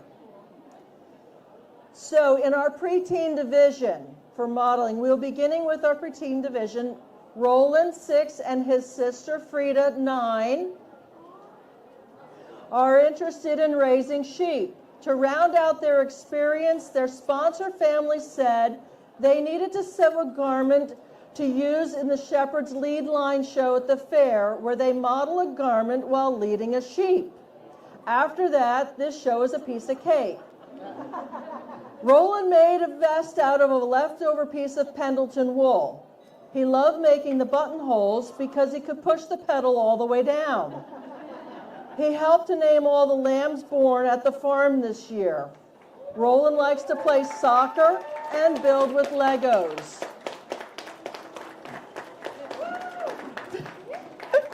Frida also used leftover Pendleton wool to make a cute jumper for special occasions. She had fun zigzagging the edges of the fabric and loves the way the lining feels. Frida plays piano and is learning the clarinet. While she absolutely loves sheep, she showed a cow during Agriculture Day at school. We love the fact that these two youngsters learned how to sew on wool at such an early age.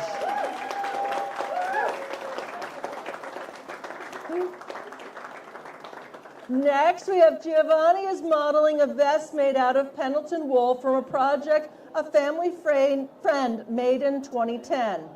It is lined and has great buttons. His older sisters were part of the show, so he decided he would join in the fun. Giovanni loves Disney movies, Pete the Cat, and Legos. He's not sure about sheep yet, though.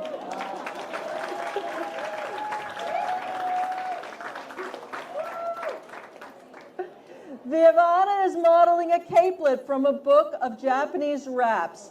The wrap is dead stock from Marc Jacobs, which is a name for fabric that was commissioned by a designer but wasn't all used and is usually thrown away. In an effort to reduce waste, several design houses put the perfectly good fabric back in the market. Valencia, Zach Posen, and Marc Jacobs are just a few of these designers. This is a Valencia dead stock combined with the Japanese pattern that also emphasizes minimal waste. This garment only had about a 6-inch square piece of extra. Giovanni is Giovanni's older sister and enjoys reading, musicals, and comics. She is in the Arlington Admiral Drama Club. Thank you.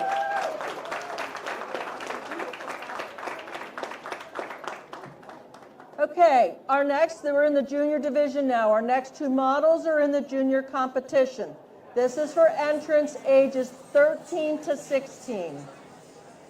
15-year-old Amelia Delarenzoso, saw a jumpsuit at last year's wool competition, and it inspired her to make a similar one.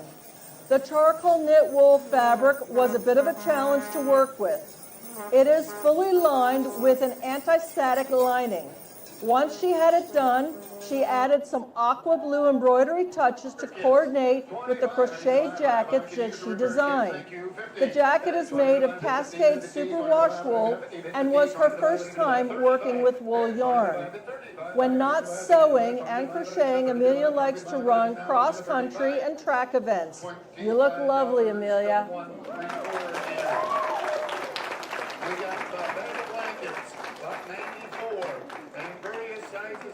Sporting this vintage 1940s style lined blazer and skirt is Hannah Wiebel. Hannah is 15 years old and has been sewing since she was 7 years old. Hannah was gifted this lovely blue wool fabric and matching lining to create the perfect combination with this pattern. The most challenging part of creating this outfit for Hannah was attaching the lining. Hannah plans on wearing this classic business suit to her FBLA induction ceremony and 4-H public presentations. In her free time, Hannah enjoys showing her Border Leicester and Oxford sheep and her Guernsey dairy cows. Thank you.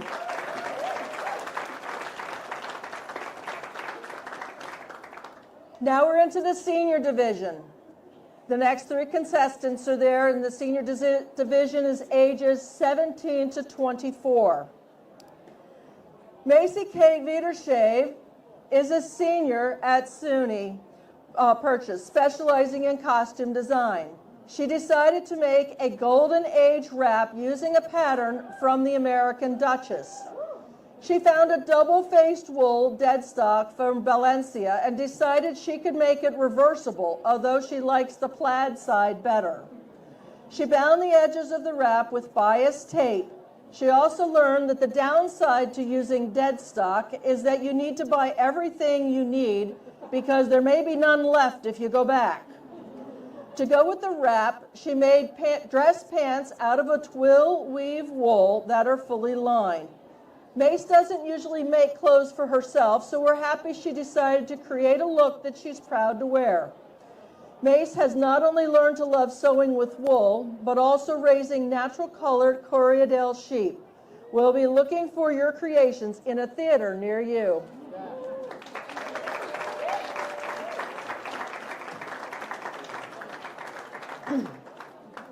Okay, next we have Natalie, is a senior at SUNY Purchase studying costume design. When Mace mentioned the competition, she knew she wanted to be part of the fun. Natalie has made a long dress with many buttons down the front out of a unique black and orange wool with heat-bonded sparkles. The major difficulty with this fabric is that the sparkles fuse to anything that is hot, making it basically impossible to press. Enter parchment paper. We love creativity and getting the job done. Thank you very much, Natalie.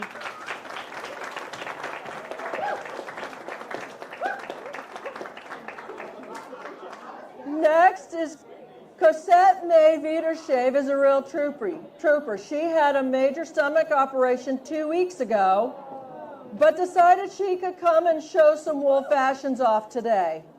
Cosette has been competing in the Make It With Wool competition for 15 years. It was a good way to tie in a love of creating and a love of sheep. She has been to raising Corriedales that are using Australian DNA to recover the wonderful old-time Corriedale fleeces. Today she is modeling a Pendleton shirt dress with a micro pattern of tans, gold, and turquoise. Over the top, she has a very lightweight wool knit and a chestnut color. She can wear the pieces together or separately and has added these to her capsule wardrobe that she needs for when she enters the workforce in museum studies.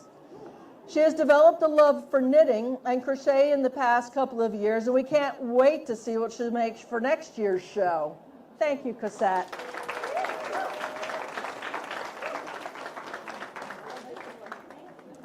Yep. Next we have Dory, and she made this sweater from a pattern by Emma Fascio. And by the way, this is the adult division in this season of Knit Stars. And she says when she saw it, she thought it would be light and loose for traveling, but the original was in white. She thought blue would be more practical. We agree. And it would work with jeans. So she used a bare white merino with blue mohair silk. Blue and white also happen to be the colors of the Greek flag. And this time next year, she wants you to imagine her sitting on the terrace of her hotel in Athens on a cool October evening, wrapped in wool, and watching the sunset over the Acropolis. All right, were you all there with her? Thank you.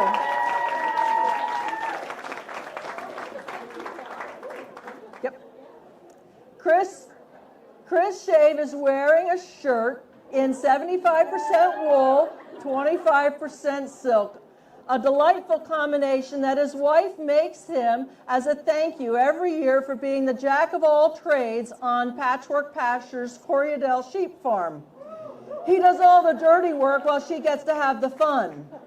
He likes this pattern and he got to pick out the fabric this year.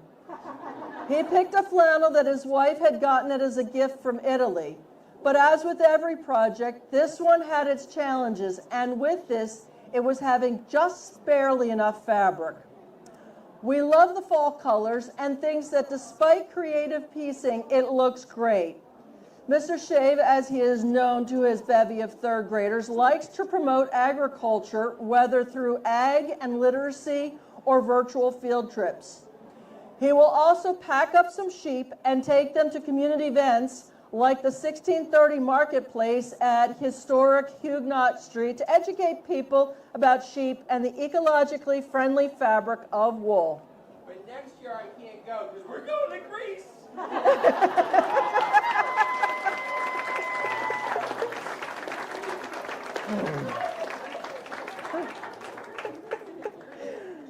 Gabrielle Augustine decided to embrace autumnal colors for her wool outfit that includes a jacket, sweater, and pants.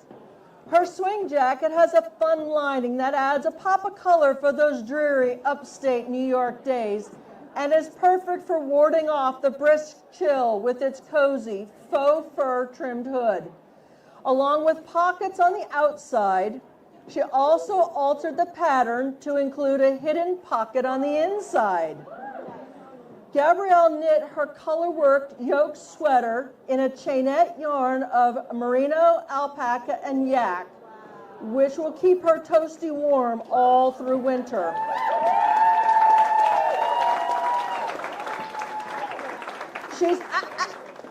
You're not done. She snagged the gold fabric from her mother's stash to design these high-waisted pants that feature pockets in the front and back and snapped cuffs at the hem. Along with being a curator at the National Baseball Hall of Fame and Museum in Cooperstown, Gabrielle teaches knitting classes at her local yarn shop, dabbles with designing her own knitwear, and is amazed at her relatively recent success in growing tomatoes.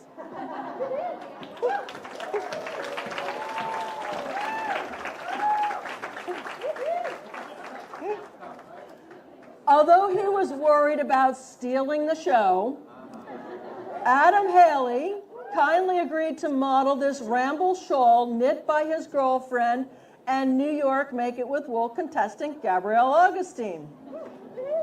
Gabrielle made this shawl as a part of a knit-along with her mom so they could be twinsies at the Maryland Sheep and Wool Festival.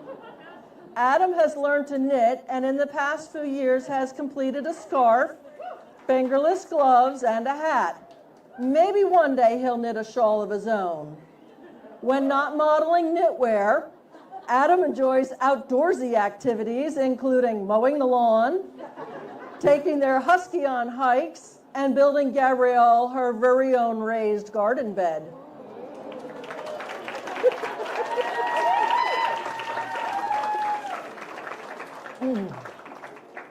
Megan Biedershave is wearing a dress that she wore for 120 plus days last year.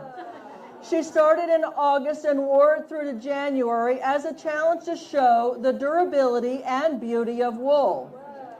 She had fun creating the many different looks using only clothing from her wardrobe and showing how wool can be comfortable in both warm and cool weather because of its breathability. Today, under her 100-day dress, she is wearing a shirt dress out of an interesting Dobby woven wool. It is fully lined and has 3 antique buttons at the neckline.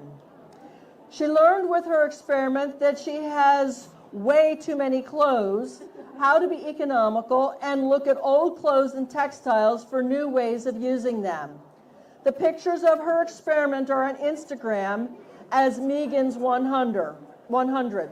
Topping off this outfit is the big cozy cardi made from her Corriedale sheep wool. It took her forever to make the body of the sweater. This is a great place to promote the new Make It With Wool Rhinebeck sweater competition. So you need to ask after the show for more details, or you want to come on up and tell us a little bit?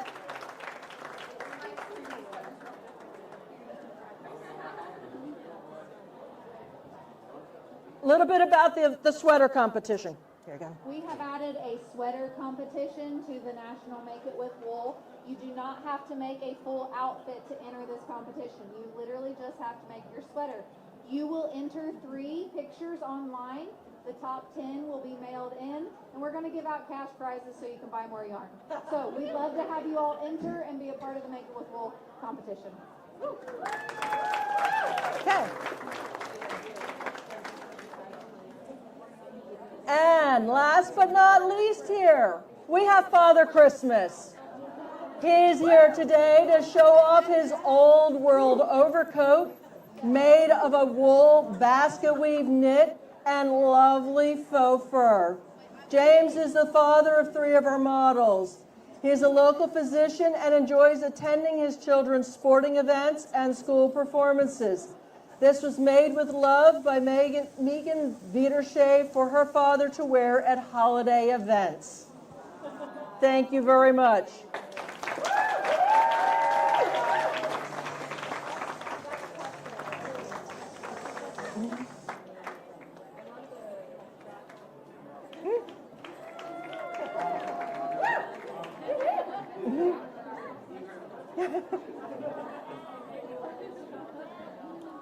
We would now like the following models to return to the stage. These are our contestants in the state division of our Make It With Wool. Amelia, Hannah, Macy, Nat, Cosette, Gabrielle, and Dory. And Dory. Sorry. Okay? There you go. Thank you. You're welcome. Oh, I should have stayed before. Just find your way up there. Love the chicken. Awesome. Love your sweater too. Kits. 25, I need to buy 5. I can use the repair kits, thank you. 50. And 20 to buy 50, 50, 20 to buy 50, 50, 20 to buy 35. Thank you. Did you get any pictures? I don't have my. Can you get a, I know, but can you get a couple? My phone's in the back. Okay. We got the bag of blankets. These garments were judged on appropriateness to the contestant, coordination of the fabric yarn with the garment style, the contestant's presentation of the garment, as well as construction and creativity. It is hoped that this competition promotes life skills like learning to be a good sport, being responsible for oneself, appreciating judges' decisions, learning about others.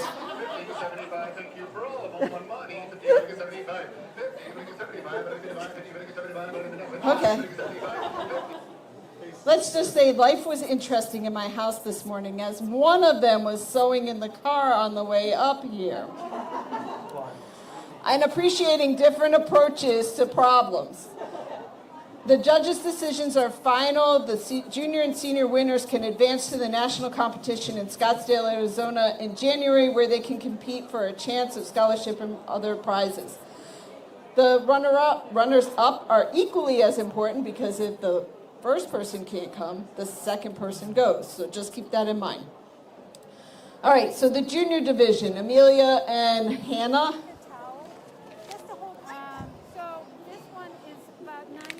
Amelia is in first place. Take a step forward, Amelia. Take a step forward, Amelia. And Hannah is in second place.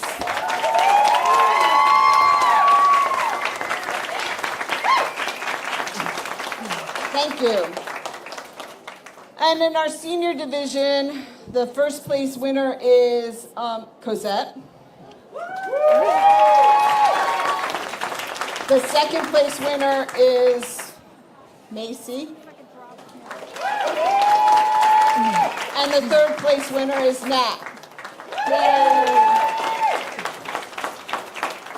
And in our senior division, the first place winner is Gabrielle.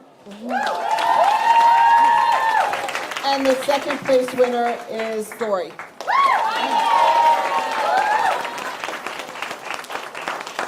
I'd like all of our models to come back on stage so we can get a picture.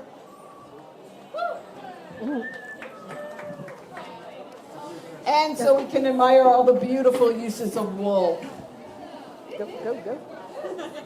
I'd like to thank everybody for attending and considering entering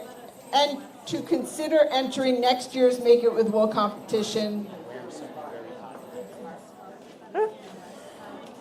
Information can be found on Facebook as New York State Make It With Wool or online at makeitwithwool.com. Let's have an applause for all of our participants.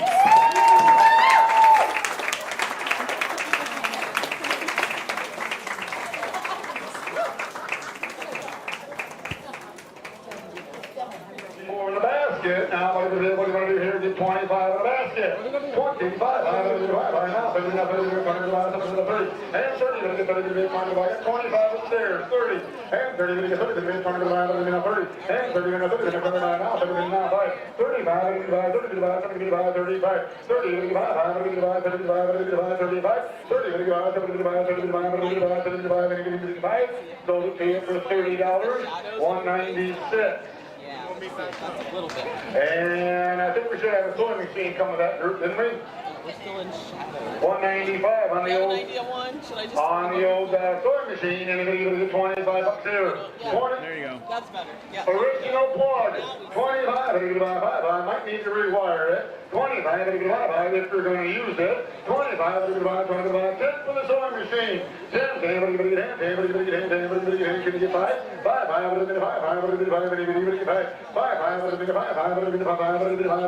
bucks on the sewing machine, thank you. 10,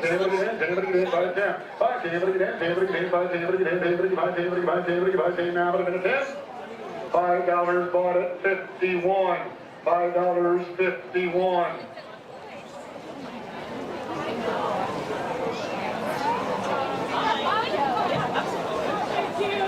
Now this is a group could have the yeah, and then I think that winder and that spinner will come with this group of stuff. I remember I handed the book. We jumped up over here because of the extra room. Well, yeah, 196 on a shoe last. Anybody can. A cobbler deal, give 10 bucks to repair your shoe. 10, 5,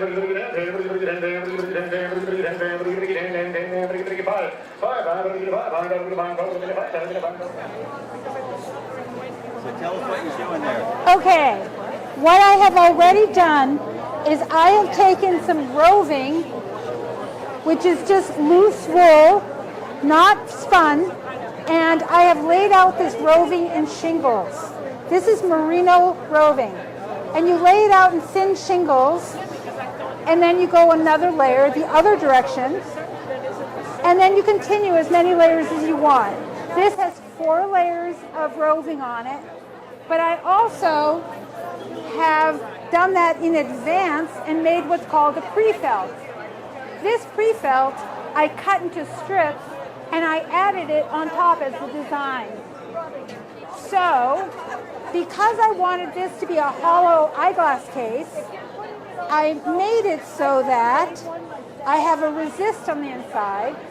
The resist is it can be plastic, it can be underlayment, it can be foam, and I brought more roving on this side, more pre-felt, and that is ready to be felted. What I'm doing here is, whoops, I've done another one.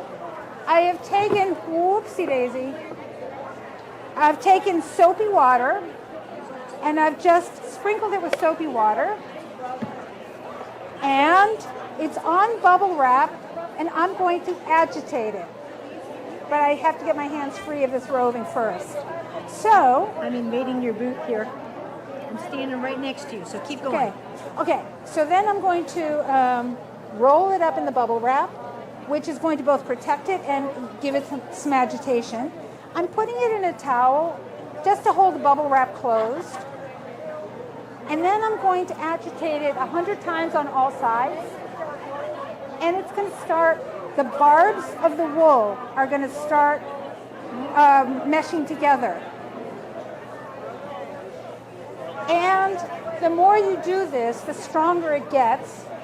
Eventually, you can pull that resist out and you can start doing it on its own, and it will shrink and it will absorb some of these pre-felts, and you can start finishing it. So you have raw, you have in the process, and this isn't quite finished yet. It needs a little bit more twitching and doing it, but you have basically a little eyeglass case. But it's a little bit big still, and it needs to be refined a little bit. This hat was made with a resist. This was the resist for this hat. And it was made exactly the same way. It's 4 layers of gold merino roving. And then it was wet down with that soap. I carefully flipped it, brought my raw edges around, gave it another 4 layers, again put it down, put it on bubble wrap, used my pool noodle, and I rolled it until it was felted enough and strong enough so that I could take it out. I cut the bottom off. This was here. I cut it. I opened it because this is the brim, this is your head, and this is the lining on the inside.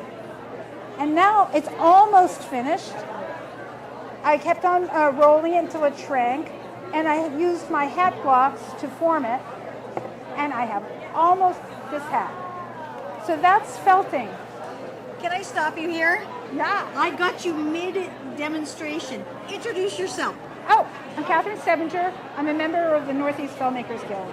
Okay, so the Northeast Filmmakers Guild now do you teach people how to do this? What do you do? The guild is a group of members ranging from beginners to incredible teachers and experts.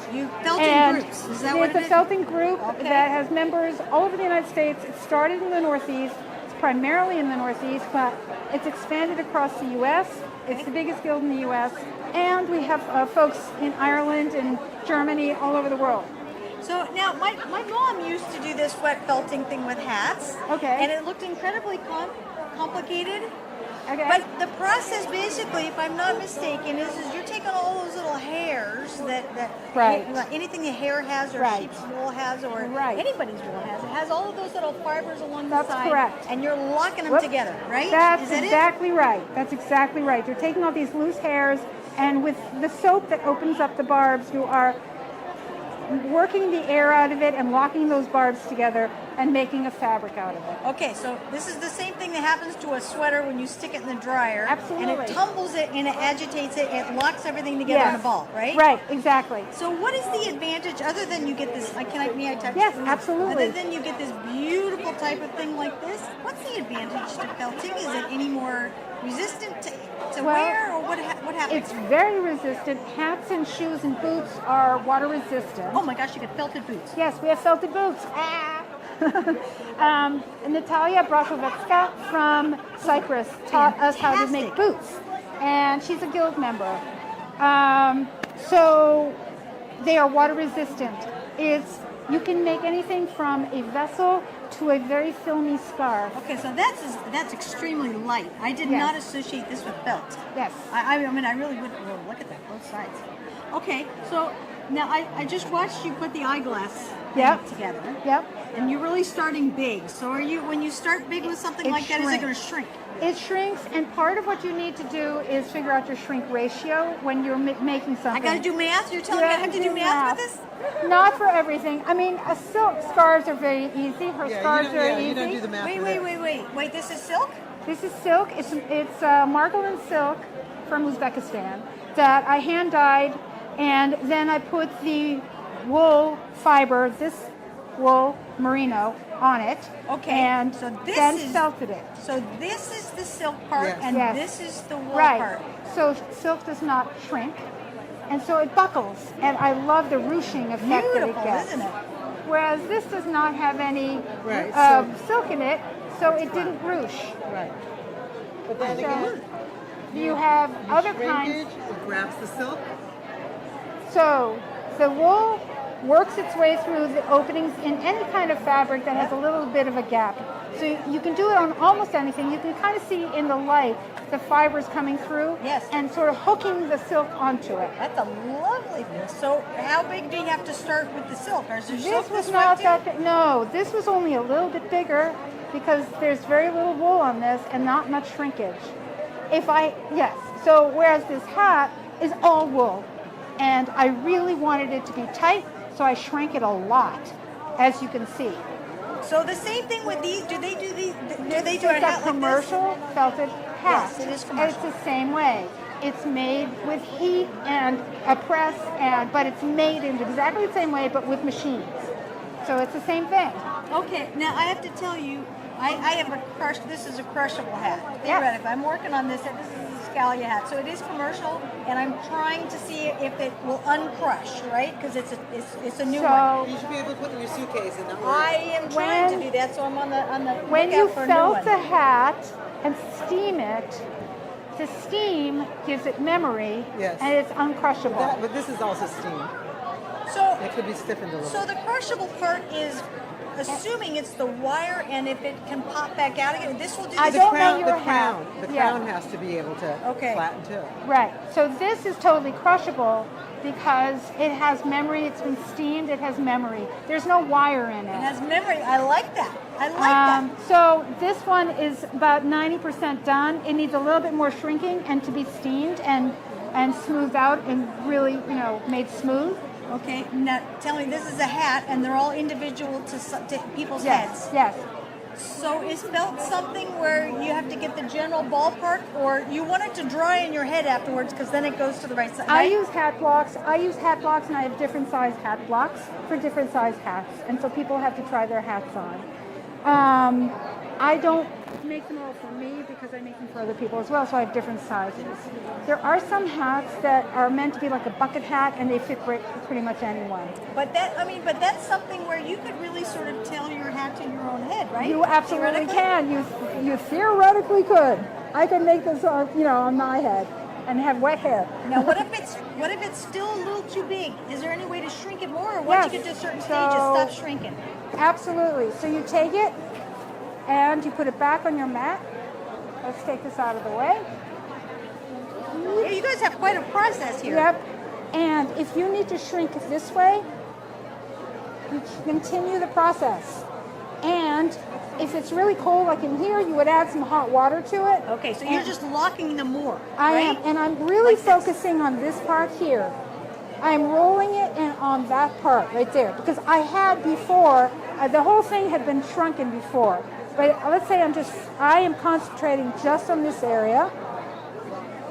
Don't ruin your hat for me. I'm not ruining your hat. Okay. I'm not. I won't.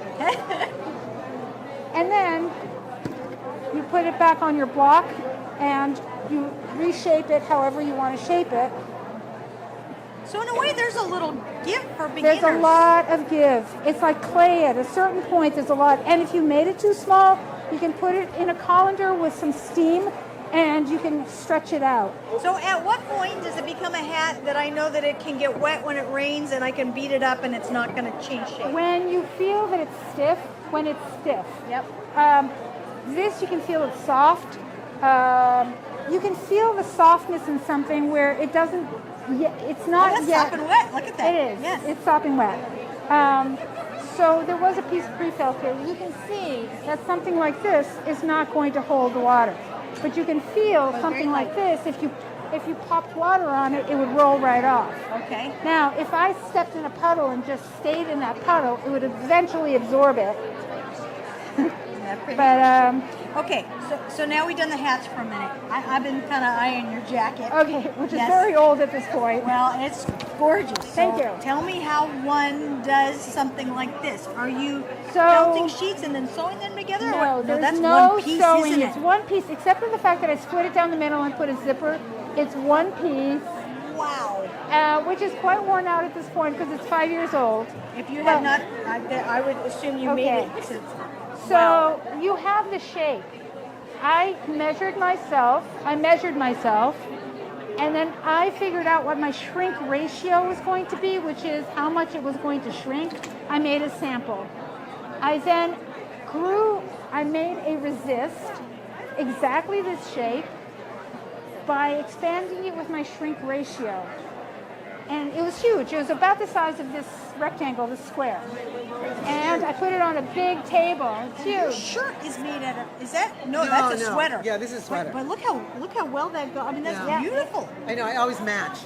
I can't get, you and me both. I've got, And I wear dark clothes, but I work in color. Well, you kind of have to, and this is a pretty messy process, right? Or at least you're Well, wet. it doesn't have to be. It doesn't have At the to beginning, be. when I first started felting, there was water everywhere. Yeah.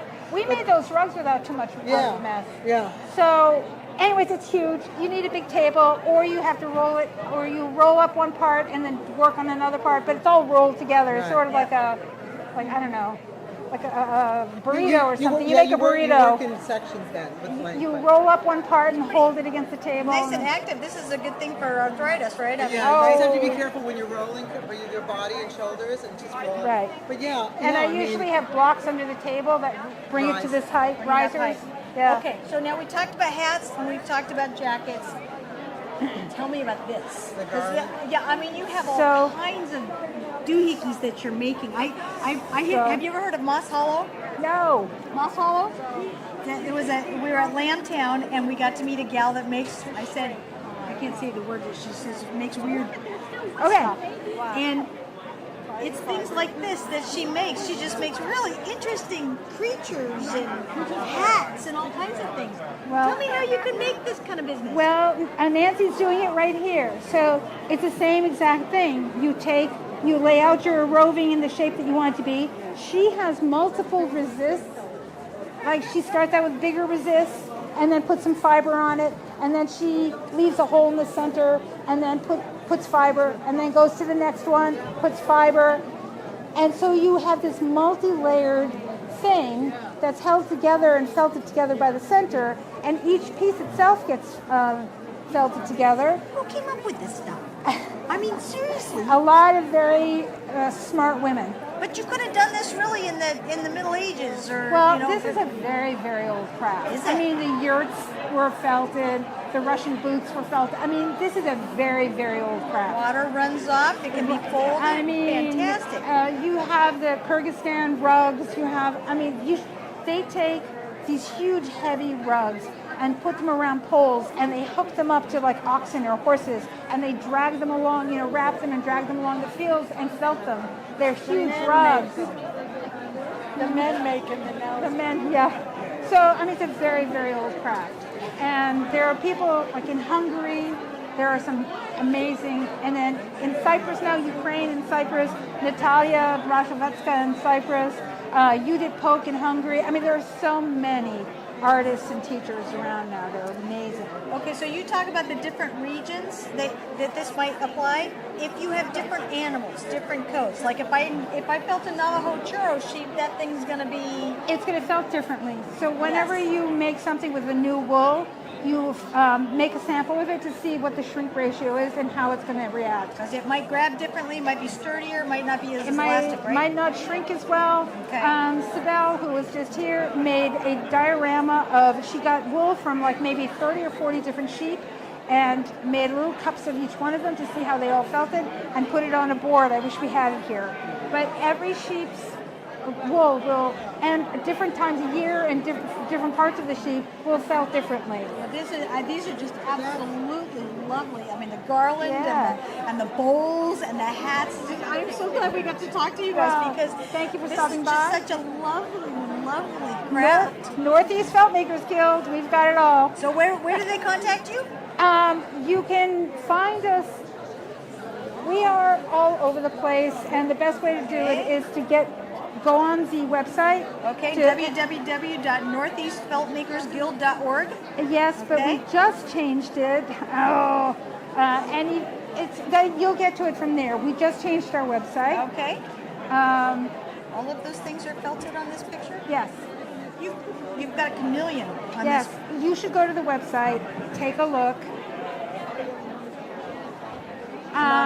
This is lovely. Thank you for asking about it. Yeah. No, this is fantastic. We got a Moss Hollow giveaway that we're going to give away, and just like a little felted critter.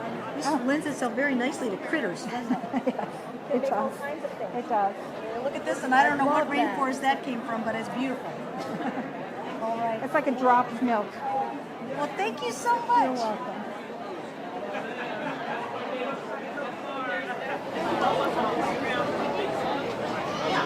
I can give you, just show me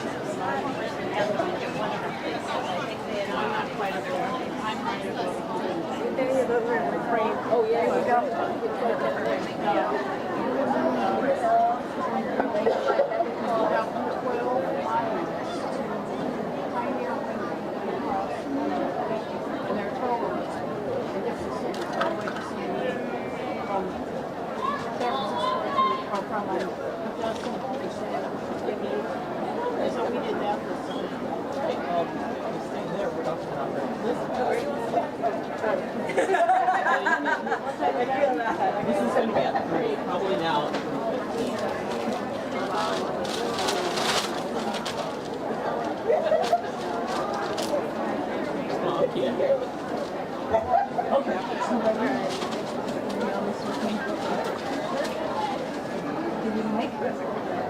Is there a mic?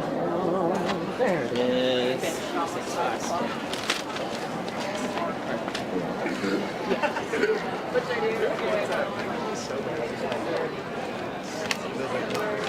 What can I say? Wow, you're going to let it wrong. I know. Okay. All right, and we stand here. Okay. So we are doing our first raffle. We're at the Backyard Green Films booth.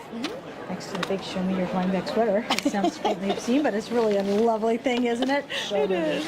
It is. So we are doing, from California, we are doing our first raffle item. It's a project bag. It's Halloween oriented with a yarn. This is Dawn Catherine's studio, and you can find her at Dawn Catherine, KATHRYN studio.com. She does t-shirts, illustrations, and printing. Just has some really creative things. She does mushrooms and I like this one for Halloween. I love this one. A little Halloween skeleton and a spider web, and it's just very cute things. She did some kind of creative designs. Some are a little macabre for Halloween, and like some that. are just fun. Yeah, they were That's an just autumn lovely. baby. Yeah. She did some kids' masks out of felt. It was delightful. Oh, that's a good idea. Okay, Very so soft. Rosalind, pick me a number, and then whoever it is, we'll put it on Instagram, and they can come to our booth. All right. Hold on one second. Here we go. No looking. All right. Our number is 469-8830. That's 469-8830. So I'll post it on our Instagram and Facebook, and hopefully they'll come by and get their prize. That sounds delightful. Yeah. In the next hour, we are going to do a Hanson Crafts yarn ball holder. It's the one that does the little spinning on it, and we're doing Breast Cancer Awareness Month this month, and so it's got a little pink plastic spinner on top. Can we show the audience? I would love to. Do you want to go grab it? That would be great. So we're going to do this next one at 3 o'clock. And I believe Beth might have one in her booth they're going to raffle off too. That's Yes, right. but that one's an in-person ticket over there. Hanson's Crafts. Yep. I'll show you this. Isn't that's wonderful. That is awesome. So you put your yarn on here so it stops it from spinning So the yarn. now you're talking to a non-knitter that loves things crocheter. like this, but yes. So I think there's a little pole that goes in here, and you put your yarn ball on it. Now, when you usually, when you're making something, you're knitting, you're crocheting, and you pull the yarn up, like you're pulling spaghetti out of a bowl, it puts a little twist on it. So this apparently spins and does not do that extra twist, because otherwise you're going to put a funny little. Yes, I've had that bead in issue, it. and it Yeah. gets really tight.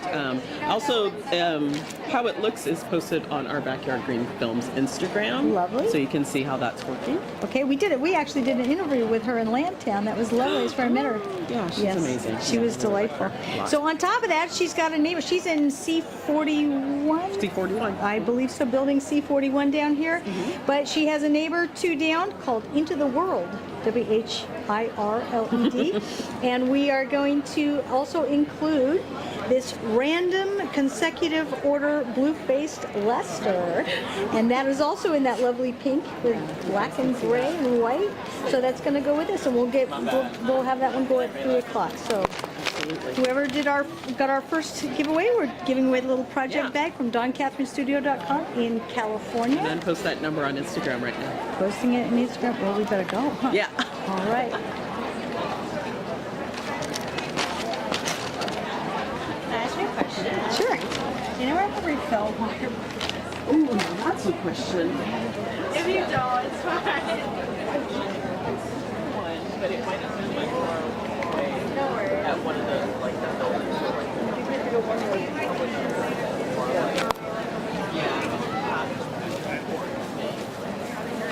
Okay, good luck.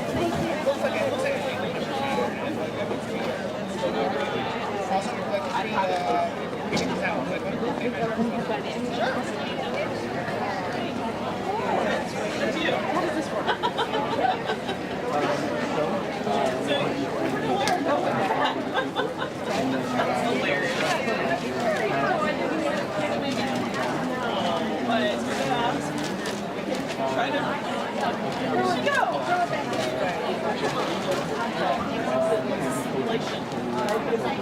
Okay, great. So, what was the number again? You don't have to say anything. That's just kind of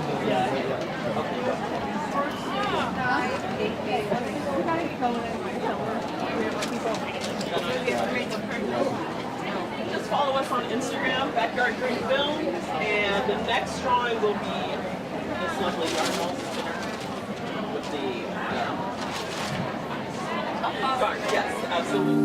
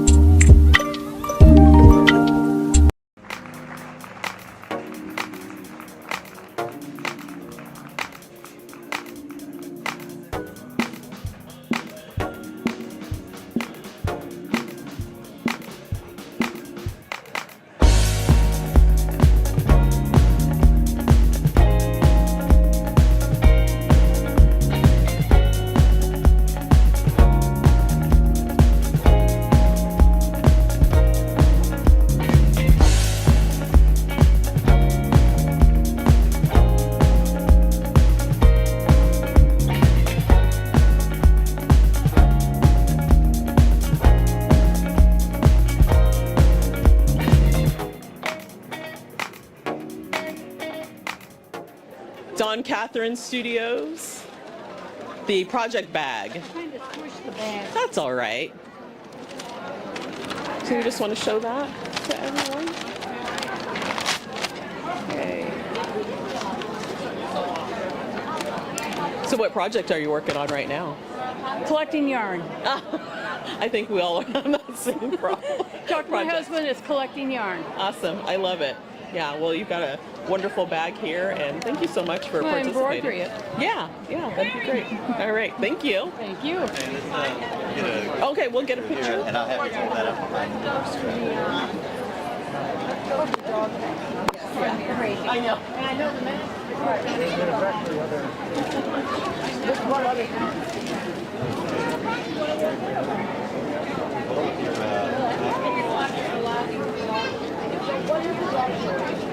Dogs herding. What they do. One time. Probably out, right? Yes, I am. All right, you got it. Thank you.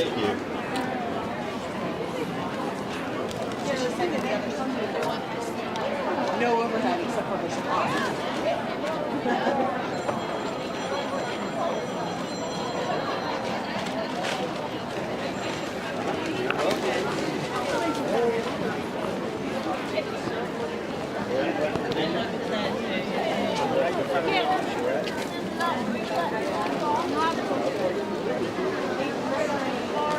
Yeah. I grew up in Southwest. Yeah. My dad was born out of Virginia. My grandfather was born in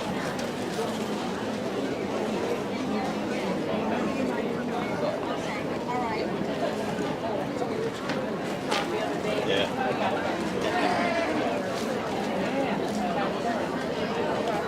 That's like that woman that was filming. Yeah, did you see it?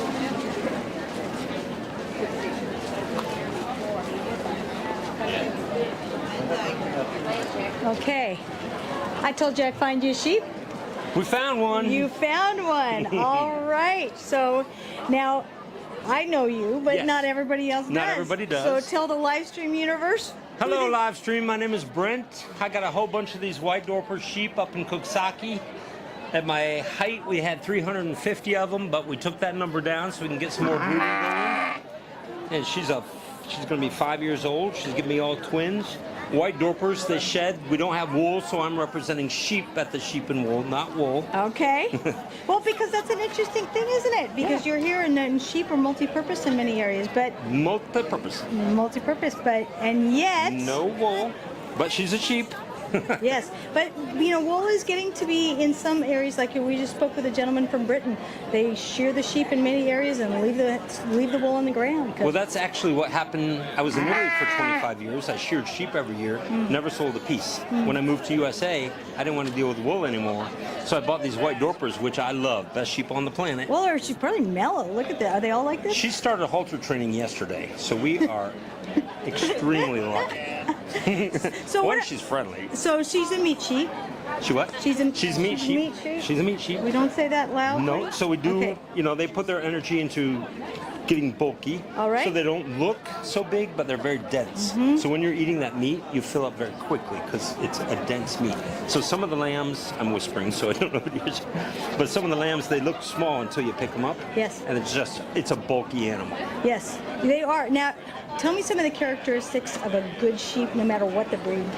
Well, we got to go for the 3 T's. They have to have good teeth, good toes, good teats. They have to be productive because if they can't handle a baby, if they're not productive, they got to go. Yep. So teeth, because they got to eat. They got to eat. If you don't have teeth, you're not going to get grass. You can't be productive. If you can't walk, if you can't hold yourself up when a ram is jumping on you, if you don't have 2 teeth to raise 2 babies, that's a problem. We can't let them raise singles that mastitis, wrist mastitis, whatnot. Right. So our goal is to get twins out of her every time, give her enough recovery time, give her a good diet, good pastures that she can give us healthy twins.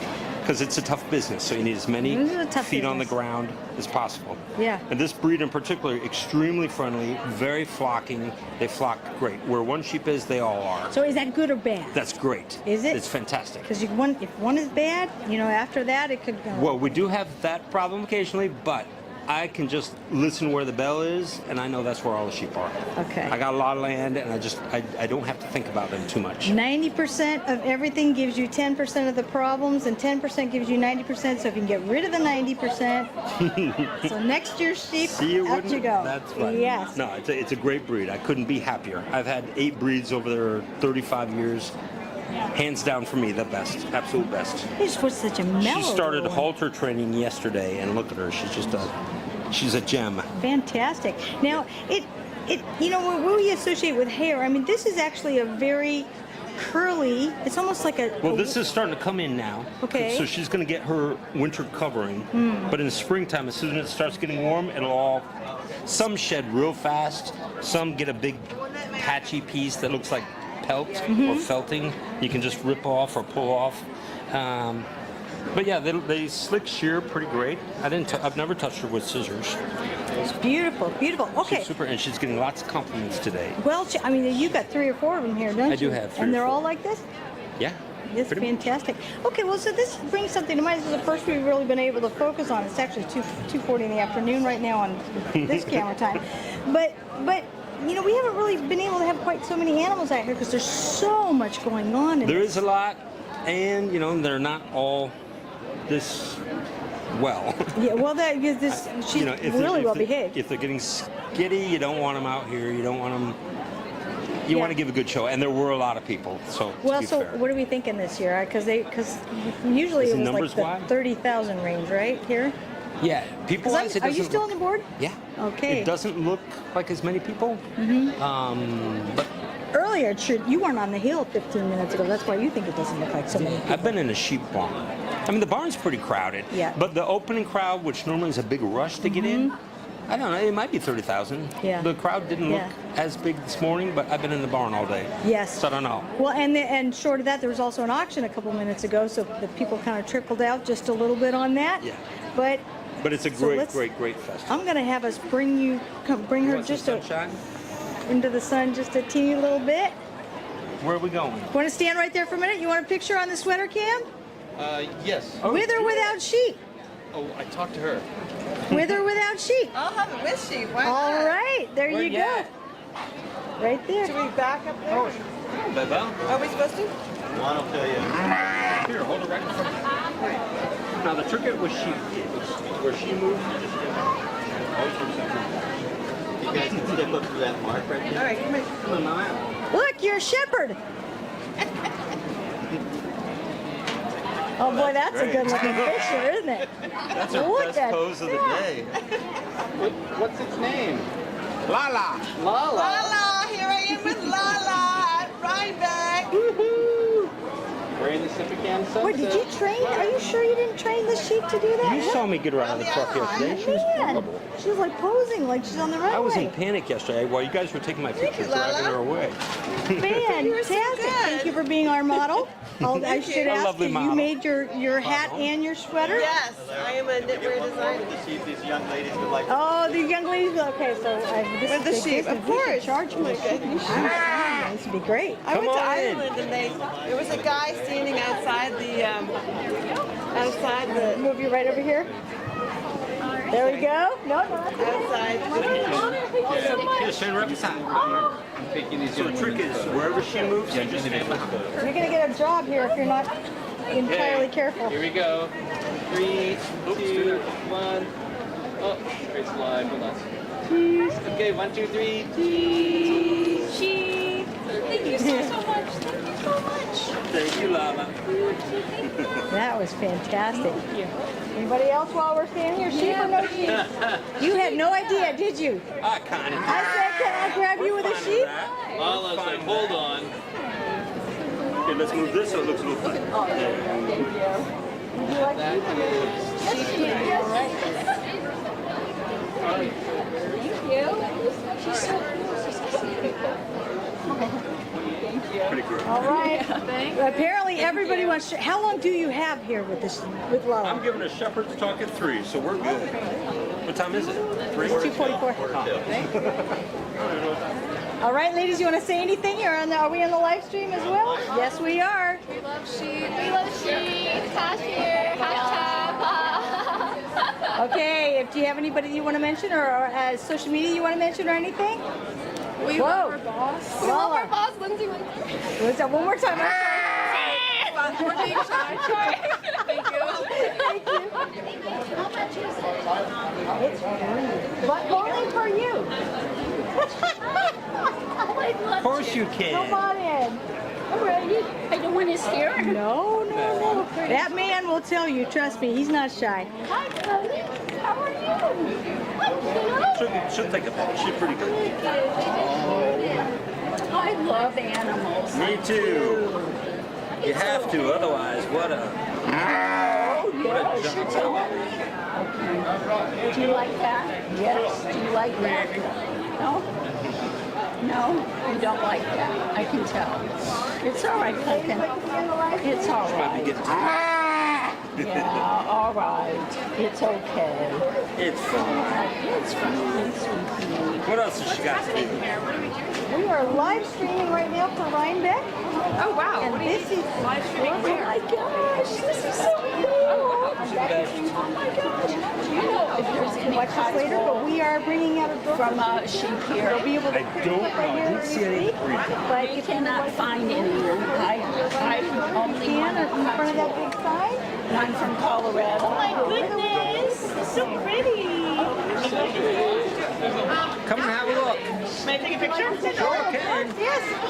I'm sorry, I didn't hear you. Is that right? Yes. I just try to ask because I know, I just figure even if you're showing an animal, it's just great.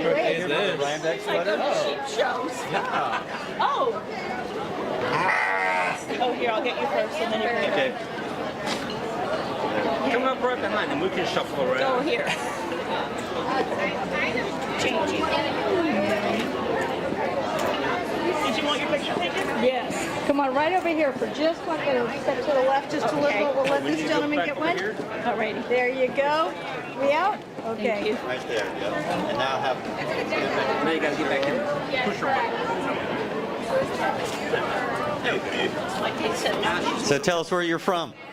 From Brooklyn. Brooklyn. Yep. And you said your grandmother knitted that sweater for you? Yes, Yeah. yes. I crocheted this little dog myself.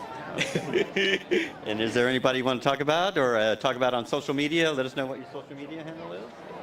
Sure. It's Ultimate Grandma with 8 being a number 8. And that's where I bought a lot of my crocheting stuff. Wonderful, wonderful. Hey, Grandma. Going up? No? Oh, I'm sorry, I thought it was white.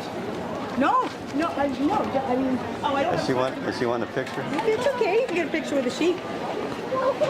All right, you ready? Ready? Oh, She says yes, I'm ready. All right, honey. It's okay. Oh my goodness, they have eyelashes. Thank you so much. Now they're There believing you are. All right, No thank problem. you. Thank you. Are you coming in? You don't have to have a sweater. Oh, okay. That's okay. That one counts, but there's hair, not sweater, but that's all right. I have her smell. Can I ask the That's okay. That is Lola. Lola? Lala, the Dorper Step her up if you want. Oh, I Yes. can cover? Yeah. Mama? Oh my goodness, you're so soft. You did such a good job. Thank you. Should have seen her yesterday. No, just over trip. You're such a good dear. She wasn't quite as patient. She's pretty good. I remember last year it was so funny. There was a couple of people, I saw one after another, people trying to get them up on the platforms to like freshen them up, I guess. And one of them got right up and was doing that the entire time, and they're like, I'll cooperate, but I'm gonna complain the whole time.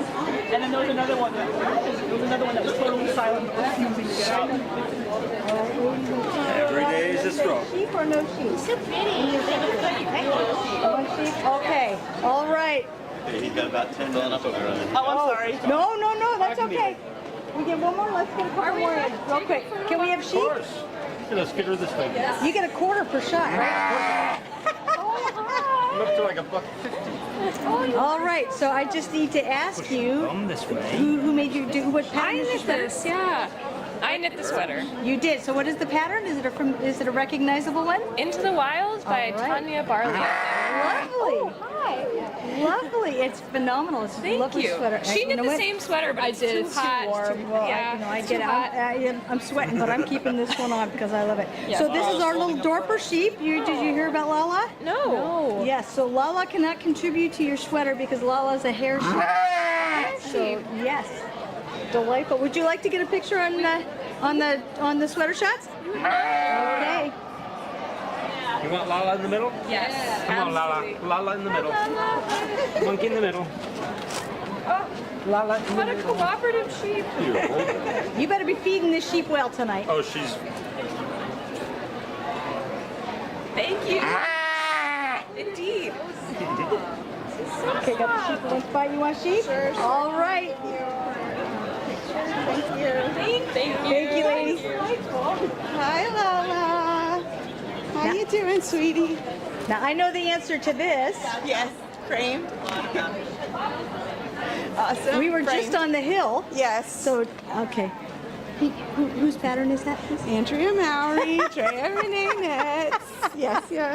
This is actually all knit from stash yarn, but it's stash I bought previously at Rhinebeck. So it's a true Rhinebeck Oh, sweater. isn't that lovely? Yes. I love it. So I love it. And it's the first time I've knit a Rhinebeck sweater. Not like I've knit bazillion sweaters, but this is the first time I did join the crowd. Yeah, it's delightful. But this is a fun one because everything's diverse. So we have him on the spot. Yes. I'll just give you a Ready. secret. He's a board member. Okay. Of Dutchess County. Okay. Thank you so much for putting this on. you're very welcome. Year 18 for me, so yeah. So if you had one question to ask him, or if you comment, or If I can say, answer. Yes. he'll take a stab at it. Okay. I'm putting him on the spot because I didn't. so approve that. what's happening next year? Because we got a big anniversary Oh, next no, year. we're not going that far ahead. No. Come back and find out. But it's going to be a good one. Okay. Yeah. Okay. I mean, So buy more this year so you can knit next year's sweater. Oh yeah, no, always. Yeah. Super. Yeah. If we can say one thing from the board of directors, Yes. we always need more volunteers. Okay. Always, because this is a volunteer that the board does a lot. Yes. All of us are out here all day long, and we love it so much, but we could use extra Do you volunteers. think the public knows that? Oh well, we'll tell them right now. Yeah. We get a more free volunteers. ticket. They get a free ticket in. They're a huge help, Yeah. and there's a lot to do to get this thing pulled off smoothly. Oh, I can only imagine. We'll start planning again Monday. Yes. Right after everybody buys their hotel. And I will tickets. tell you, there was one year that I only came on Saturday, and I thought I've done everything I need to do, and I didn't come back on Sunday, and I regretted it for an entire year.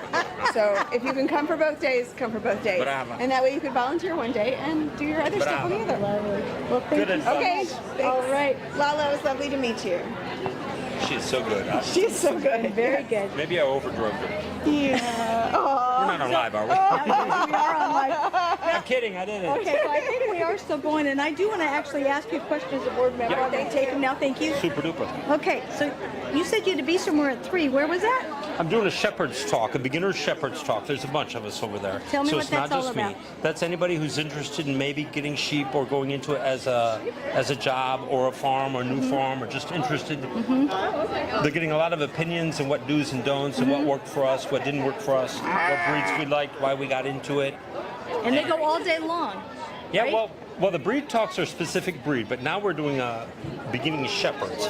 So this is anybody who wants information on actually starting a farm. Yeah. So that's what we're doing right now. 3 to 5. Practical aspects. Practical aspects, and is it right for you? And I say yes because I love sheep. My Love husband's motioning at me. I could just stand here and pet the sheep all Let's day just long, do it. but I'm gonna. Well, we have others, and then he needs to hop. So ladies, hop in. Come on in. Sheep or no sheep? You want sheep? Oh, for sure.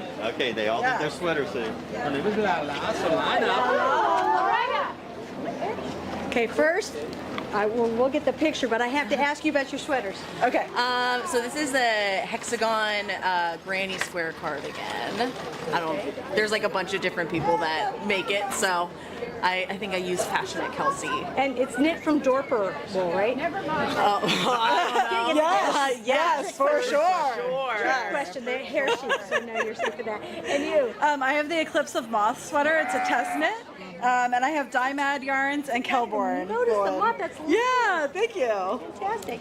Mine is just a basic raglan sweater, but it is Nerdy Knits. It's a Stardew Valley themed yarn. So It's lovely. Thank lovely. you. I did a tank top, and it's with arcane fiber wool. You don't see that very often. That is absolutely lovely. And you're a Highland girl too. Oh, Okay. yeah. Yeah, I could spend a whole day looking at tats on here. Yeah, right, for real. Yes. Well, so thank you all for coming by. Are you going to go both days today, or are you just kind of? I think so. We're gonna come back tomorrow morning. Yeah. Lovely. Awesome. Lovely. Well, thank you so much. Thank you. All right. Bye, Mama. You're so cute. Oh my gosh. She's so nice. You want a picture? Oh yeah. You want it on your Okay. phone? Yeah. Here. So fun. Line her up again. Okay, everybody.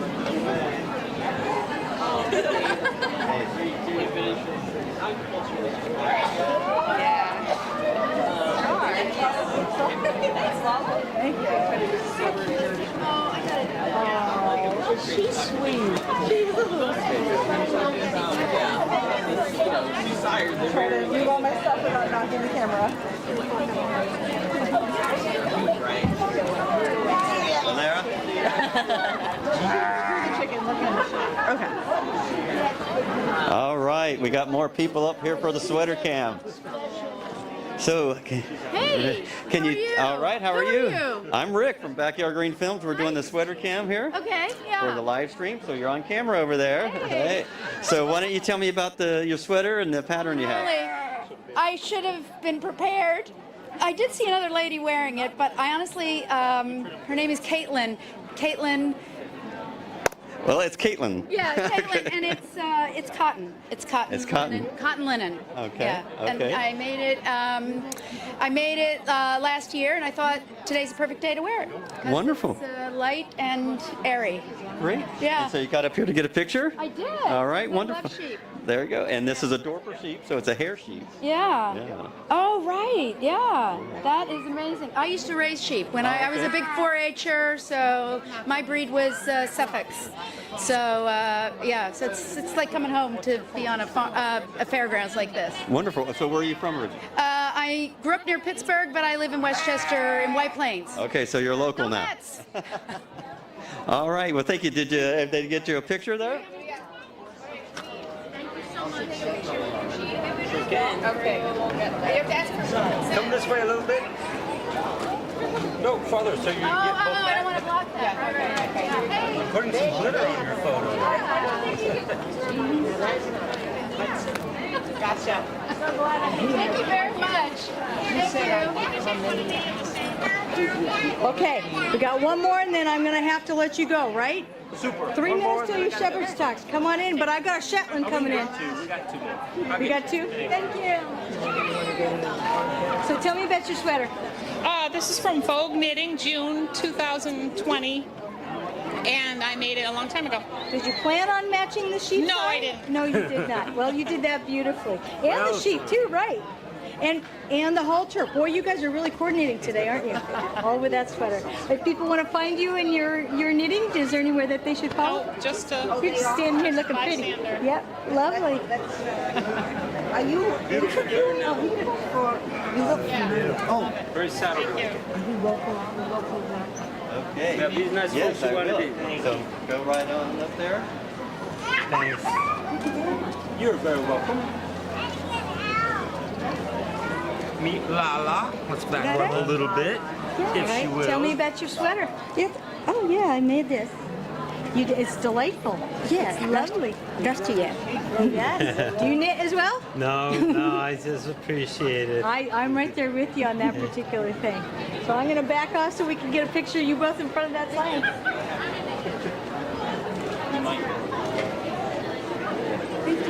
Got it? I know you Super. did it. He's going to enjoy your day. Thank you so much. Okay. Is this who you are that I could photograph to get in touch with? No, but finish calling me your number and I can send you. Okay, but hold on. We're live on camera. So Okay, let's come over here. okay, I'll take. You want to? You got Lala? Yep. Yep. Come here, Lala. He's going. No, I want We don't that. give away your number on. I know. Come here. Come on. There she goes. Aren't you beautiful? All right, come on up. Aren't you beautiful? Sweater. Just down here with the Dorper sheep up there. So there, here we go. There we have ambiance in the booth. Isn't that lovely? So do we get my... I'm just standing here until somebody else comes and takes this particular lead. Oh, can somebody take a picture? I will. Okay. So. So you guys are on the live stream too. Okay. All right, we have the live stream going. Tell us about your sweater. Yep. Okay. So I'm wearing Thea Coleman hard cider Give me your Facebook. and Frame Your Face, Andrea Mowry. Yes, and I'm wearing Thea Coleman hard cider and Andrea Mary the shift. And so where are you both from? North Carolina. North Carolina. We got a lot of North Carolinians in Thank here. you. I didn't get it. Where's the camera? Oh, where's your camera? This is the most patient sheep I've ever seen. He is. He's so boy. There we go. Thank you. All right, buddy. You okay? Did you get it? I just want a picture with the sheep. You're going to have to be on the live stream though. I have to. Yeah, because we're running live right now.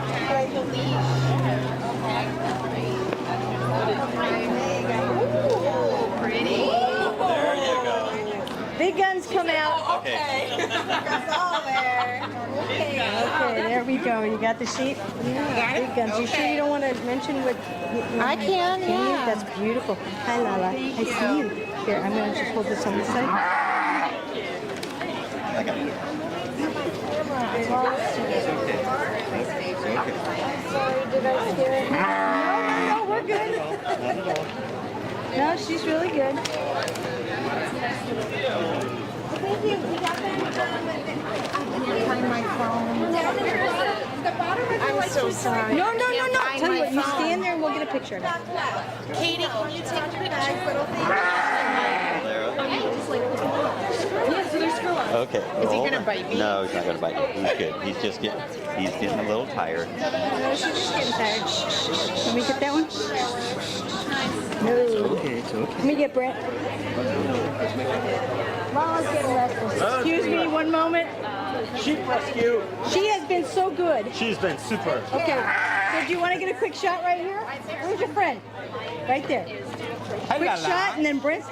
Oh, you gotta go. You're late. Oh, that's okay. Look what we do. Farmers are always late. This is Sharon Air by Casapinka. Oh, it's terrifying. Lovely.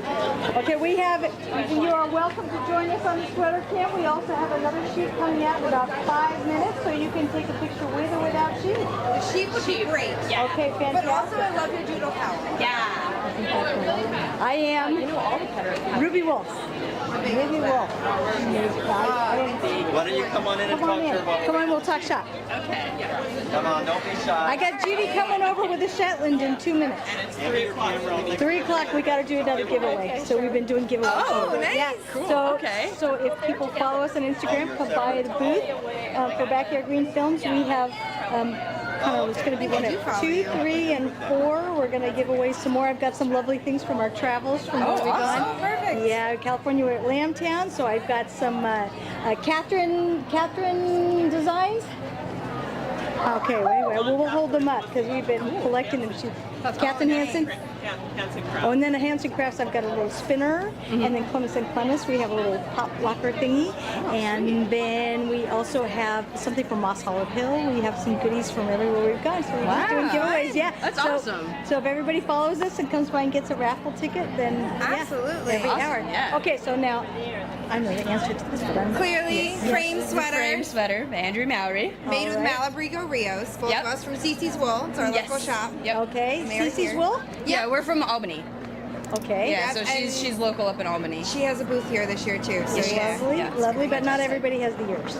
No, they are over in Building 30, right at the end. Yep. And I got mine in 2018, but hers today. I got so. mine this afternoon, finally, after many years of waiting. Thank you. Delightful. Okay, so we are going to have you ladies come back in a couple minutes, and we'll have a Shetland, I think. Do you all know the difference between your different breeds of sheep? Don't. Not I wish I really. did. Okay, Not yet. Primitive breeds, a really delightful little thing. There's rumor that says the Vikings dropped them off on That's the fun. islands on the way across, and so they're really sturdy little sheep, just teeny little ones, lots of fur. They're not bad for meat, but they're Little. Does their fur have more like lanolin on it or anything because they're from a rainier area? You or know, no? that's a good question. I don't know for sure, but Judy Lehrhaupt is going to come out, and she's the Shetland gal, and she's going to answer questions like that. But she's also a master weaver, I believe. Oh, and so, that's yeah. our next test. That's my next goal. Have you hit the breed barns at all? Not yet. We're working our way that way. I know. Usually we started the breed barns and then have a hard time. We're here tomorrow escaping. too. So Yeah, we're- Okay, well, they've got great things in there, and they have a lot of the fiber. You can see the fibers that come from those particular animals. So, yeah, it's lovely. All right. So Thank come you back so in a much. couple minutes when we've got Shetlands out Absolutely. here. Yeah, thank you so much. Thank you. Do I want to go in? Yes, of course you want to go in with that gorgeous sweater. I'm just like, look at that. Oh, yeah. Did you make this? I did make it. Oh, yes. yeah. The pattern's Marie Wallen. That the kit's is from Marie Wallen. gorgeous. Yeah. It's called Chestnut. So how long did that take to make? I started in August and I finished in December. So a few months. Okay, so But it was like, I'm a monogamous knitter. Like, I only do one thing at a time. Yeah. Yeah. May I ask a very personal question? Can I Sure. see the inside of Yes, that? you can. Okay. Now, this has how many colors in it? 8? Yeah. So are they all the same type of wool? Yes, it is. Okay. Is that important in a thing like this? Do you think? You have to use a rustic kind of wool, like full wool, 100% wool. Yeah. I think this is like a British breed wool. So Okay. yeah, like you have to do that for steeking. If not, they slip together or they slip apart. Because I would think you're constantly getting ends and beginnings all the way through that. Yeah, correct? yeah. That's lovely. Absolutely. you. Are you going to undertake a project like this again? Do you think?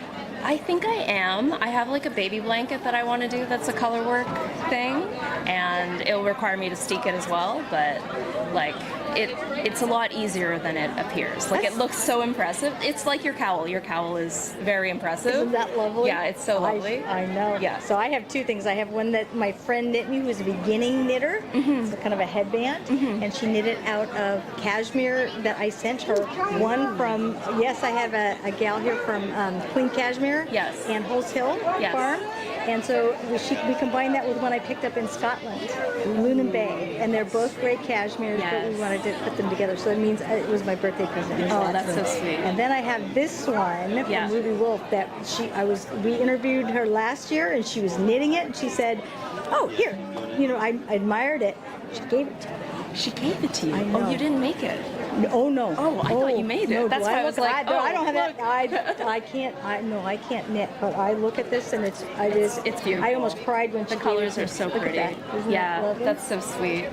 The sheep. Isn't it sweet? Yeah, You go all the way around. So I think she said, "Oh, I was just kind of trying out this pattern." Incredibly skilled, just like you. Obviously, a very, very skilled. Yeah, I'm a pandemic knitter, so I picked it up. Yes. I picked it up in the pandemic. Yeah, and I just like learned on the school of YouTube. So wow, just phenomenal. Well, thank you so much. If people want to find you, where do they go? Oh, I don't know. I'm on Instagram, but I'm private, so probably. Well, I'm gonna hold on. I'm gonna share the screen with you. You want to come meet us? Can we do that? Okay, Judy, bring me your sheep.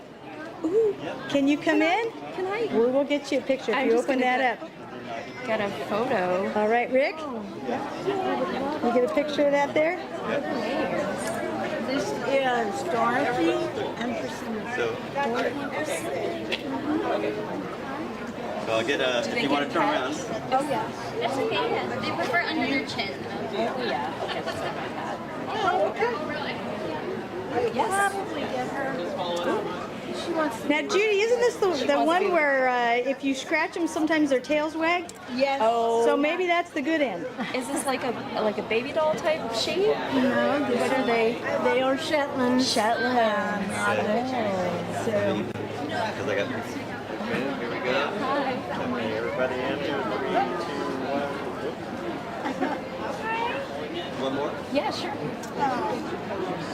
Getting the best ends here. Here we go. Oh no, I was going to turn her around. Okay, go ahead. Go ahead. Yeah. Okay, so while you're doing that, we have a quick question for you. Do they have more lanolin or less lanolin than other sheep because they're primitive sheep? I'm not sure it has anything with their being primitive, but they do. They're low lanolin. Very I should fluffy. say lower lanolin than some. If you put your hand under her chin. Yes.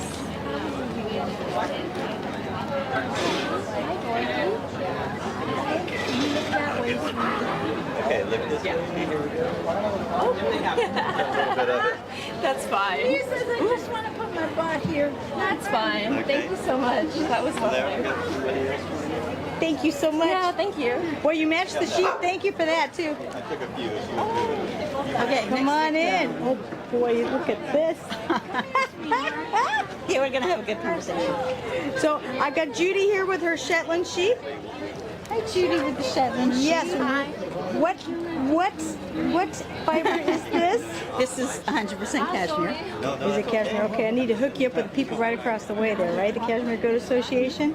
Yeah, they have some lovely cashmere here, I must say. Tell me about your sweater. My sweater, as you can see, is not finished. Is he recording? I'm in my own. Yes, you are live. Okay, I don't see. I was working really hard to get it done in the car right up. The other sleeve is knit, it just has to be inserted. The motif is a vintage Norwegian ski sweater motif. I'm designing the sweater. Normally the things that I knit are vintage, 1930s, 1940s, and usually have a set-in sleeve. This I designed to not have a set-in sleeve because it's always difficult. It's always the hardest part of the sweater for me. So I experimented with a modified drop shoulder, which I've never done before. I think it's going to work out okay. I don't know. I haven't seen it on yet because I put part of it together in the car. I was successful in buying buttons here at Rhinebeck from my favorite button vendor. So this will have buttons across the shoulder and up the turtleneck. So this pattern is in progress. It's almost done. It's 99.8% done. Almost done. Almost done. I have a couple more rows of collar to knit, and I have a little bit more on the shoulder, and this sleeve still has about an inch more knitting. It's going to be lovely when it's done. I hope, and it's going to be nice and toasty. Anything else you want to know? No, that's delightful. Well, no. I'm going to pick your brain. Don't go anywhere. Wait, I want to tell everybody that they can follow my progress. All right. Show and Tell Vintage Knitting Podcast. Show and Tell Knitting. On YouTube. On YouTube. Sounds lovely. So you can see when it all comes together. That sounds delightful. Thanks. Thank you very much. Bye, Judy and Sheep. Okay. I got you for 2 minutes. I grabbed you as we went. Yes. But you are Shetland lady. Yes. And you are also Master Weaver. Spinner. Weaver. Yeah, I think you can do any of that kind of stuff. You really put your mind to it. So now, tell me a little bit about the sheep. Hi. Well, this is Dorothy, and Dorothy is a gull mugget Shetland. And what that means is she has white underbelly and a darker coat on the top of her, and she has a very clear, teardrop by her eyes, and that distinguishes her as a gull mugget. Okay, now I've seen that chart you have in there, and you have 50 different kinds of sheep with color patterns. They're very specific. Yes. But they're varied. They're all over the place. All over the place, and that's only part of them. So what about this one? Pat color. Okay, I'm going to call her fawn because I think fawn is like oatmeal in the color. It's beautiful. Yes, it is, and it's very soft and crimpy. I'm not quite sure of her face pattern. Might be called badger, but there's so many of them. I can't be absolutely positive. We'd have to look it up. Anyway, underneath, she's got dark color, so that makes her a cat mugget. So she's a fawn cat mugget, and then we would describe the markings on her face. Well, these are just delightful little sheep. Are these beginner sheep? These are beginner sheep. Yes, they're both 4 months old. No, but I mean, are they for beginners? If I want to start with sheep, is this the one I want to start with? I don't know. I have a friend who's interested.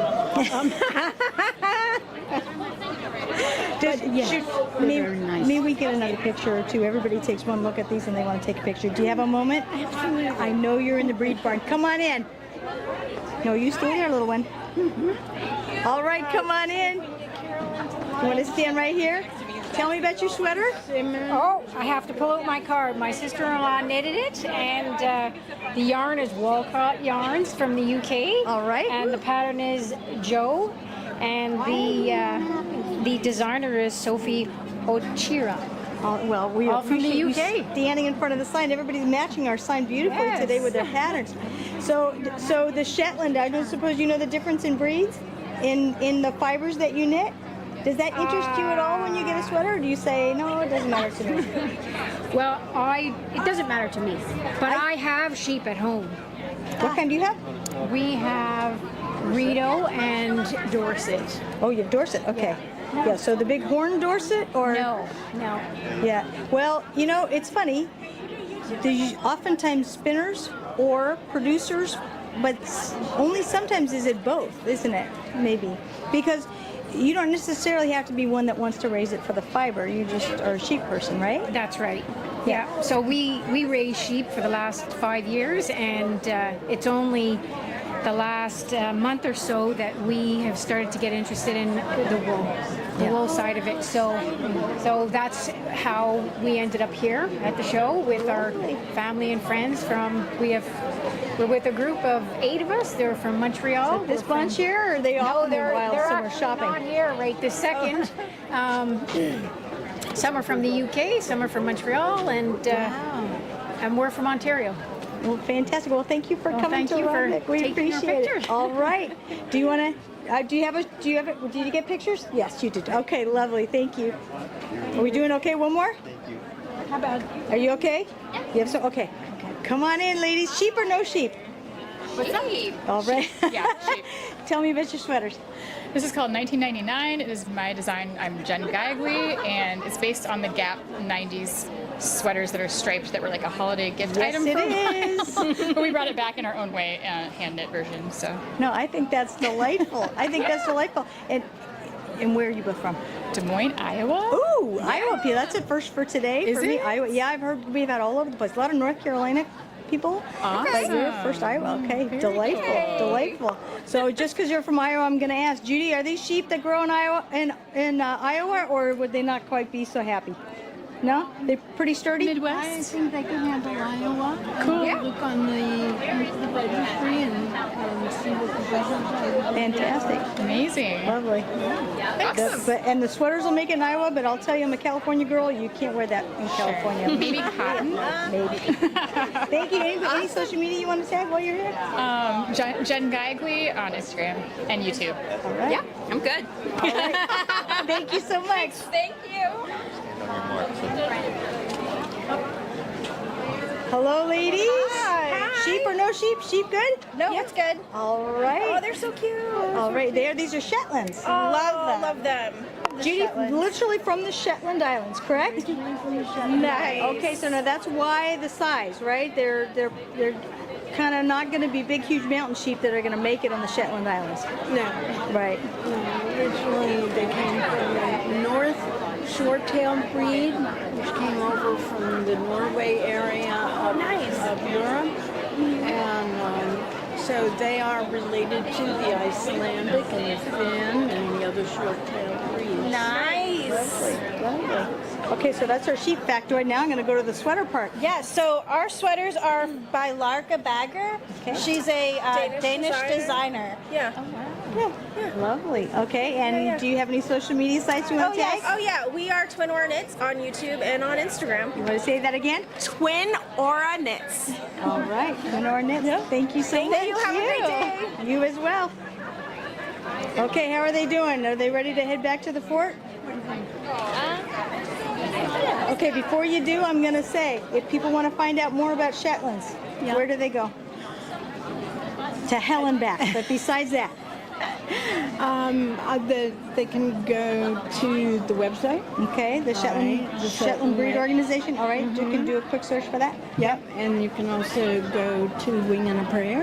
Wing and a Prayer has Shetlands. And I think Flying Fibers does too. Flying Fibers does too. Yep. And Five Sisters, you said as well? Five Sisters in New Hampshire. All right. Okay, lovely. so yeah, those are some of the local breeders who are here at the festival. Okay, and they can direct you for sure. All right, well, thank you so much. Yes. You're always delightful to speak with. Thank you. You didn't make them wag this time.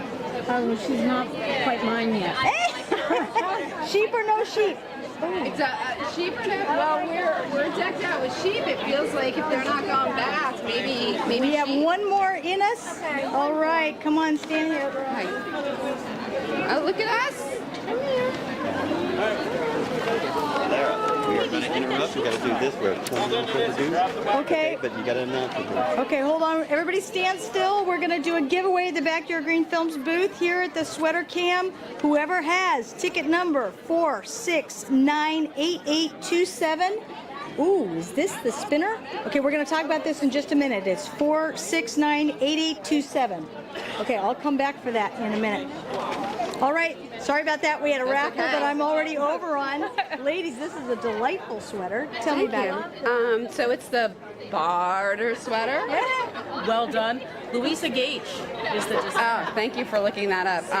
And Utopia Sustainable is what I used for mine. Me too. I use the same wool. Yeah, Utopia is sustainable for the yoke, and Brooklyn Tweed for the main color. Okay, we've actually spoken to Brooklyn Tweed. They're very nice people up there in Oregon. Nice. As well, so it's delightful. And you have the accent, which goes beautiful. The accent's got to be the full picture. All right, anybody you want to tag while you're up here on social media? No? This is our. This is us. Fantastic. We're I just together. have to tell you, is that wool in your It is. Those are Lovely. from Sabito Farms, They're who are fantastic. down in the first barn there. All right, well, thank you so much. And I have to pull my ticket and see if I was the lucky one. You might be. Okay. Rosalind, do you want to talk shop about that? Just 1 minute? Can I take I'm going to hand that to you. Before I forget. Yes, ma'am. Okay. I teach effective speaking. Is it possible to get a little piece of what I spoke? Okay. I know that's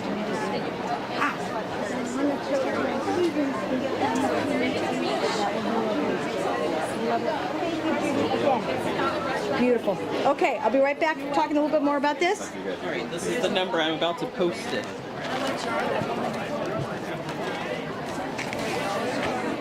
However they were tuning in. Okay, are we still on here? I'm just going to talk about the thing we're giving away today.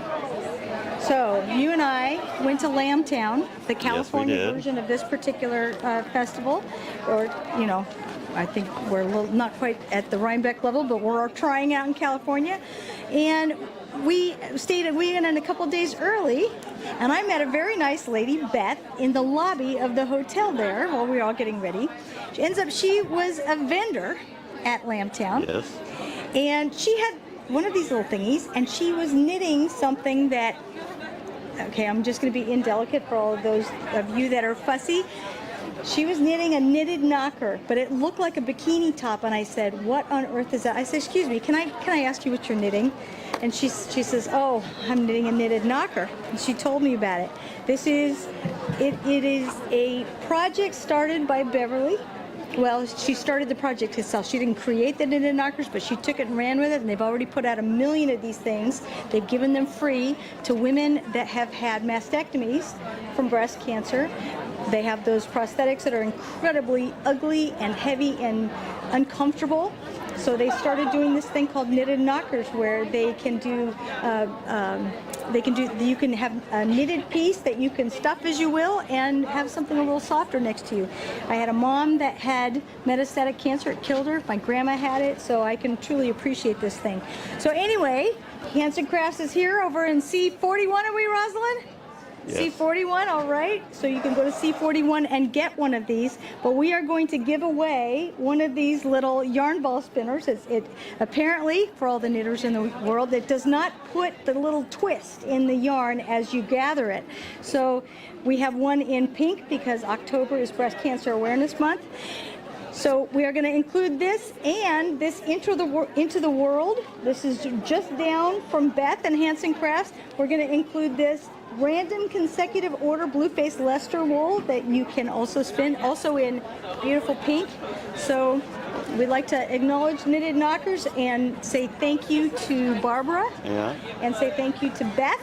And make sure that you go to knittedknockers.org and find out more and make a donation for October for Breast Cancer Awareness Breast Cancer Awareness Month. So we are giving this away to that last ticket that we announced.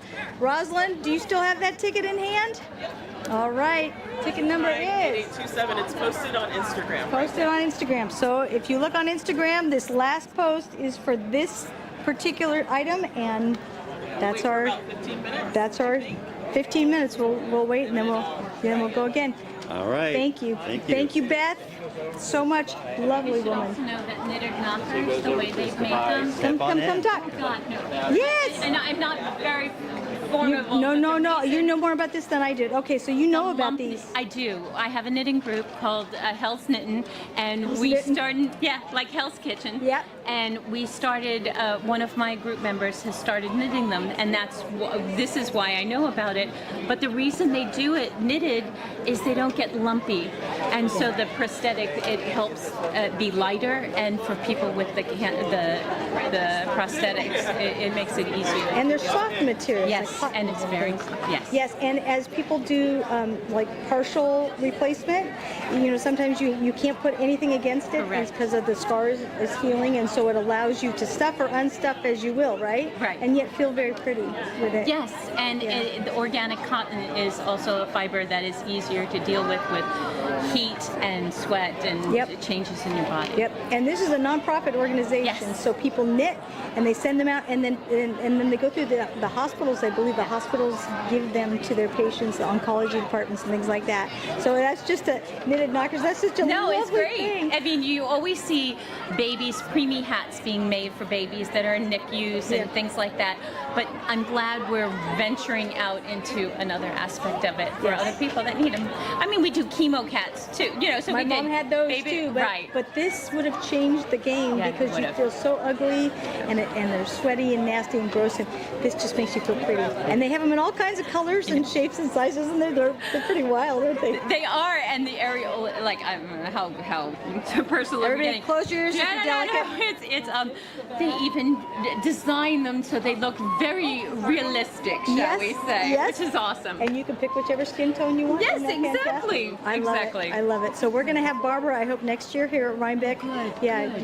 The organizer of this lovely event. 1 million of these things they sent out. Yes, That's it's amazing. delightful. I love it. I love the knitting community getting behind people. So we have in front of the sign. I kind of co-opted you for the knitted knockers concept, but tell me a little bit about your group again. Okay, it's called Hell's Knittin' because we live and work in the area of Hell's Kitchen, New York.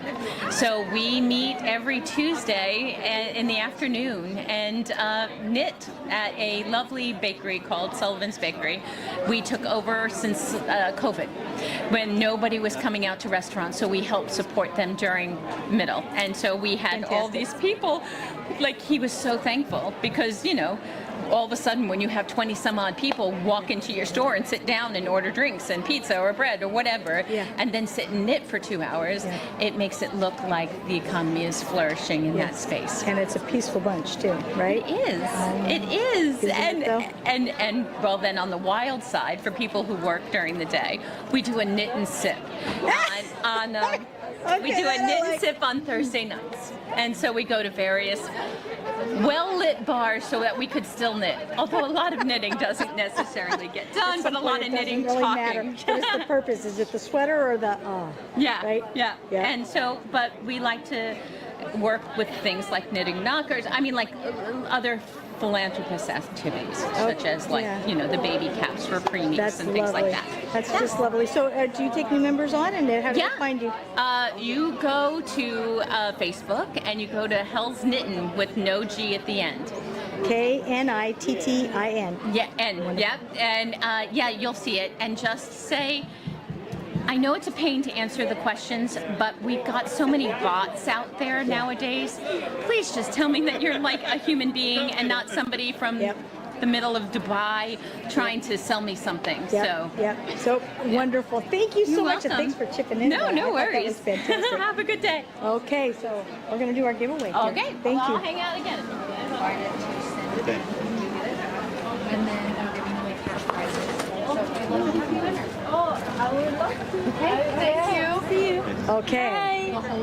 So you are quite the popular lady. Really? I didn't know that. Tell me a little bit about yourself. My name is Wei-Jung Kim. I'm from Loopy Mango. Yeah, I design and make samples, and I'm a knit lady. You are a knit lady. I'm going to put this down here.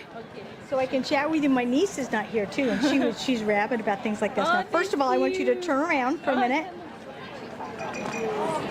Isn't that delightful? Thank you. I just made it for this show. But you like eclectic things, you know, a little different, and that's good. I mean, I'm very typical in my traditional, but you know, the knitting crowd is so different. There's all kinds of people and places and colors. I love everything, but I think I can bring something new because I just make what I like to wear, and some people really like that too. So tell me about some of the things that you offer: patterns, colors, we shapes, offer sizes. Patterns and like yarn, and as well as knitting tools, knitters, and so knitters. Okay. People that are interested in you, where do they go to find your information? We have a website, loopymango.com. Also, we do wholesale, so we have a lot of stockists they can find on our website. Lovely. Okay, now this is one of your patterns? Yeah, this is called Florist Sweater. Florist sweater, okay. Yeah, I love flowers, and I also like flower patterns. I think it's fun to put some colors. Well, it is, and so you have somewhat of a modified. It's a similar pattern here, right? Yeah, this is mohair, and this is just the merino wool. May I This touch? is- May I Yeah, touch? sure. Okay, so- This is worsted weight, but mohair has more fuzzy and fun. Okay, now mohair knitters are sort of a selective group, aren't they? But our mohair is very thick. I think the chunkiest on the market right now, so you don't have to use lace weight needles because it takes like forever. Yes. Some people like me who has no patience, they want to make it fast, and this is like really chunky. You use size 13 or 15 needle, so it goes very fast. Okay, so if you have the same pattern, say you knit this out of mohair versus out of merino, in general, is it going to be the same amount of yarn that you're going to use? No, because this is worsted weight, so this has more longer yardage. So you use different needles, so you just really have to follow the pattern. Okay, and if you chose, could you put mohair and merino together in the same sweater? Yes. But does that cause an issue when you go to take care of it, to clean it? Clean it, basically these are not super wash, so you're gonna hand wash it. So for our company, Loopy Mango, we just use natural fiber, so you basically have to hand wash it. So it's the same process. You're not gonna have trouble washing them. Okay, so if you have different tastes in life as a designer, what would be the one thing that you would say to a young person that said, I don't fit in that other round, square peg in a round hole? Because you obviously go to a different drum. You go to the beat of a different drum. I was like that. I used to want to learn how to knit, but when I go to the yarn store, so the store owners tend to think you're the experienced knitters, so they don't explain very much. And I had that kind of experience, so first I made a DIY kit, so you can have needles and yarn and everything figured it out for you. You just buy the kits and it comes with instruction.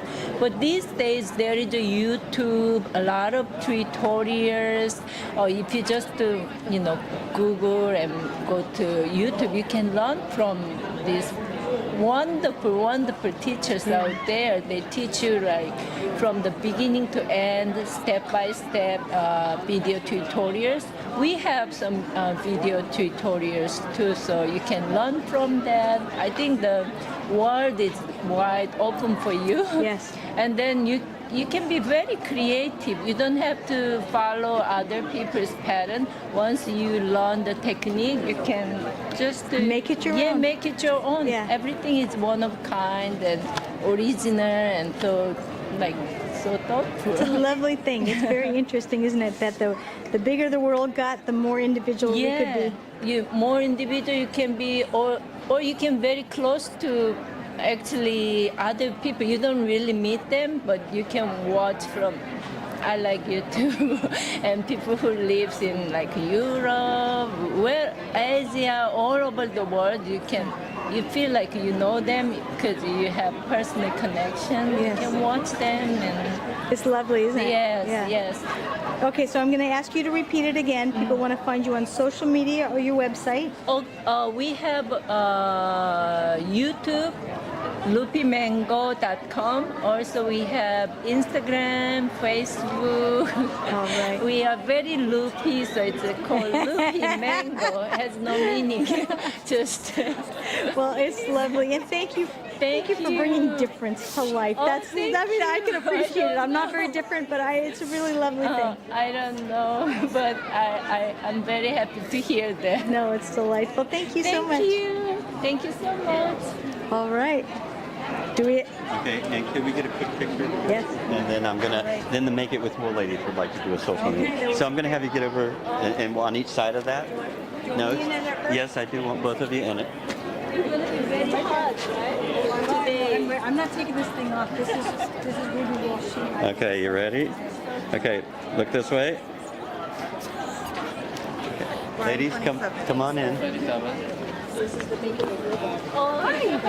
so I'll get all you guys. Go ahead, I'll get all you guys in there. Yeah, I'll take a picture of all you guys for your social media. Come on in, we'll get a social media picture. Why don't we move down so we're centered up here? There we go, get you all in. Okay, ready? Look this way. Okay, there we go. Thank you.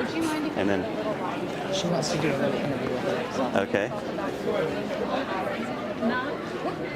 Do you want to get? You want to mic up and get audio with her? Okay. Hold on, and I'll get. Can I give you this back?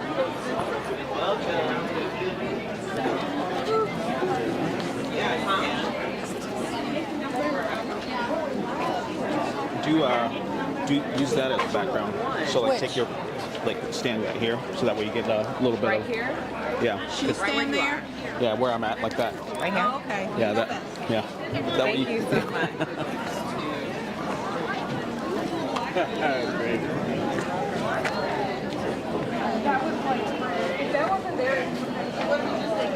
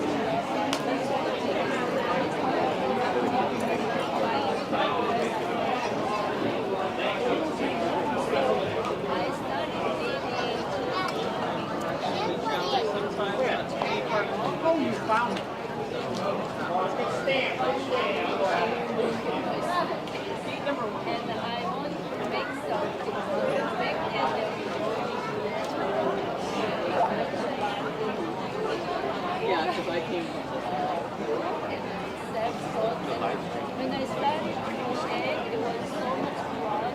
I couldn't stop doing it. So I quit my job and my business partner, and back then I didn't know how to do it. So she could bring home.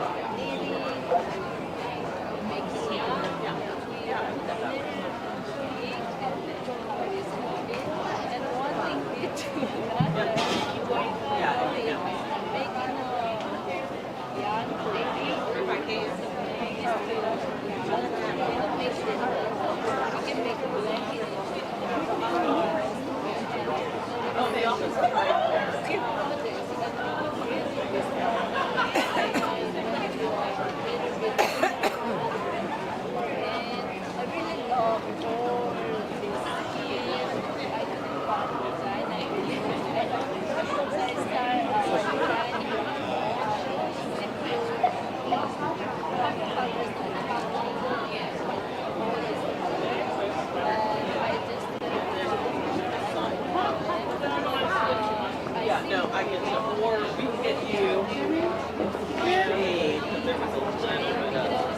It's a weird lighting right now. No, I get it. There you go. Let's try that.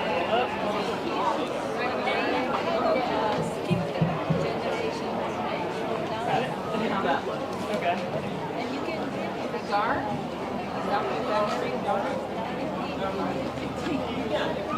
Yeah, on style, and once you got this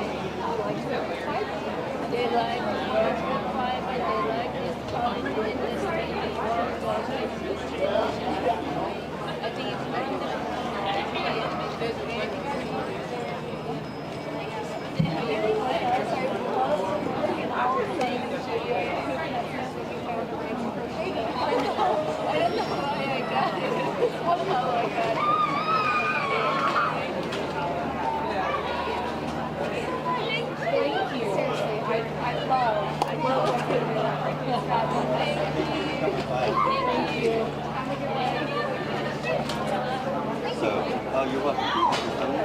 Is it yeah.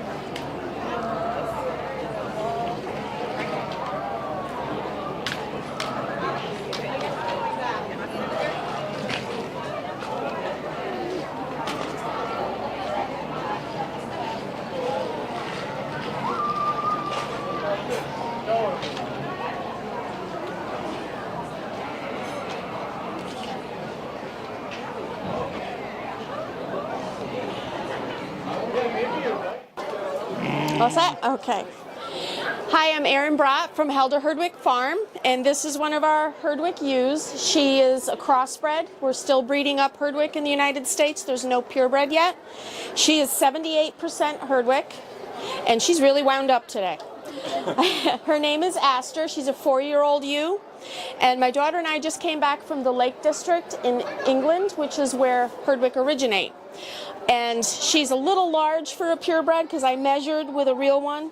So she's got about 4 inches taller right now. So we're getting there to get them down smaller. Here in America, they may always be slightly larger because of the forage they have access to. Over there, they're up on the fells. They're eating mosses, heather, very poor forage that they thrive on. Again, she's about 4, and we are the largest flock so far in the United States or in North America, and we are working on acquiring some additional purebred genetics to continue breeding up, and if we're really lucky, prayers everybody, we'll get some embryos next year, and that will give us purebred as soon as they're born on the ground. They originate from the Lake District in northwestern Cumbria, England. And they go back to the Vikings as far as they can estimate that they come from. There's really no record. They've basically been almost wild on the fells. And they're very hardy, as you can see. Look at her legs compared to other modern day breeds. They are considered a primitive breed. So they are used for dual purpose, both meat and wool. The wool is very coarse, and it actually has 4 fibers, so it's a quadricoat, which is quite different. There's only one other breed that I'm aware of, and I think that's the Ronaldsy that is on an island. They're also, nothing's really related to Herdwick, but they're the closest relative. The meat over there, they say, is quite gamey flavored, a strong flavor. Our experience here, and again it could be the difference in the forage, it's extremely mild. Ours get mostly grasses, clovers, like other legumes, and we are up to 84.5% Herdwick in our flock. Again, she's 78%. Again, with the going back with the Viking, there's a couple other breeds that they also think came from the Vikings, but that's the oldest record they have for these guys. And let's see, what else was I going to tell you? Beatrix Potter. Everybody knows Peter Rabbit. This is the Beatrix Potter sheep. So she had a flock of about 1,000 at one point of her own. And she won several large awards with many of her ewes. And she also served as the first woman president of the Herdwick Association over there. Additionally, if any of you have read The Shepherd's Life, The Shepherd's View, and also now it's The Shepherd's Wife, his wife wrote the book, these are the breed that they raise. And the genetics we had imported 2 years ago are from 3 rams of James's flock. So hopefully we'll be breeding up with that. They're very hardy, very sturdy sheep because they do climb and they live through the winters with no shelter at upwards of 3,000 feet on the fells. A unique trait of the Herdwick is that, will you just chill, is that they are what's called hefted. So if she were a ewe who was raised out on the fells by her mom, when it came her time to lamb, she would go back to the spot on the fells that she was born. Her ewe lambs would continue to do the same thing. Back during the hoof and mouth outbreak in 2001, of the 100,000 Herdwick that were present at the time, over 25% were lost. That triggered a concern because they were strictly only in the Lake District. So they have begun geographically diversifying their flocks. So there are now sheep in Scotland, Germany, Holland, Belgium, and the US. Over there, they can export the live animals to those countries. So far, we still can't bring a live animal into the U.S. Personally, I don't know if I'd want to with USDA requirements because the quarantine period would be so long. To me, it would be rather inhumane. They'd be in a concrete pen for probably 6 months. So I don't know. We'll see what we can do, but embryo is the easier way to do it. Over there, they did a huge collection of genetics at the time right after foot and mouth and froze everything, so they have the diversity, and even some of those sheep were lost after they had done that. So it's a pretty serious thing to try to keep these heritage breeds. I can tell you these guys get fat on weeds. We generally do not feed grain, which is good in general because grain is not a natural diet for ruminants. You can end up with a lot of problems. So they thrive on it. They generally have singles to twins, which is one of the reasons you probably haven't heard a lot about them because they haven't made it to the commercial market. Being primitive, they have a very small period for breeding. It's October through about December for purebred Herdwick, and they won't breed after that. They lamb in the spring. We have found that the mothers are sneaky, so even if they're in labor, they'll try to hide that. But generally, I'll go out and there'll be a lamb or two there already up and eating, and they're doing great. And I think you can't ask for a better ewe than that. Trying to think, are there any questions? Like the sort of temperatures, where are you located sort of geographically? Compared to England? We are at 1,100 feet. James Rebanks is at 1,100 feet. They're closer to the ocean, so they're actually slightly warmer there, depending on which side of the Lake District you're on. So we're actually a little colder here. And I thought we were warmer till I found that out. So our sheep, they have access to a 3-sided shed, so it would be about like this with a back. And generally I'll look out and they'll have 6 inches of snow on their back and be out in the barnyard. I'll bring, shovel and lug out water to make sure they have a drink. They'll sniff it and turn around and eat the snow. I'm like, thanks a lot. So they're very durable. The rams are horned. About 90% of them have what's called skurs. So they're like an abbreviated horn. It just sticks down. They may have slightly outer ones, but they do have traits that do get the large curled. Did you have a question? Oh. Well, can you tell us, when you're done with that, can you tell us about the wool? Sure. Yeah, if I'm not skipping anything else, I can jump around. No, you can finish about the rams and the horn. That's wonderful. That's another product that we produce. So we market the meat. You can buy half or whole carcass, or you can buy by the cut. We market the wool, whether it's raw fleeces, roving, we get a process too, or yarns. It can be used, I'll go right into it. It can be used for felting, knitting, crochet. It's very popular for fiber arts, sculpting and things, because of the needle felting and wet felting. It is a coarser wool because it's the quadricoat, it has 4 different fibers. It has wool, guard hair, kemp, and what's called a heterotypic fiber. And the only thing I can find about that is that it's a fiber that reacts to the animal's environment. So the lambs are so used to being born high on the fells in March, April, May. They are, even here, they're born with a good inch of wool. So when they're born in April or May here, they're already hot. By July, when the temperatures are really higher, they're shedding out a long white fiber.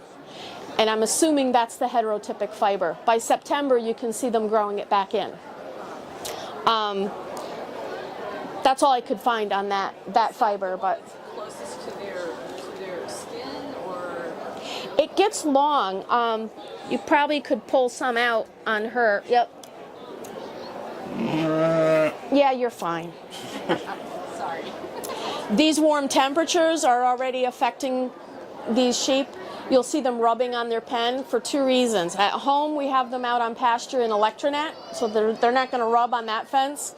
They'll rub on trees if the fence happens to be around trees.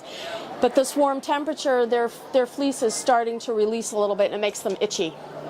So these warm temperatures are, climate change. Do you shear them or do they shed? Yes. We shear once a year. We shear about 3 weeks before they're due to lamb. And while we have them off their feet to be shorn, they get vaccinated, their feet get trimmed, and they get dewormed if they need it. And then that way the fleece is off so it stays clean without going through the lambing process. But then also when I go out in the barnyard, I can see who's getting an udder to keep an eye on. It's a lot easier to pay attention. If the lambs are born quite often when I'm not attending, they can get up and nurse without accidentally latching on to a tuft of wool. If they're, I hate to say it, the ram lambs need a little help. No offense, guys, but it does seem that way. But then they don't get weak by sucking on fleece instead of the udder. Yes? It's a Herdwick from Cumbria, England. Beatrix Potter used to raise them. So if you look her up, you'll find more about them. And we have a board in there. Are there any other questions so far? Yes? She's 78%. What if she kind of mixed? Okay, the original breeder back in 07 and 09 imported frozen Herdwick ram semen, so that was the purebred. She selected a variety of breeds to cross to the purebred just to see which ones threw the best Herdwick traits, because there's no Herdwick here to start. So she used Icelandic, Suffolk, Scottish Blackface, Katahdin, that was a failure. I said Suffolk, right? Polypay and Finn. And I found of the 4 base ewes I bought from her, 2 of them have Icelandic traits. That line seems to throw the best type. But this fleece is actually not totally accurate to a Herdwick. It shouldn't be curly and tufty. It should actually look like a flat rug. It's usually very dense, a little more coarse than this, but she does have all the fibers. So this is like some of the Icelandic showing. Yes? Are they short-tailed breed? They are related. That's the nearest relatives are the short-tail, the pintail sheep. We dock. They actually have a long tail. In England, they do not dock them because up on the fells, the tail helps protect the udder from freezing winds and stuff. So there's it goes back and forth. We choose to dock because there's extra management with that. You've got to watch them for so you don't end up with fly strike. Yes? Do you sell in any fleece samples? I'm giving away little tufts. We do sell the fleece, roving, yes. I don't have a booth here, but we have an online store. How do we find you? What's that? How do we find you? HelderHerdwickFarm.com. Thank you. You're welcome. I'll put some out here. Any other questions? Yes? Am I correct? In England, they just let them out on the moors. Yes. And they mark them, and then they bring them in, and they separate them into owners. Yes. When do they bring them off the moors? So they're on the fells because they're a hill breed. They do two managements a year. They'll bring them in for shearing. If they have concerns of lambing, they'll bring some of them in to watch them lamb. What I learned is the hill farms do not breed them till they're 3, till their 3rd fall. They want a good, sturdy, strong ewe that can survive up on the fells and nurse her lambs. Then they also bring them in the fall to sort for breeding and for sales. But correct in that I've learned there's 2 types of markings. So the National Trust owns most of the property in the Lake District, and it's common grazing. So there'll be 4 or 5 farms whose flocks all run together up on the fells. They do ear notching, and there's actually a whole book that will tell you what farm has what ear notch, whether it's the tip or they have a notch down here, or on this ear, or on that ear. They also do different paint colors. One of the farms that we were invited to visit, theirs is a green stripe on the left side of the spine and a red spot on the butt. So if they look out, they can see their sheep as opposed to the other sheep. Because they are hefted, what happens quite often is a ewe that's sold from one farm to the other end of the Lake District will disappear and show up again at her home farm a while later. So it's very interesting that they're that territorial. Yes? Can you talk about the fleece characteristics? Maybe I'm sorry, talk about the fleece characteristics. Well, it's got the 4 fibers. Were you here for that? It's got a guard hair, wool, kemp, and a heterotypic fiber. So it's a quadricoat. And that enables them to survive winters at upwards of 3,000 feet with no shelter. And we experienced, it wasn't even winter yet, we kind of got lost with GPS. A very narrow road up a fell, and there's a Roman fort. Who knew? Right in the middle of nowhere. And we got out, and here's these ewes walking around us, and they're like from 3 different farms because they had 3 different colors. And it was getting toward dusk, and it was very windy. And not that it was extremely cold, but with the wind. And they're just walking around, doesn't even touch them. They didn't care, and we're like, let's get in the car. It's a very dense fleece over there. Shepherds will say that of the typical 3 breeds that are on the hills, which is the, I'm going to forget one of them, Herdwick, Swaledale, and there's another one. Can't remember. Looks similar to the Swaledale, but the colors on the nose are reversed, so where the Swaledale's white, they're black. But the Herdwick will be the first one to dry out after a heavy rain because it just sheds the water right off. I've had, now you would ask if they shed. So we tend to shear March, maybe April. In England, they tend to shear July, August. Now I've noticed we'll shear, and by June, July, what was left on them from being shorn, I'll see these patches where it's kind of cotted, and they still rue. They're primitive enough, rue, which means shed. So some of them will even still shed after we've shorn them, and then it leaves that little layer. And the fleece is still usable. It comes out in the equipment. Yes? What made you chose that breed? So back, we had, I've raised Monadale, I've raised some crossbreds, and then my husband and I, when we started, we got Romney. And at the time, everybody had Romney. Try to market that when everybody had Romney. So we ended up selling them off, and I just wanted something different. And there was a PBS special on herding dogs, and here's the yearling, oh, I can tell about that in a second too. But the lambs are very dark, and by the end of the summer have the white face and legs, so they're very striking. I'd never seen that, and I'm like, gosh, I wonder what kind of sheep that is. I've never seen that. And it kind of bothered me for, you know, the rest of the winter, whenever it was. So about 6 months later, I finally Googled the program and found out it said Herdwick. So I Googled Herdwick, and that's when I found out about the woman in Oregon who had imported the genetics. And the reason I was interested is because they are a smaller breed. I don't know if you've been over in the show barn. There's some over there that you could put a saddle on. Well, as soon as something is over your center of gravity, you see her running around. If it was one of those, it gets dangerous because they can knock you over easily. I wanted something easier to manage, a size that's easier to handle. Did you hear that? It's supposed to be easy to handle. Okay. But I am able to control her. So we wanted something that wasn't going to kill us and we could manage. A lot of it is hands-on. We do a lot of manual labor with ours. We haven't purchased handling equipment. It's quite pricey. So we do a lot of our own stuff, and we wanted a breed that we could do it without wearing ourselves out. It's worked for a while.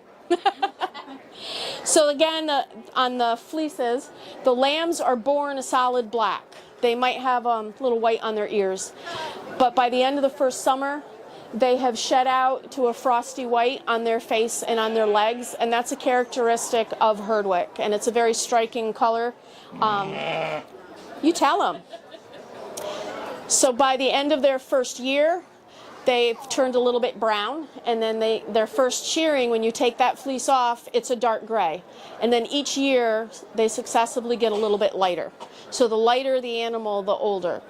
It also has a little to do with whatever their food is. Now I've had my 14-year-old, one of the original ewes, she came out black one year. And I'm like, wait a minute, you're like 10 years old, you're supposed to be white. So it has something to do with the forage and that year too. So anything else? Did I miss anything? How old is she? She's 4. Oh, you were going to talk about the herding dogs and dogs? I was telling the program how I found them. Okay. Yeah, okay. Yeah. Do you have herding dogs? Or you don't we did have one. We got him when he was 9 years old as a retired trial dog, like what you see over here. And he lasted till, he could work till he was almost 14. Then he couldn't hear me, and that doesn't work. And then his eyesight started to go. And he finally went over the rainbow at 15 and a half. And I haven't been ready. I've had other dogs. I'm gonna get teary. The connection with a herding dog, I can't get another one, not right now. Oh my gosh. It's just amazing. He acted as if we'd had him from a pup. From the second we had him, it was like he rolled his sleeves up and said, okay, let's go. He was amazing. I was at the New England Festival setting up my booth, and my husband called, a deer took the fence down. I don't know where the sheep are. What am I going to do? I said, is Shep there? Yeah. I said, go get Shep. But I don't know how to work them. I said, go to where you want the sheep. Open the gate on the lecternette where you want the sheep to go in, and look at Shep and tell him, look. And that was it. You told him, look, and boom, he was gone. Not even 20 minutes later, my husband called. I can't believe it. He got them all. He found them all. How many do you have? At that time, we had almost 100, and we're down to 72. Yeah. It's because we had almost 100 that we're down to 72. That was a lot. That was a lot. But, sorry I lost it there, but that was my Shep. Thank you. You can pet her, because she deserves it. I'm coming with you. This part she doesn't mind. Give her scritches. Look at me, Emma. Look at me. Again, her name is Astor. That's Asta. Say hi, Asta. So cute. All right. Let's go, Emma. You're sweet. You're welcome. I hope I said enough. Oh, be nice. Why are you moving? Oh, what? The disappearing sheep. Now listen. Not into selfies. We did a selfie session over there, so she. Hi, I'm Christine, and I'm a board member of the Kashmir Goat Association. The Kashmir Goat Association is a non-for-profit organization with the goal of providing education about Kashmir goats. CGA brings together breeders, fiber artists, and others interested in raising these majestic animals. The Kashmir Goat Association is dedicated to educating about all aspects of the Kashmir goat, including its fiber, meat, pelts, horns, ability to serve as pack animals, and silver pasturing. The Kashmir Goat Association is a proud affiliate member of the American Goat Federation. To find out more about what our association can offer, go to KashmirGoatAssociation.org, visit our YouTube channel, or any of our social media sites at Kashmir Goat Association.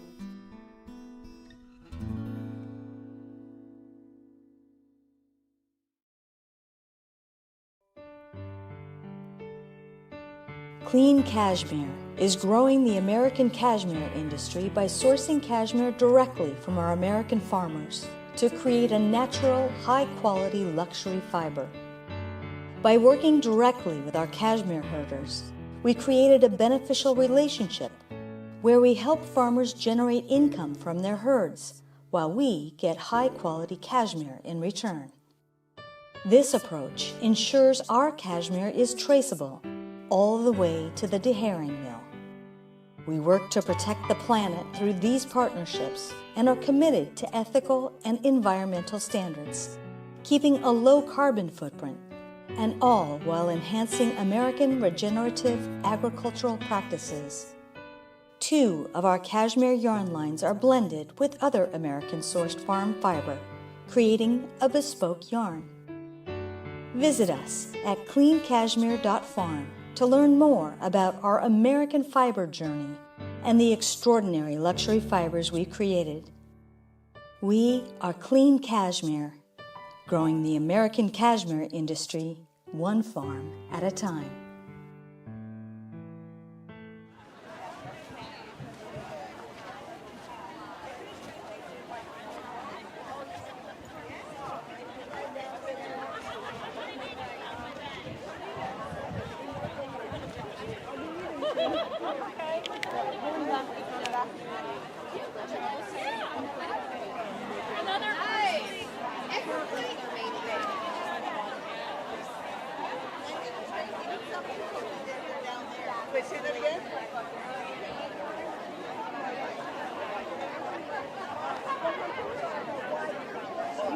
to come to the sweater camp up there. I'm serious. It would be lovely.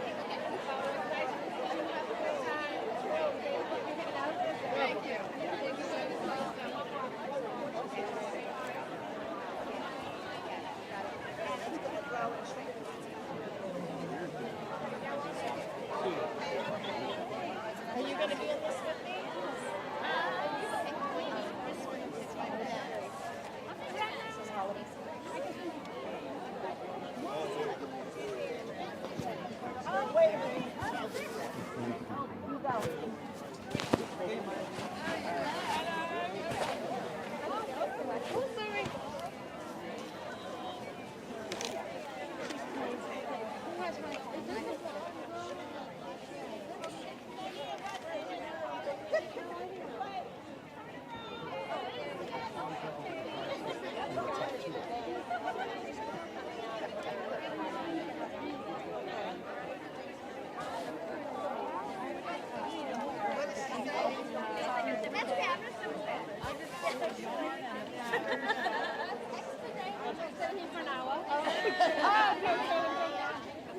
Like when I did one of the night shift for the shipping, there was not, yeah, I've done all of it. I have the shawl in here. I have the whole selection now. Oh my God. I don't think that was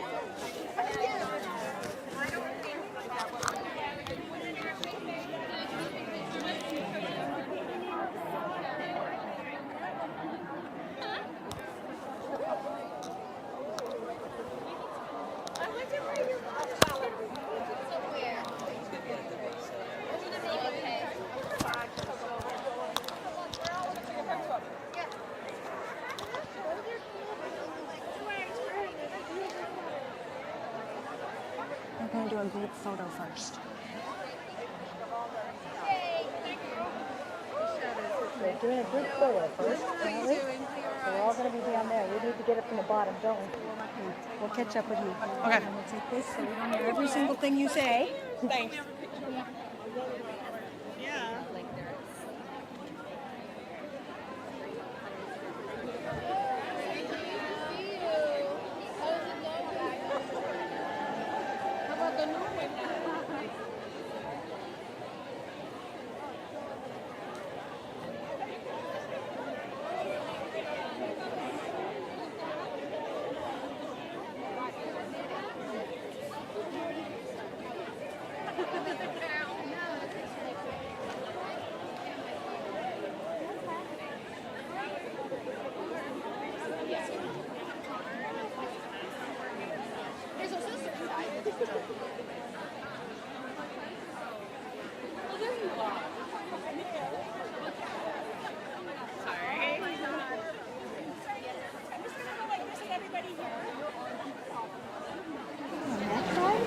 You know, this sheep training thing, I really not come as far as I want to. My career in sheep training. My career in sheep training. Have you noticed that of late? Okay, Mother Catherine, you're up. Bring these beauties. Oh, nice. But I don't have my Icelandic sweater. I mean, my Rhinebeck sweater. That is okay. Come on in. Can we get further? We're supposed to get the little poster here so you kind of pop against it. Gotta have the poster. Come here. Come on. Okay, there we go. There you go. All right, is that close enough? You want to get a little closer? Okay. Okay, so, oh man, you're gonna make me go down here like this. Mother Catherine, introduce yourself. I'm Mother Catherine from Holy Mary Bearers Monastery up in Otsego, New York, which is about 3 hours north, just outside of Cooperstown. Okay, and who do we have here? The brown one is Mama, that's Eileen, and the gray one is her baby from last year, Silver Spray. Okay, and they are Icelandics, They you are said. Icelandic sheep. Tell me just a quick little moment on Icelandics and some of their characteristics. They are one of the breeds that the Vikings brought around. They're considered a completely pure breed since it's the only breed that's found on Iceland, and it's illegal to import any other breed of sheep in. All right. Can we pet them? Well, yep, we got a camera going. You can pet them for a minute, though, but you'll be on the live stream. That's just fine. That's fine. And they're a triple-purpose sheep. You can use them for meat, milk, and fiber. Meat, milk, and fiber. Which is why I bred Eileen the last 2 years. I milked her. And why this baby is so big, because she has milk to spare.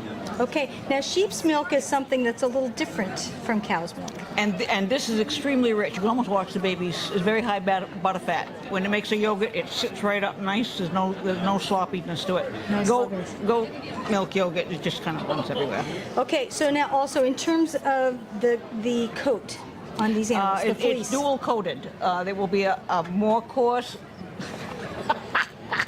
guard hair, and then there's a very fine undercoat. And you can spin everything together, like for the sweaters. You can pull the undercoat out and make something more close to the skin, or you can use the guard hairs for things like cordage.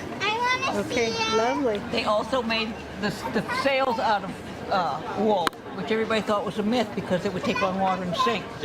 These sheep shed.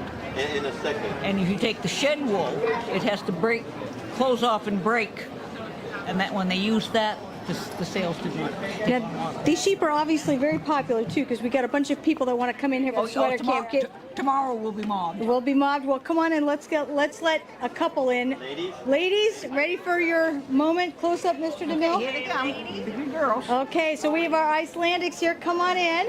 Okay. Ready for your sweater shot moment? Yeah, sure. We're doing the live stream. Hi. I'm ready with you. Yeah.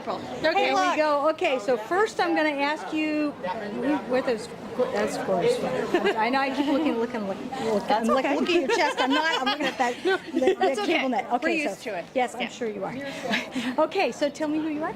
I'm Julie and Jill. Cat from Michigan. Yep. Everybody's from We're all from Michigan. We were just up in the UP up there at a North American Hill Sheep Show. So we just 3 weeks ago. I kind of lost track. So we have Icelandic sheep here. Yes, beautiful. that you're all standing next to. I'm sort of casting a shadow on all that gorgeous gray and brown there. That's okay. They probably like having the sun out of their eyes a little bit. So I just think a little they to the do. right. We wanted to catch you, ladies. I know it's almost time for the sweater cam to shut down, but the claim to fame is We're currently part of the poster child from last year. I looked up at your tent, and there I was. There and you are. I was wearing one of, this is Jill Bigelow-Sattel of the Bean Knits, who is a designer, and the sweater I'm wearing in that picture is one of her designs. These are also her. Yes. Sorry, you go ahead. That's okay. You go. You were doing a good job. Oh, hey, I get a gold star. I was just going like this. Oh, yes, look at us. I was your Vanna White. Da-da, you make a great Vanna. So these both are Let's Dance is the name of the pattern, and this one is done in a targhee with a little bit of mixed gray wool, and this is done in a group of different wools from one flock, including Icelandic. So it has Shetland. It does. It has Shetland, Finn, Icelandic, and I think it's just three. Isn't it? I think it's just the three. Yeah. So it was all from one flock, and it was what she used to design Let's Dance. So Jill does a whole lot of very interesting construction, beautiful sweaters. This is another one of her designs that just came out on Tuesday. This is called Terra Terra. It has pockets. My. And it comes in both a vest and in a long sleeve version.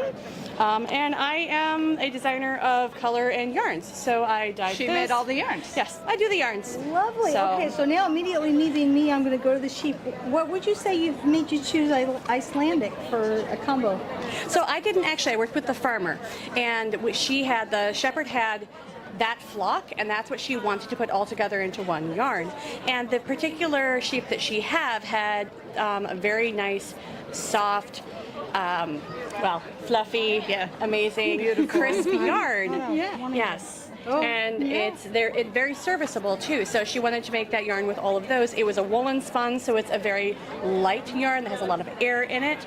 So that was really the shepherd's choice, is what that was. Yes. Interesting. Well, I bet you didn't milk them. That's what. As soon as I saw it, I knew I needed it. Yeah. Yes. Yeah. But it's a lovely look to the sweater. That's sort of that Irish, the cable knit sweater. Absolutely lovely. It's one of those things that as soon as I saw the yarn, I knew exactly what I was making with it. It just this is what I want to be. Just make me into this, and it'll go really easy. And so that's what we did. Fantastic. Okay, so I'm gonna get some back to Mother Catherine in a minute, but I am gonna ask you for social media sites you want to tag. These girls are the ones who are doing the social media. Oh. Why Not Fibers is my yarn brand, and the Bean Knits. Knits. Okay, fantastic. Thank you. Great. All right, now I'm going to call you ladies back in just a minute because we're going to talk about make it with wool in just 1 second. All right. Do we have any sheep? Okay, Mother Catherine, you got to stand up here making me uncomfortable just looking at you down there. There we go. Okay. Just like that. So my next question on Icelandics is, they're standing here and I'm sweating in the sun. How are they doing in that? They're warm. If it's warm like this tomorrow, I'll probably bring their little fan in. Yeah, I'm feeling that too, but I know wool is insulating too, correct? Yeah. All right. Up to a point, it'll keep you from getting too hot. Okay, you're here to get a sweater shot and to pet the sheep, right? Yes. Hello, friends. Tell me where you're from. I'm from Pennsylvania. Okay, and I'm Io. All right. And what is your sweater? This is called Swallowtail. It's by Jamie Hoffman. Okay. In a whole bunch of different dyers. Yes, I'm trying to pick this. Oh, but it's very soft. Yeah, it's a merino nylon blend, kind of all the way through. It's very lovely drape on that thing. Yeah. Okay, so if people want to follow you, or you want to give anybody a plug, who would that be? Yeah, iGood54 on both Ravelry and Instagram. Okay, fantastic, and you have lovely earrings that match it as well. Those are designs by Yasmin. Yeah, Mother Catherine, you were making those together. No, I'm kidding. Yeah. So these are the Icelandics. This is Silver Spray. Hello. Want to get a picture? Want a picture? Oh, yes. I'm still wondering.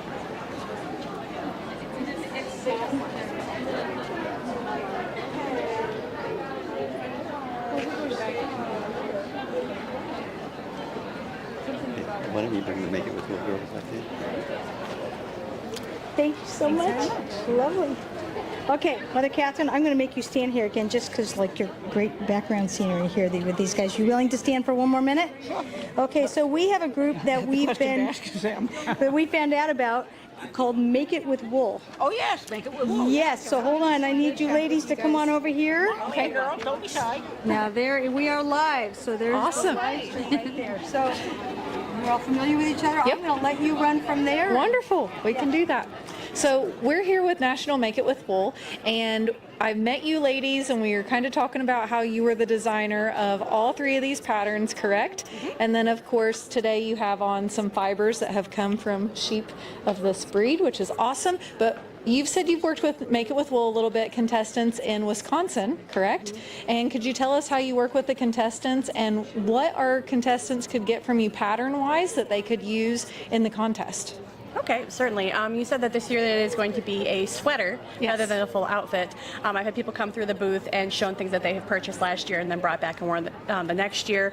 We have a lot of sweaters that actually all of the knitwear in my booth for White Knot Fibers is Jill from Bigelow Sachal from the Bean Knits, because she's amazing, and yes, I'm going to keep do this because she is brilliant and has one of those really sexy brains of like, I have an idea, and then she does it. A perfect brain. Yeah, exactly, a perfect brain. And she comes to me and it's a math brain. She says, I have an idea, and I say, what kind of yarn would you like?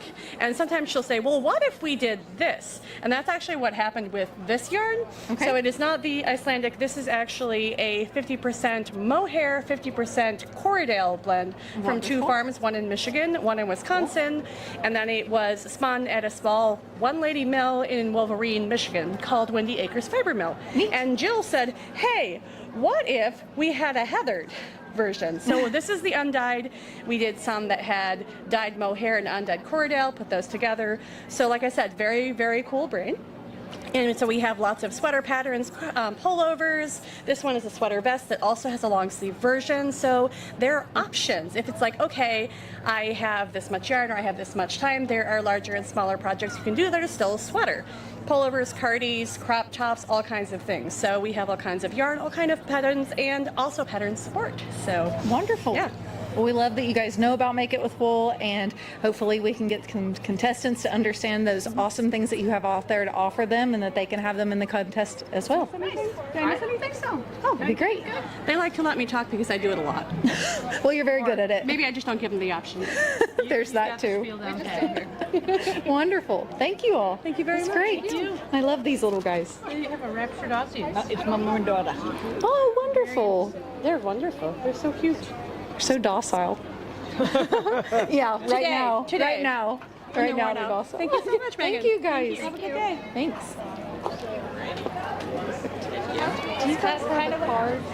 Oh, yeah. Anybody? Don't lose that. Don't lose that. Okay, now we come back, Mother Catherine. So we have two nuns here. Yeah. It's me and the Kashmir girl, Mary.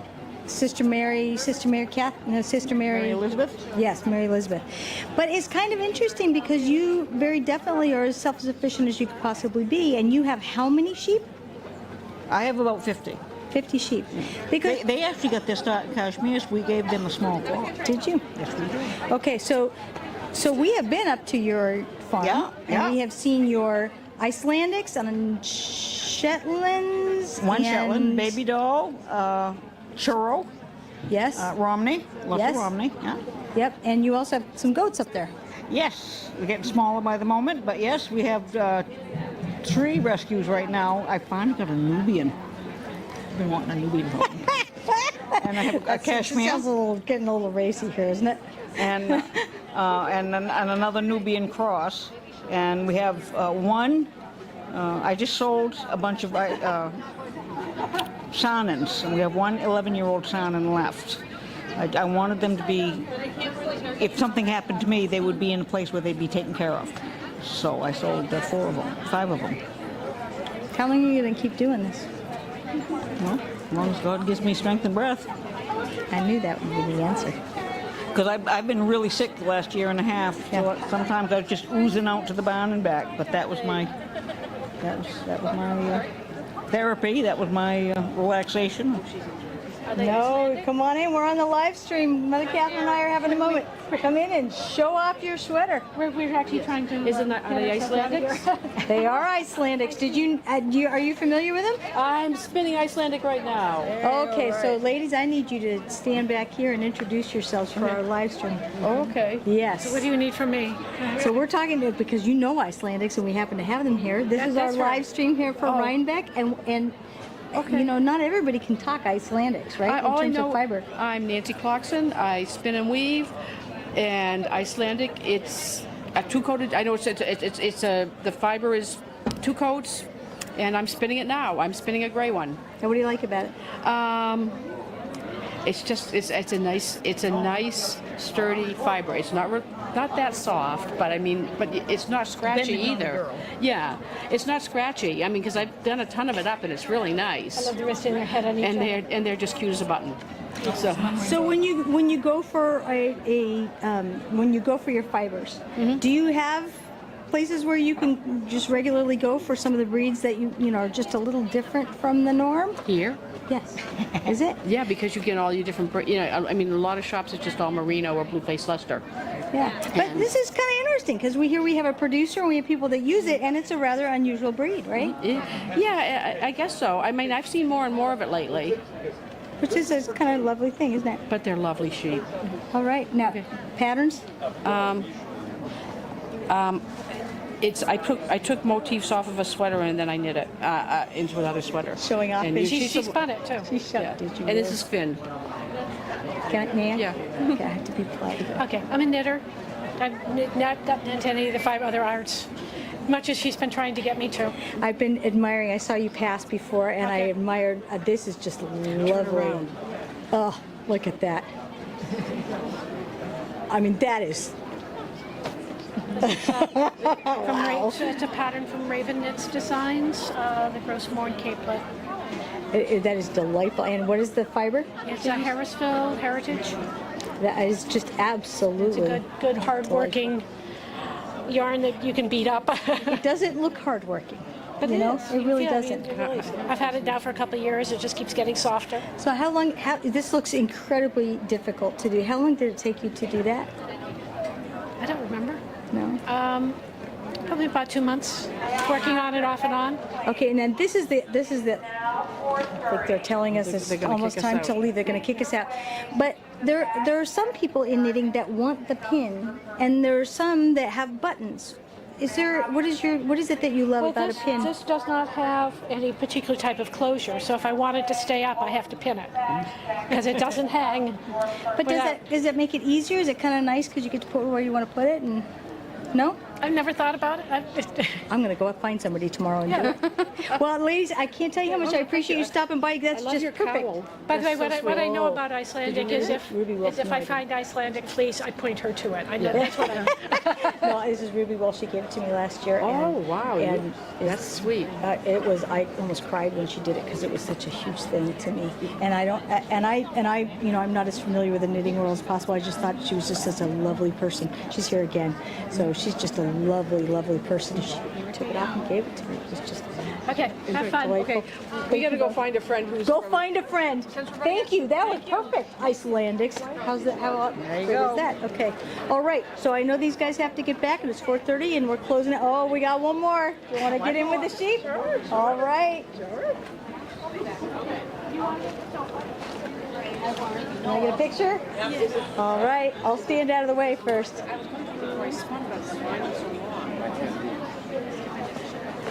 Okay. Do you have a phone? Do you want me to get a picture for you? Sure. Yeah. All right. Fantastic. I just don't want to get locked in here. So we will meet you. Okay, and while you do that, you talk about your sweater. And Okay, okay, awesome.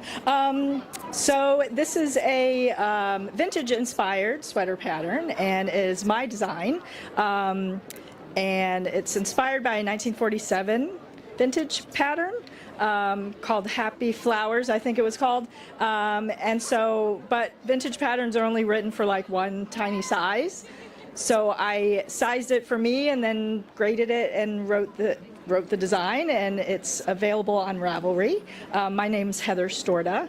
It's worked in fingering weight yarn with Fair Isle color work, and worked in the round from the bottom up, and it's got vintage puffed sleeves and yeah, and steeks at the top neck and the top shoulder seam, and yeah. It's lovely, and you know what? The hair is fantastic. Thank you. And I'm sure you get that a lot. Yes. But there's something about completion of an outfit that is just lovely. Yeah. We kind of sometimes forget that our hair is a part of it, don't we? Yes. Yes. Yep.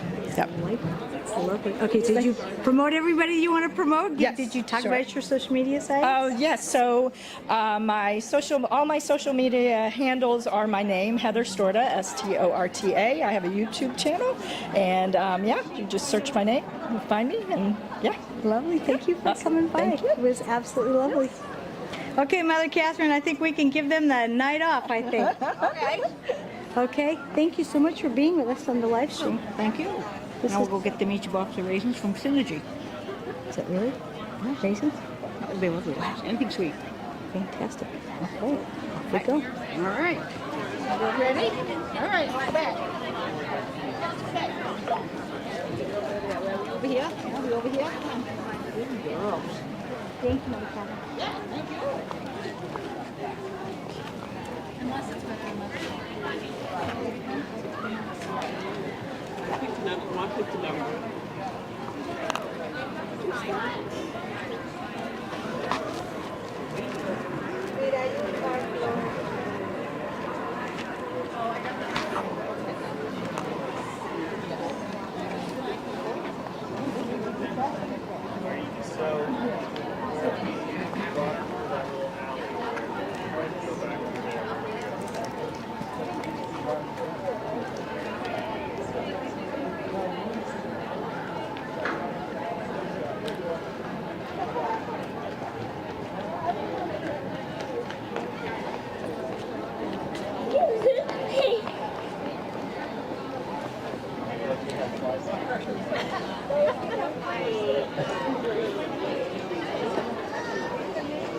Be right back.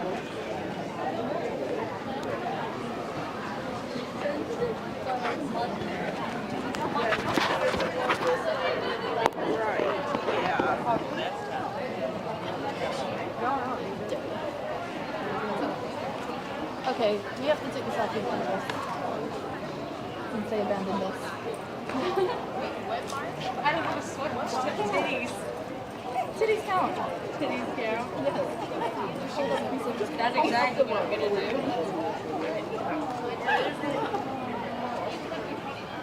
I'm not digging my sweater out. I'll take it for you. How about that? Take yours. Okay, ready? 1, 2.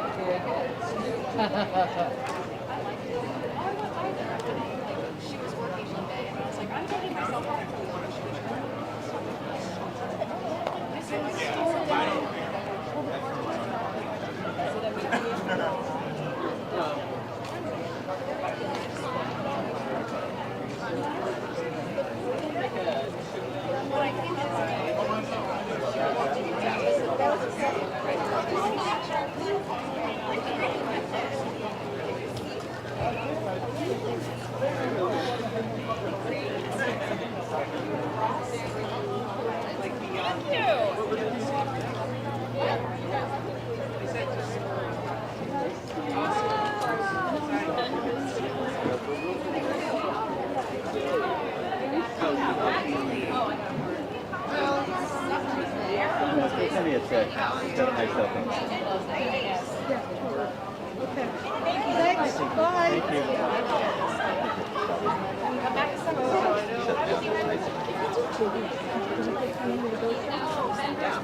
I don't know what he's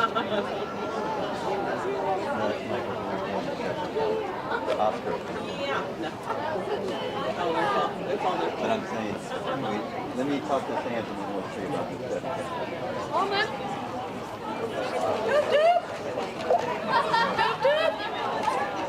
Doop doop.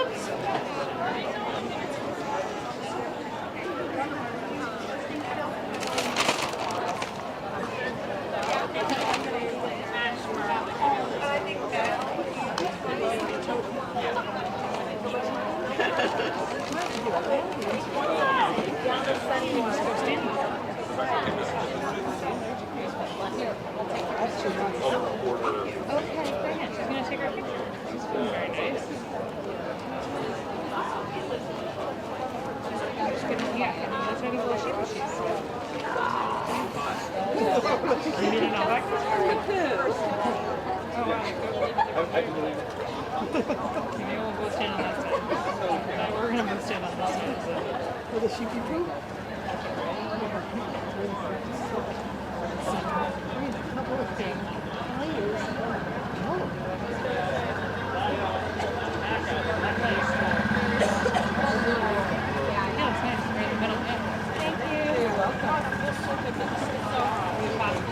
Thank you so much.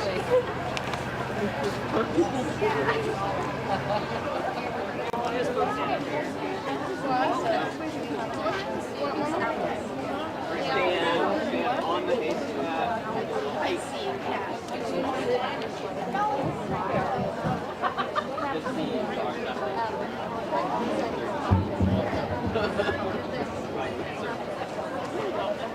Thank you so much.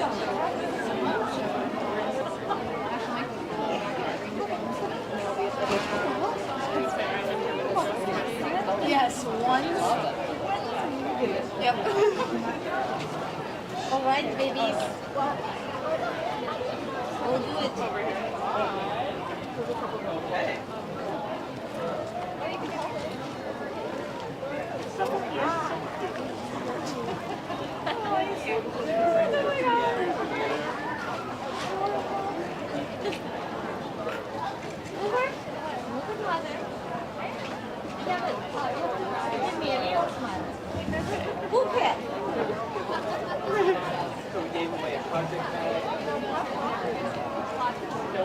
Check them out, see if you like them. Even though everybody was like super excited.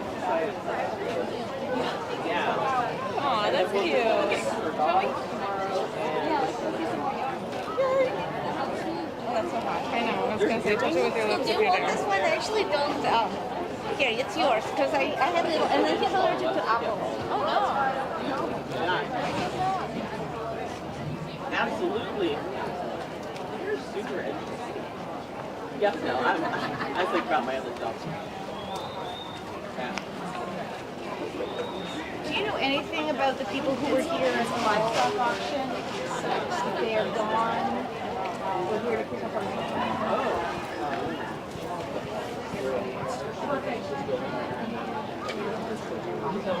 Awesome, awesome. I know, it's awesome.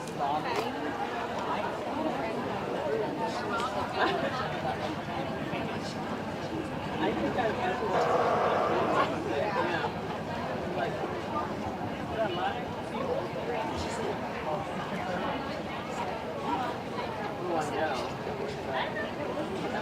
I will.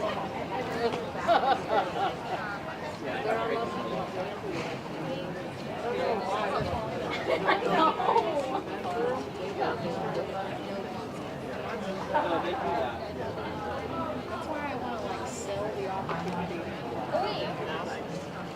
So you guys never have to wait. You just kind of stand there and think. You're like, oh my god, I have to do all this work to get inside. Is there toilet paper? No lady was like, yeah, toilet paper. She just couldn't grab. It's a whole production for us ladies.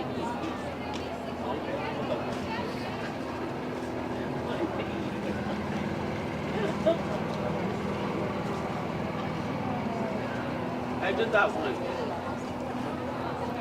I agree. I was telling her earlier. Let's see. Oh no, yeah, that's a bottle. Jumpsuit, yeah, they do have it. Don't wear that. Well, we're traveling, but other times.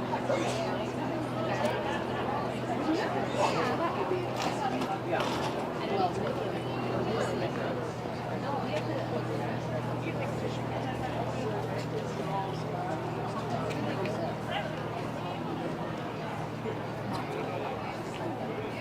You did? What?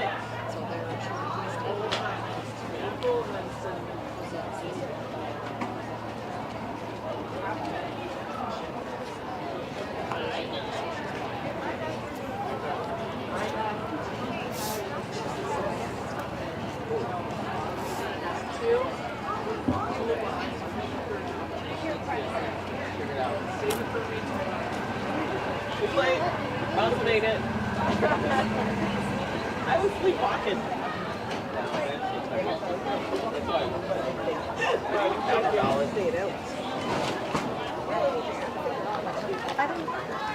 That's like a big. I just haven't had a chance to play with it yet.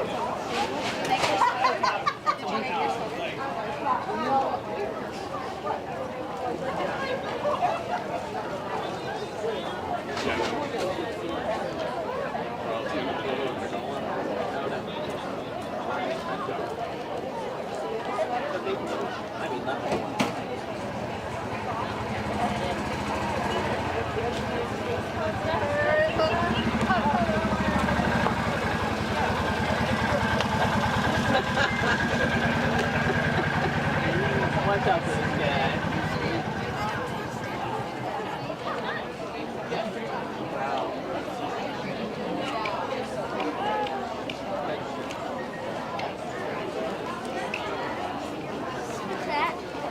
Wow. Ooh, that looks like.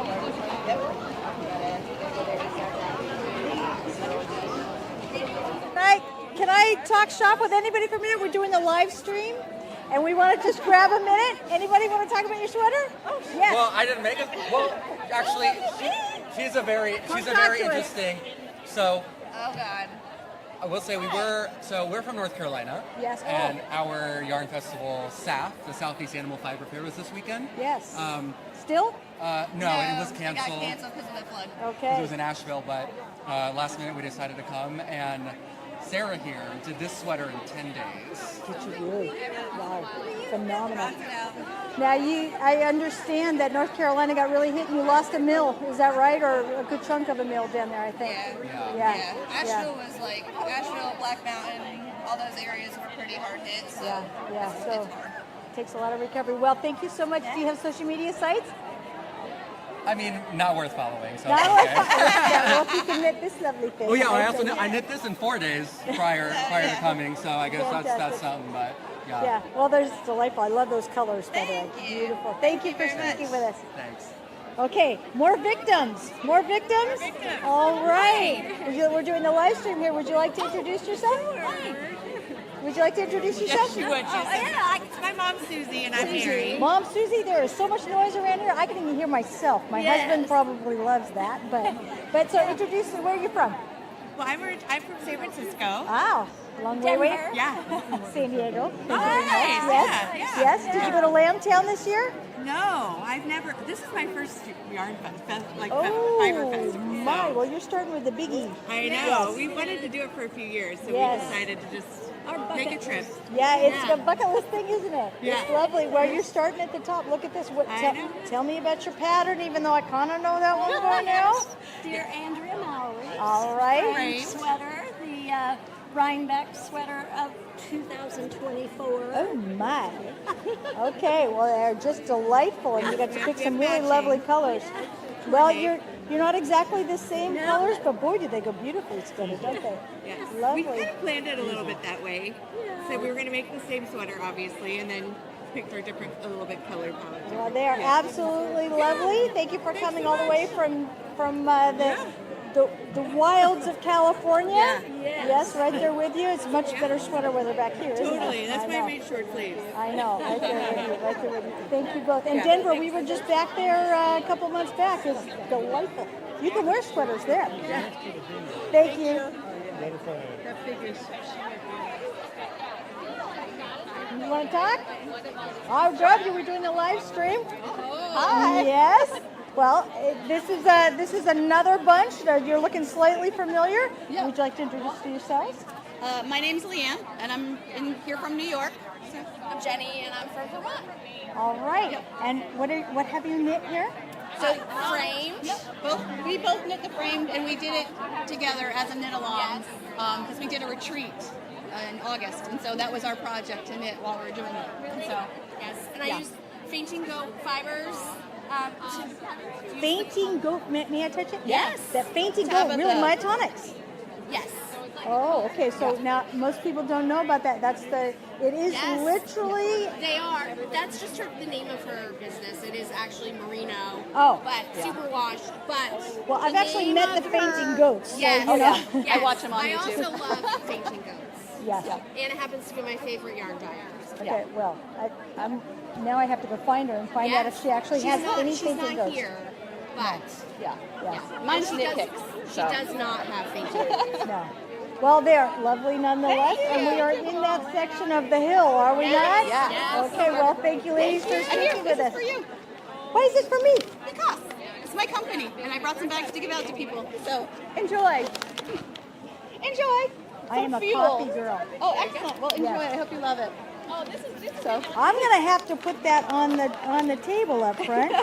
Knitter's Blend. Okay, so where does this stand on the mellow to strong it's an ratio? Italian roast. It's a medium Italian roast, so it doesn't get that burnt taste.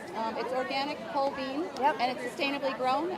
And there's even a stitch pattern on the bottom for the basket we That's stitched. fantastic. Okay, and so if people want to find this, where do they go? Knitcoffeecompany.com. Knit Coffee Company. I'm happy to do that promo. Thank you very much. Enjoy it. Thank you. Look at that. Ladies, would you speak with us with a live stream real quick? All right. Where are you from? I'm from Georgia. I'm from Missouri. Georgia, Missouri. And this is a long way away, but not for Rhinebeck, is it? Well, it's our first time Our coming, first time ever. and it's actually our first time meeting in person. We've been friends for years online, so. Isn't that great? Yeah. How fun is that? Well, this is one of those things that, if you meet somebody in person, you're saying, you know what, I didn't know what they're saying. There's no lack of anything to talk about here, right? Oh, yeah, for So, sure. so you're actually knitting as we stand, no Yes. less. That's Yes. lovely. Thank you. That's- I didn't quite finish in time. It's the festival sweater. Well, that's delightful. It'll open up. Well, so you've come and you've obviously knit. Are you going to come back and do this again at Rhinebeck? Absolutely. Yeah. It might Isn't have to this be a wild? annual tradition. It was so far beyond what we anticipated. People have no idea. You come in here and you just go, wow. Because we were mostly in the agricultural range, and so we started in the sheep barns, and it took us about 4 years of Rhinebeck to get out of the gravitational pull of the sheep barns, because there's all kinds of other stuff past that. Well, It's amazing. Is that lovely? So many people, so many things to see. It's amazing. Yeah. Well, do you have social media? All right. What do you? If you wanted people to find I you? am on Instagram at Yonder Couture. All right. Yeah. I'm Casey Terry _handmade. All right. Well, thank you so much for speaking with us. Anyone else speak with us for the live stream? Can we grab you, ladies? All right. So would you introduce yourselves, please? Beth Nadel-Cedar from St. Louis. St. Louis? Glenda Tennis from Lawrence, Kansas. Kansas. I'm Gemma from Spain. Spain. Okay, I'm sorry, guys. They got you beat. I'm sorry. Oh, no. So are you coming from Spain just for Rhinebeck? No, well, sort of. I came here for work, and it was 2 weeks ago, so I decided to stay and, it's Rhinebeck weekend, so... You got it. You have to come. You do have to come. That's kind of all there is to it. Yeah. Now, Kansas is sort of a place out from beyond. No, I'm kidding. You've been through Kansas many a time. A lot of farming there, a lot of ag, but knitting too, huh? Yeah. Delightful. Okay, so what do we think of Rhinebeck this year? Pretty exciting, huh? Isn't it? I was going to say, isn't it lovely that they've got the trees? Oh, it's perfect. I got to hold. Don't get rid of that coffee. Somebody gave me knitter's coffee. Oh, no, it's right? nice. Yes. I know the owner is right there. She was just thank you. Hi. I'm sorry. Hi. That's okay. Have you ever That's had okay. that coffee? It's amazing. No, but I'm gonna. Oh, yeah. I ordered it. Yeah. Oh, it's fantastic. Delightful the things you find here. But anyway, they have a lovely, lovely backdrop for you ladies. You kind of all rather fit in, sort of. Yes, you do fit in, sort of, don't you? Delightful. All the same sweater, which is why we're on this section of the hill, huh? We're sticking with the pattern. Thank you all so much. If people want to find you on social media, is there a place you'd like to mention? I'm on Instagram, BassyK, BAHSYK. Got tennis at, I'm just on Instagram. I don't know. I'm just here. That's okay. All right. Anybody else? I'm with Leland Off Fiber in Suttons Bay, Michigan. Thank you. Oh, Michigan. That's fantastic. Northern Michigan, yeah. All right. Where are you from? Westchester, Scarsdale. Westchester. Okay. I should have known that. My mother's from Tarrytown. Oh, yeah. Yes. We're together. Yes. Yeah. Both Westchester. I can And tell. third. I love it. Okay. I'm just going to go around and see where. Thank you so much. Where are you from? We're on the live stream. Yes. Where are you from? I'm going around. I know, but I'm gonna go around in a row and I'm gonna list them all. North Carolina. Pittsburgh. Where are you from, please? Originally from Indiana, now living in North Carolina. North Carolina. Where are you from? Local. I mean, look at all these places from everywhere. I can't believe I got Kansas and Spain over here. So, Yeah. No, it is amazing. Isn't it though? Fantastic. Thank you.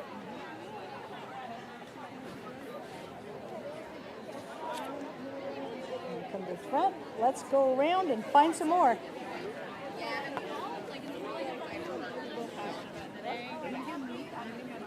Hi. Okay, now I need to talk to you. Sure. You have this sweater too, but actually there's a connection other than the hill here. Yeah. Introduce yourself. I'm Gabrielle Augustine. I am the curator at the National Baseball Hall of Fame and Museum. Are you really? I am. I did not know that. Yeah. Wow. But I also, besides playing baseball, I also knit and sew. Crochet some, but... Okay, so you're a Cooperstown girl. I am. Yes. I am. Yes, my husband spent just a little bit of time over there looking at the Baseball Hall of Fame. Yeah. But you also have another claim to fame. We met you through Make It With Wool. Yes, you met me at Make It With Wool. We just had our contest for New York State, and I'm proud to share that I am the adult champion for New York State this year, so I'll be competing at Nationals. Lovely, lovely. Yeah, and you're also a test knitter for Christine. I am. I'm a test knitter for Christine for Clean Kashmir, but also I've designed a cowl for them just this past year. Have you really? Yeah. I made out like a bandit on that last one. Oh yeah. Yeah. Not what, no, it's Very different. cozy. But cashmere is a really lovely fiber. I It's had a a very great fiber. dear friend of mine that knit me this one. Yeah. With cashmere, half from Christine. Yeah. And Hulse Hill. Yes. And half from Scotland. And yes, Lunan Bay. They mixed the two of them, and Very I nice. isn't that lovely for that? I finally get somebody to do the knitter's handshake on me. And that's the whole point of coming to these festivals. You'd be like, Isn't oh, it though? is that lovely? Yeah. Oh, it's fantastic. Well, so okay, now what does that mean? You're the adult winner. So it means that my outfit that I made, which is a sweater, a jacket, and a pair of pants, will be sent to a central location where other state winners will also send their outfits. They get judged based on construction, and then also you send in photos and video of your modeling, so making sure that it fits. And then a national winner is chosen from that will then receive a trip to the American Sheep Industry Convention in Scottsdale, Arizona in January 2025. Yes, and like last year it was Denver, this year it's Scottsdale. They move all over. It's a great way to see that part of the country. Yes, they do with the big sheep people, right? Yes. ASI, Yes. right? But this is a little bit of a different environment because this is the small producers. Yeah, it yes, is. Yes, and we have been talking about a contest with you that we're going to start. RE Synergy has decided to sponsor this particular contest. Yeah. We're going to put independent producers from certain states with contestants in certain states. Oh, that's very awesome. Yes, so they're going to get together. So we're going to talk about maybe having you and Christine get together. Christine is the producer of Cashmere Goats and Goat Fiber, and you as the designer as well maybe.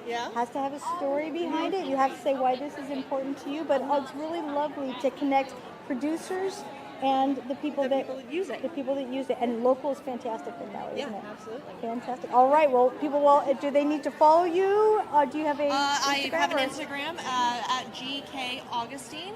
I'm also a designer on Ravelry. You can find me at Whimsical Woolies. Wonderful. Yeah. Well, thank you so much. Thank you. I guess we better head down to the hill. It's sort of like a bumper car rally there, isn't it? Yeah, it is. Fantastic. Yeah. Thank you so much. Yeah.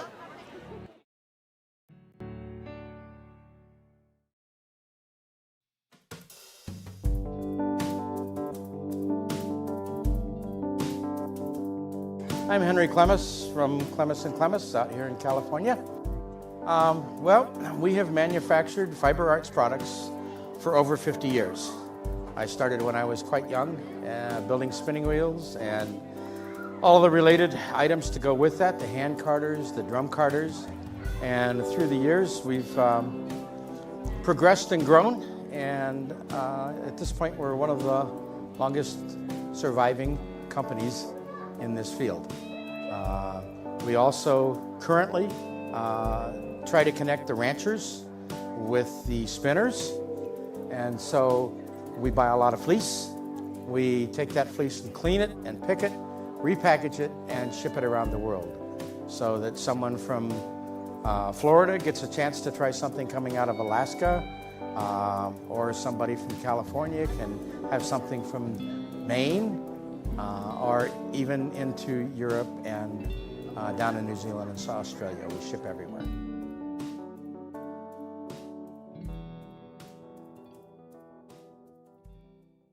The Agriculture Podcast, on a mission to share stories, dedication, and wisdom of America's stewards. Join us on a green adventure. Listen wherever you get your podcasts.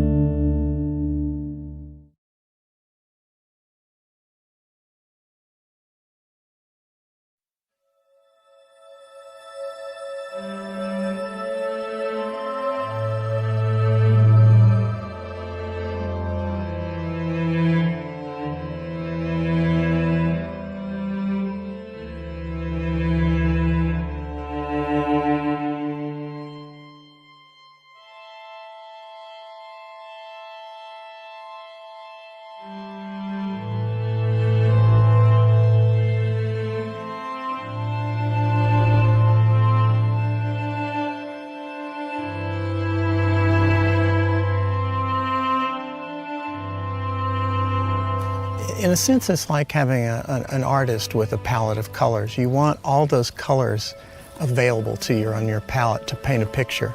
An epizootic goes through, and the fact that all the Holsteins come from 12 original animals, that it'll wipe out the Holstein. It's calculated that we have 9 billion chickens a year in the earth that are killed every year to feed us. characters are much more defined than the improved breeds. They've bred out of them all the character to put them into a box stall or into a cage or into a farrowing crate. But today, a chicken has white feathers. It stands around. A turkey is white feathered. It stands around and waits for the day that it's slaughtered.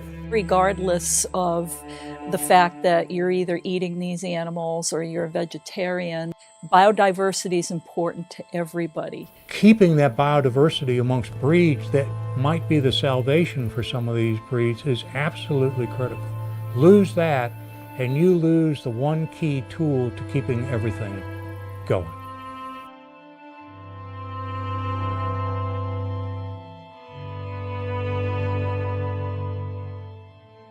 I think it's important, unique breeds of animals, all different kinds of animals. It's important to save them, because if you lose that genetics, you have lost it.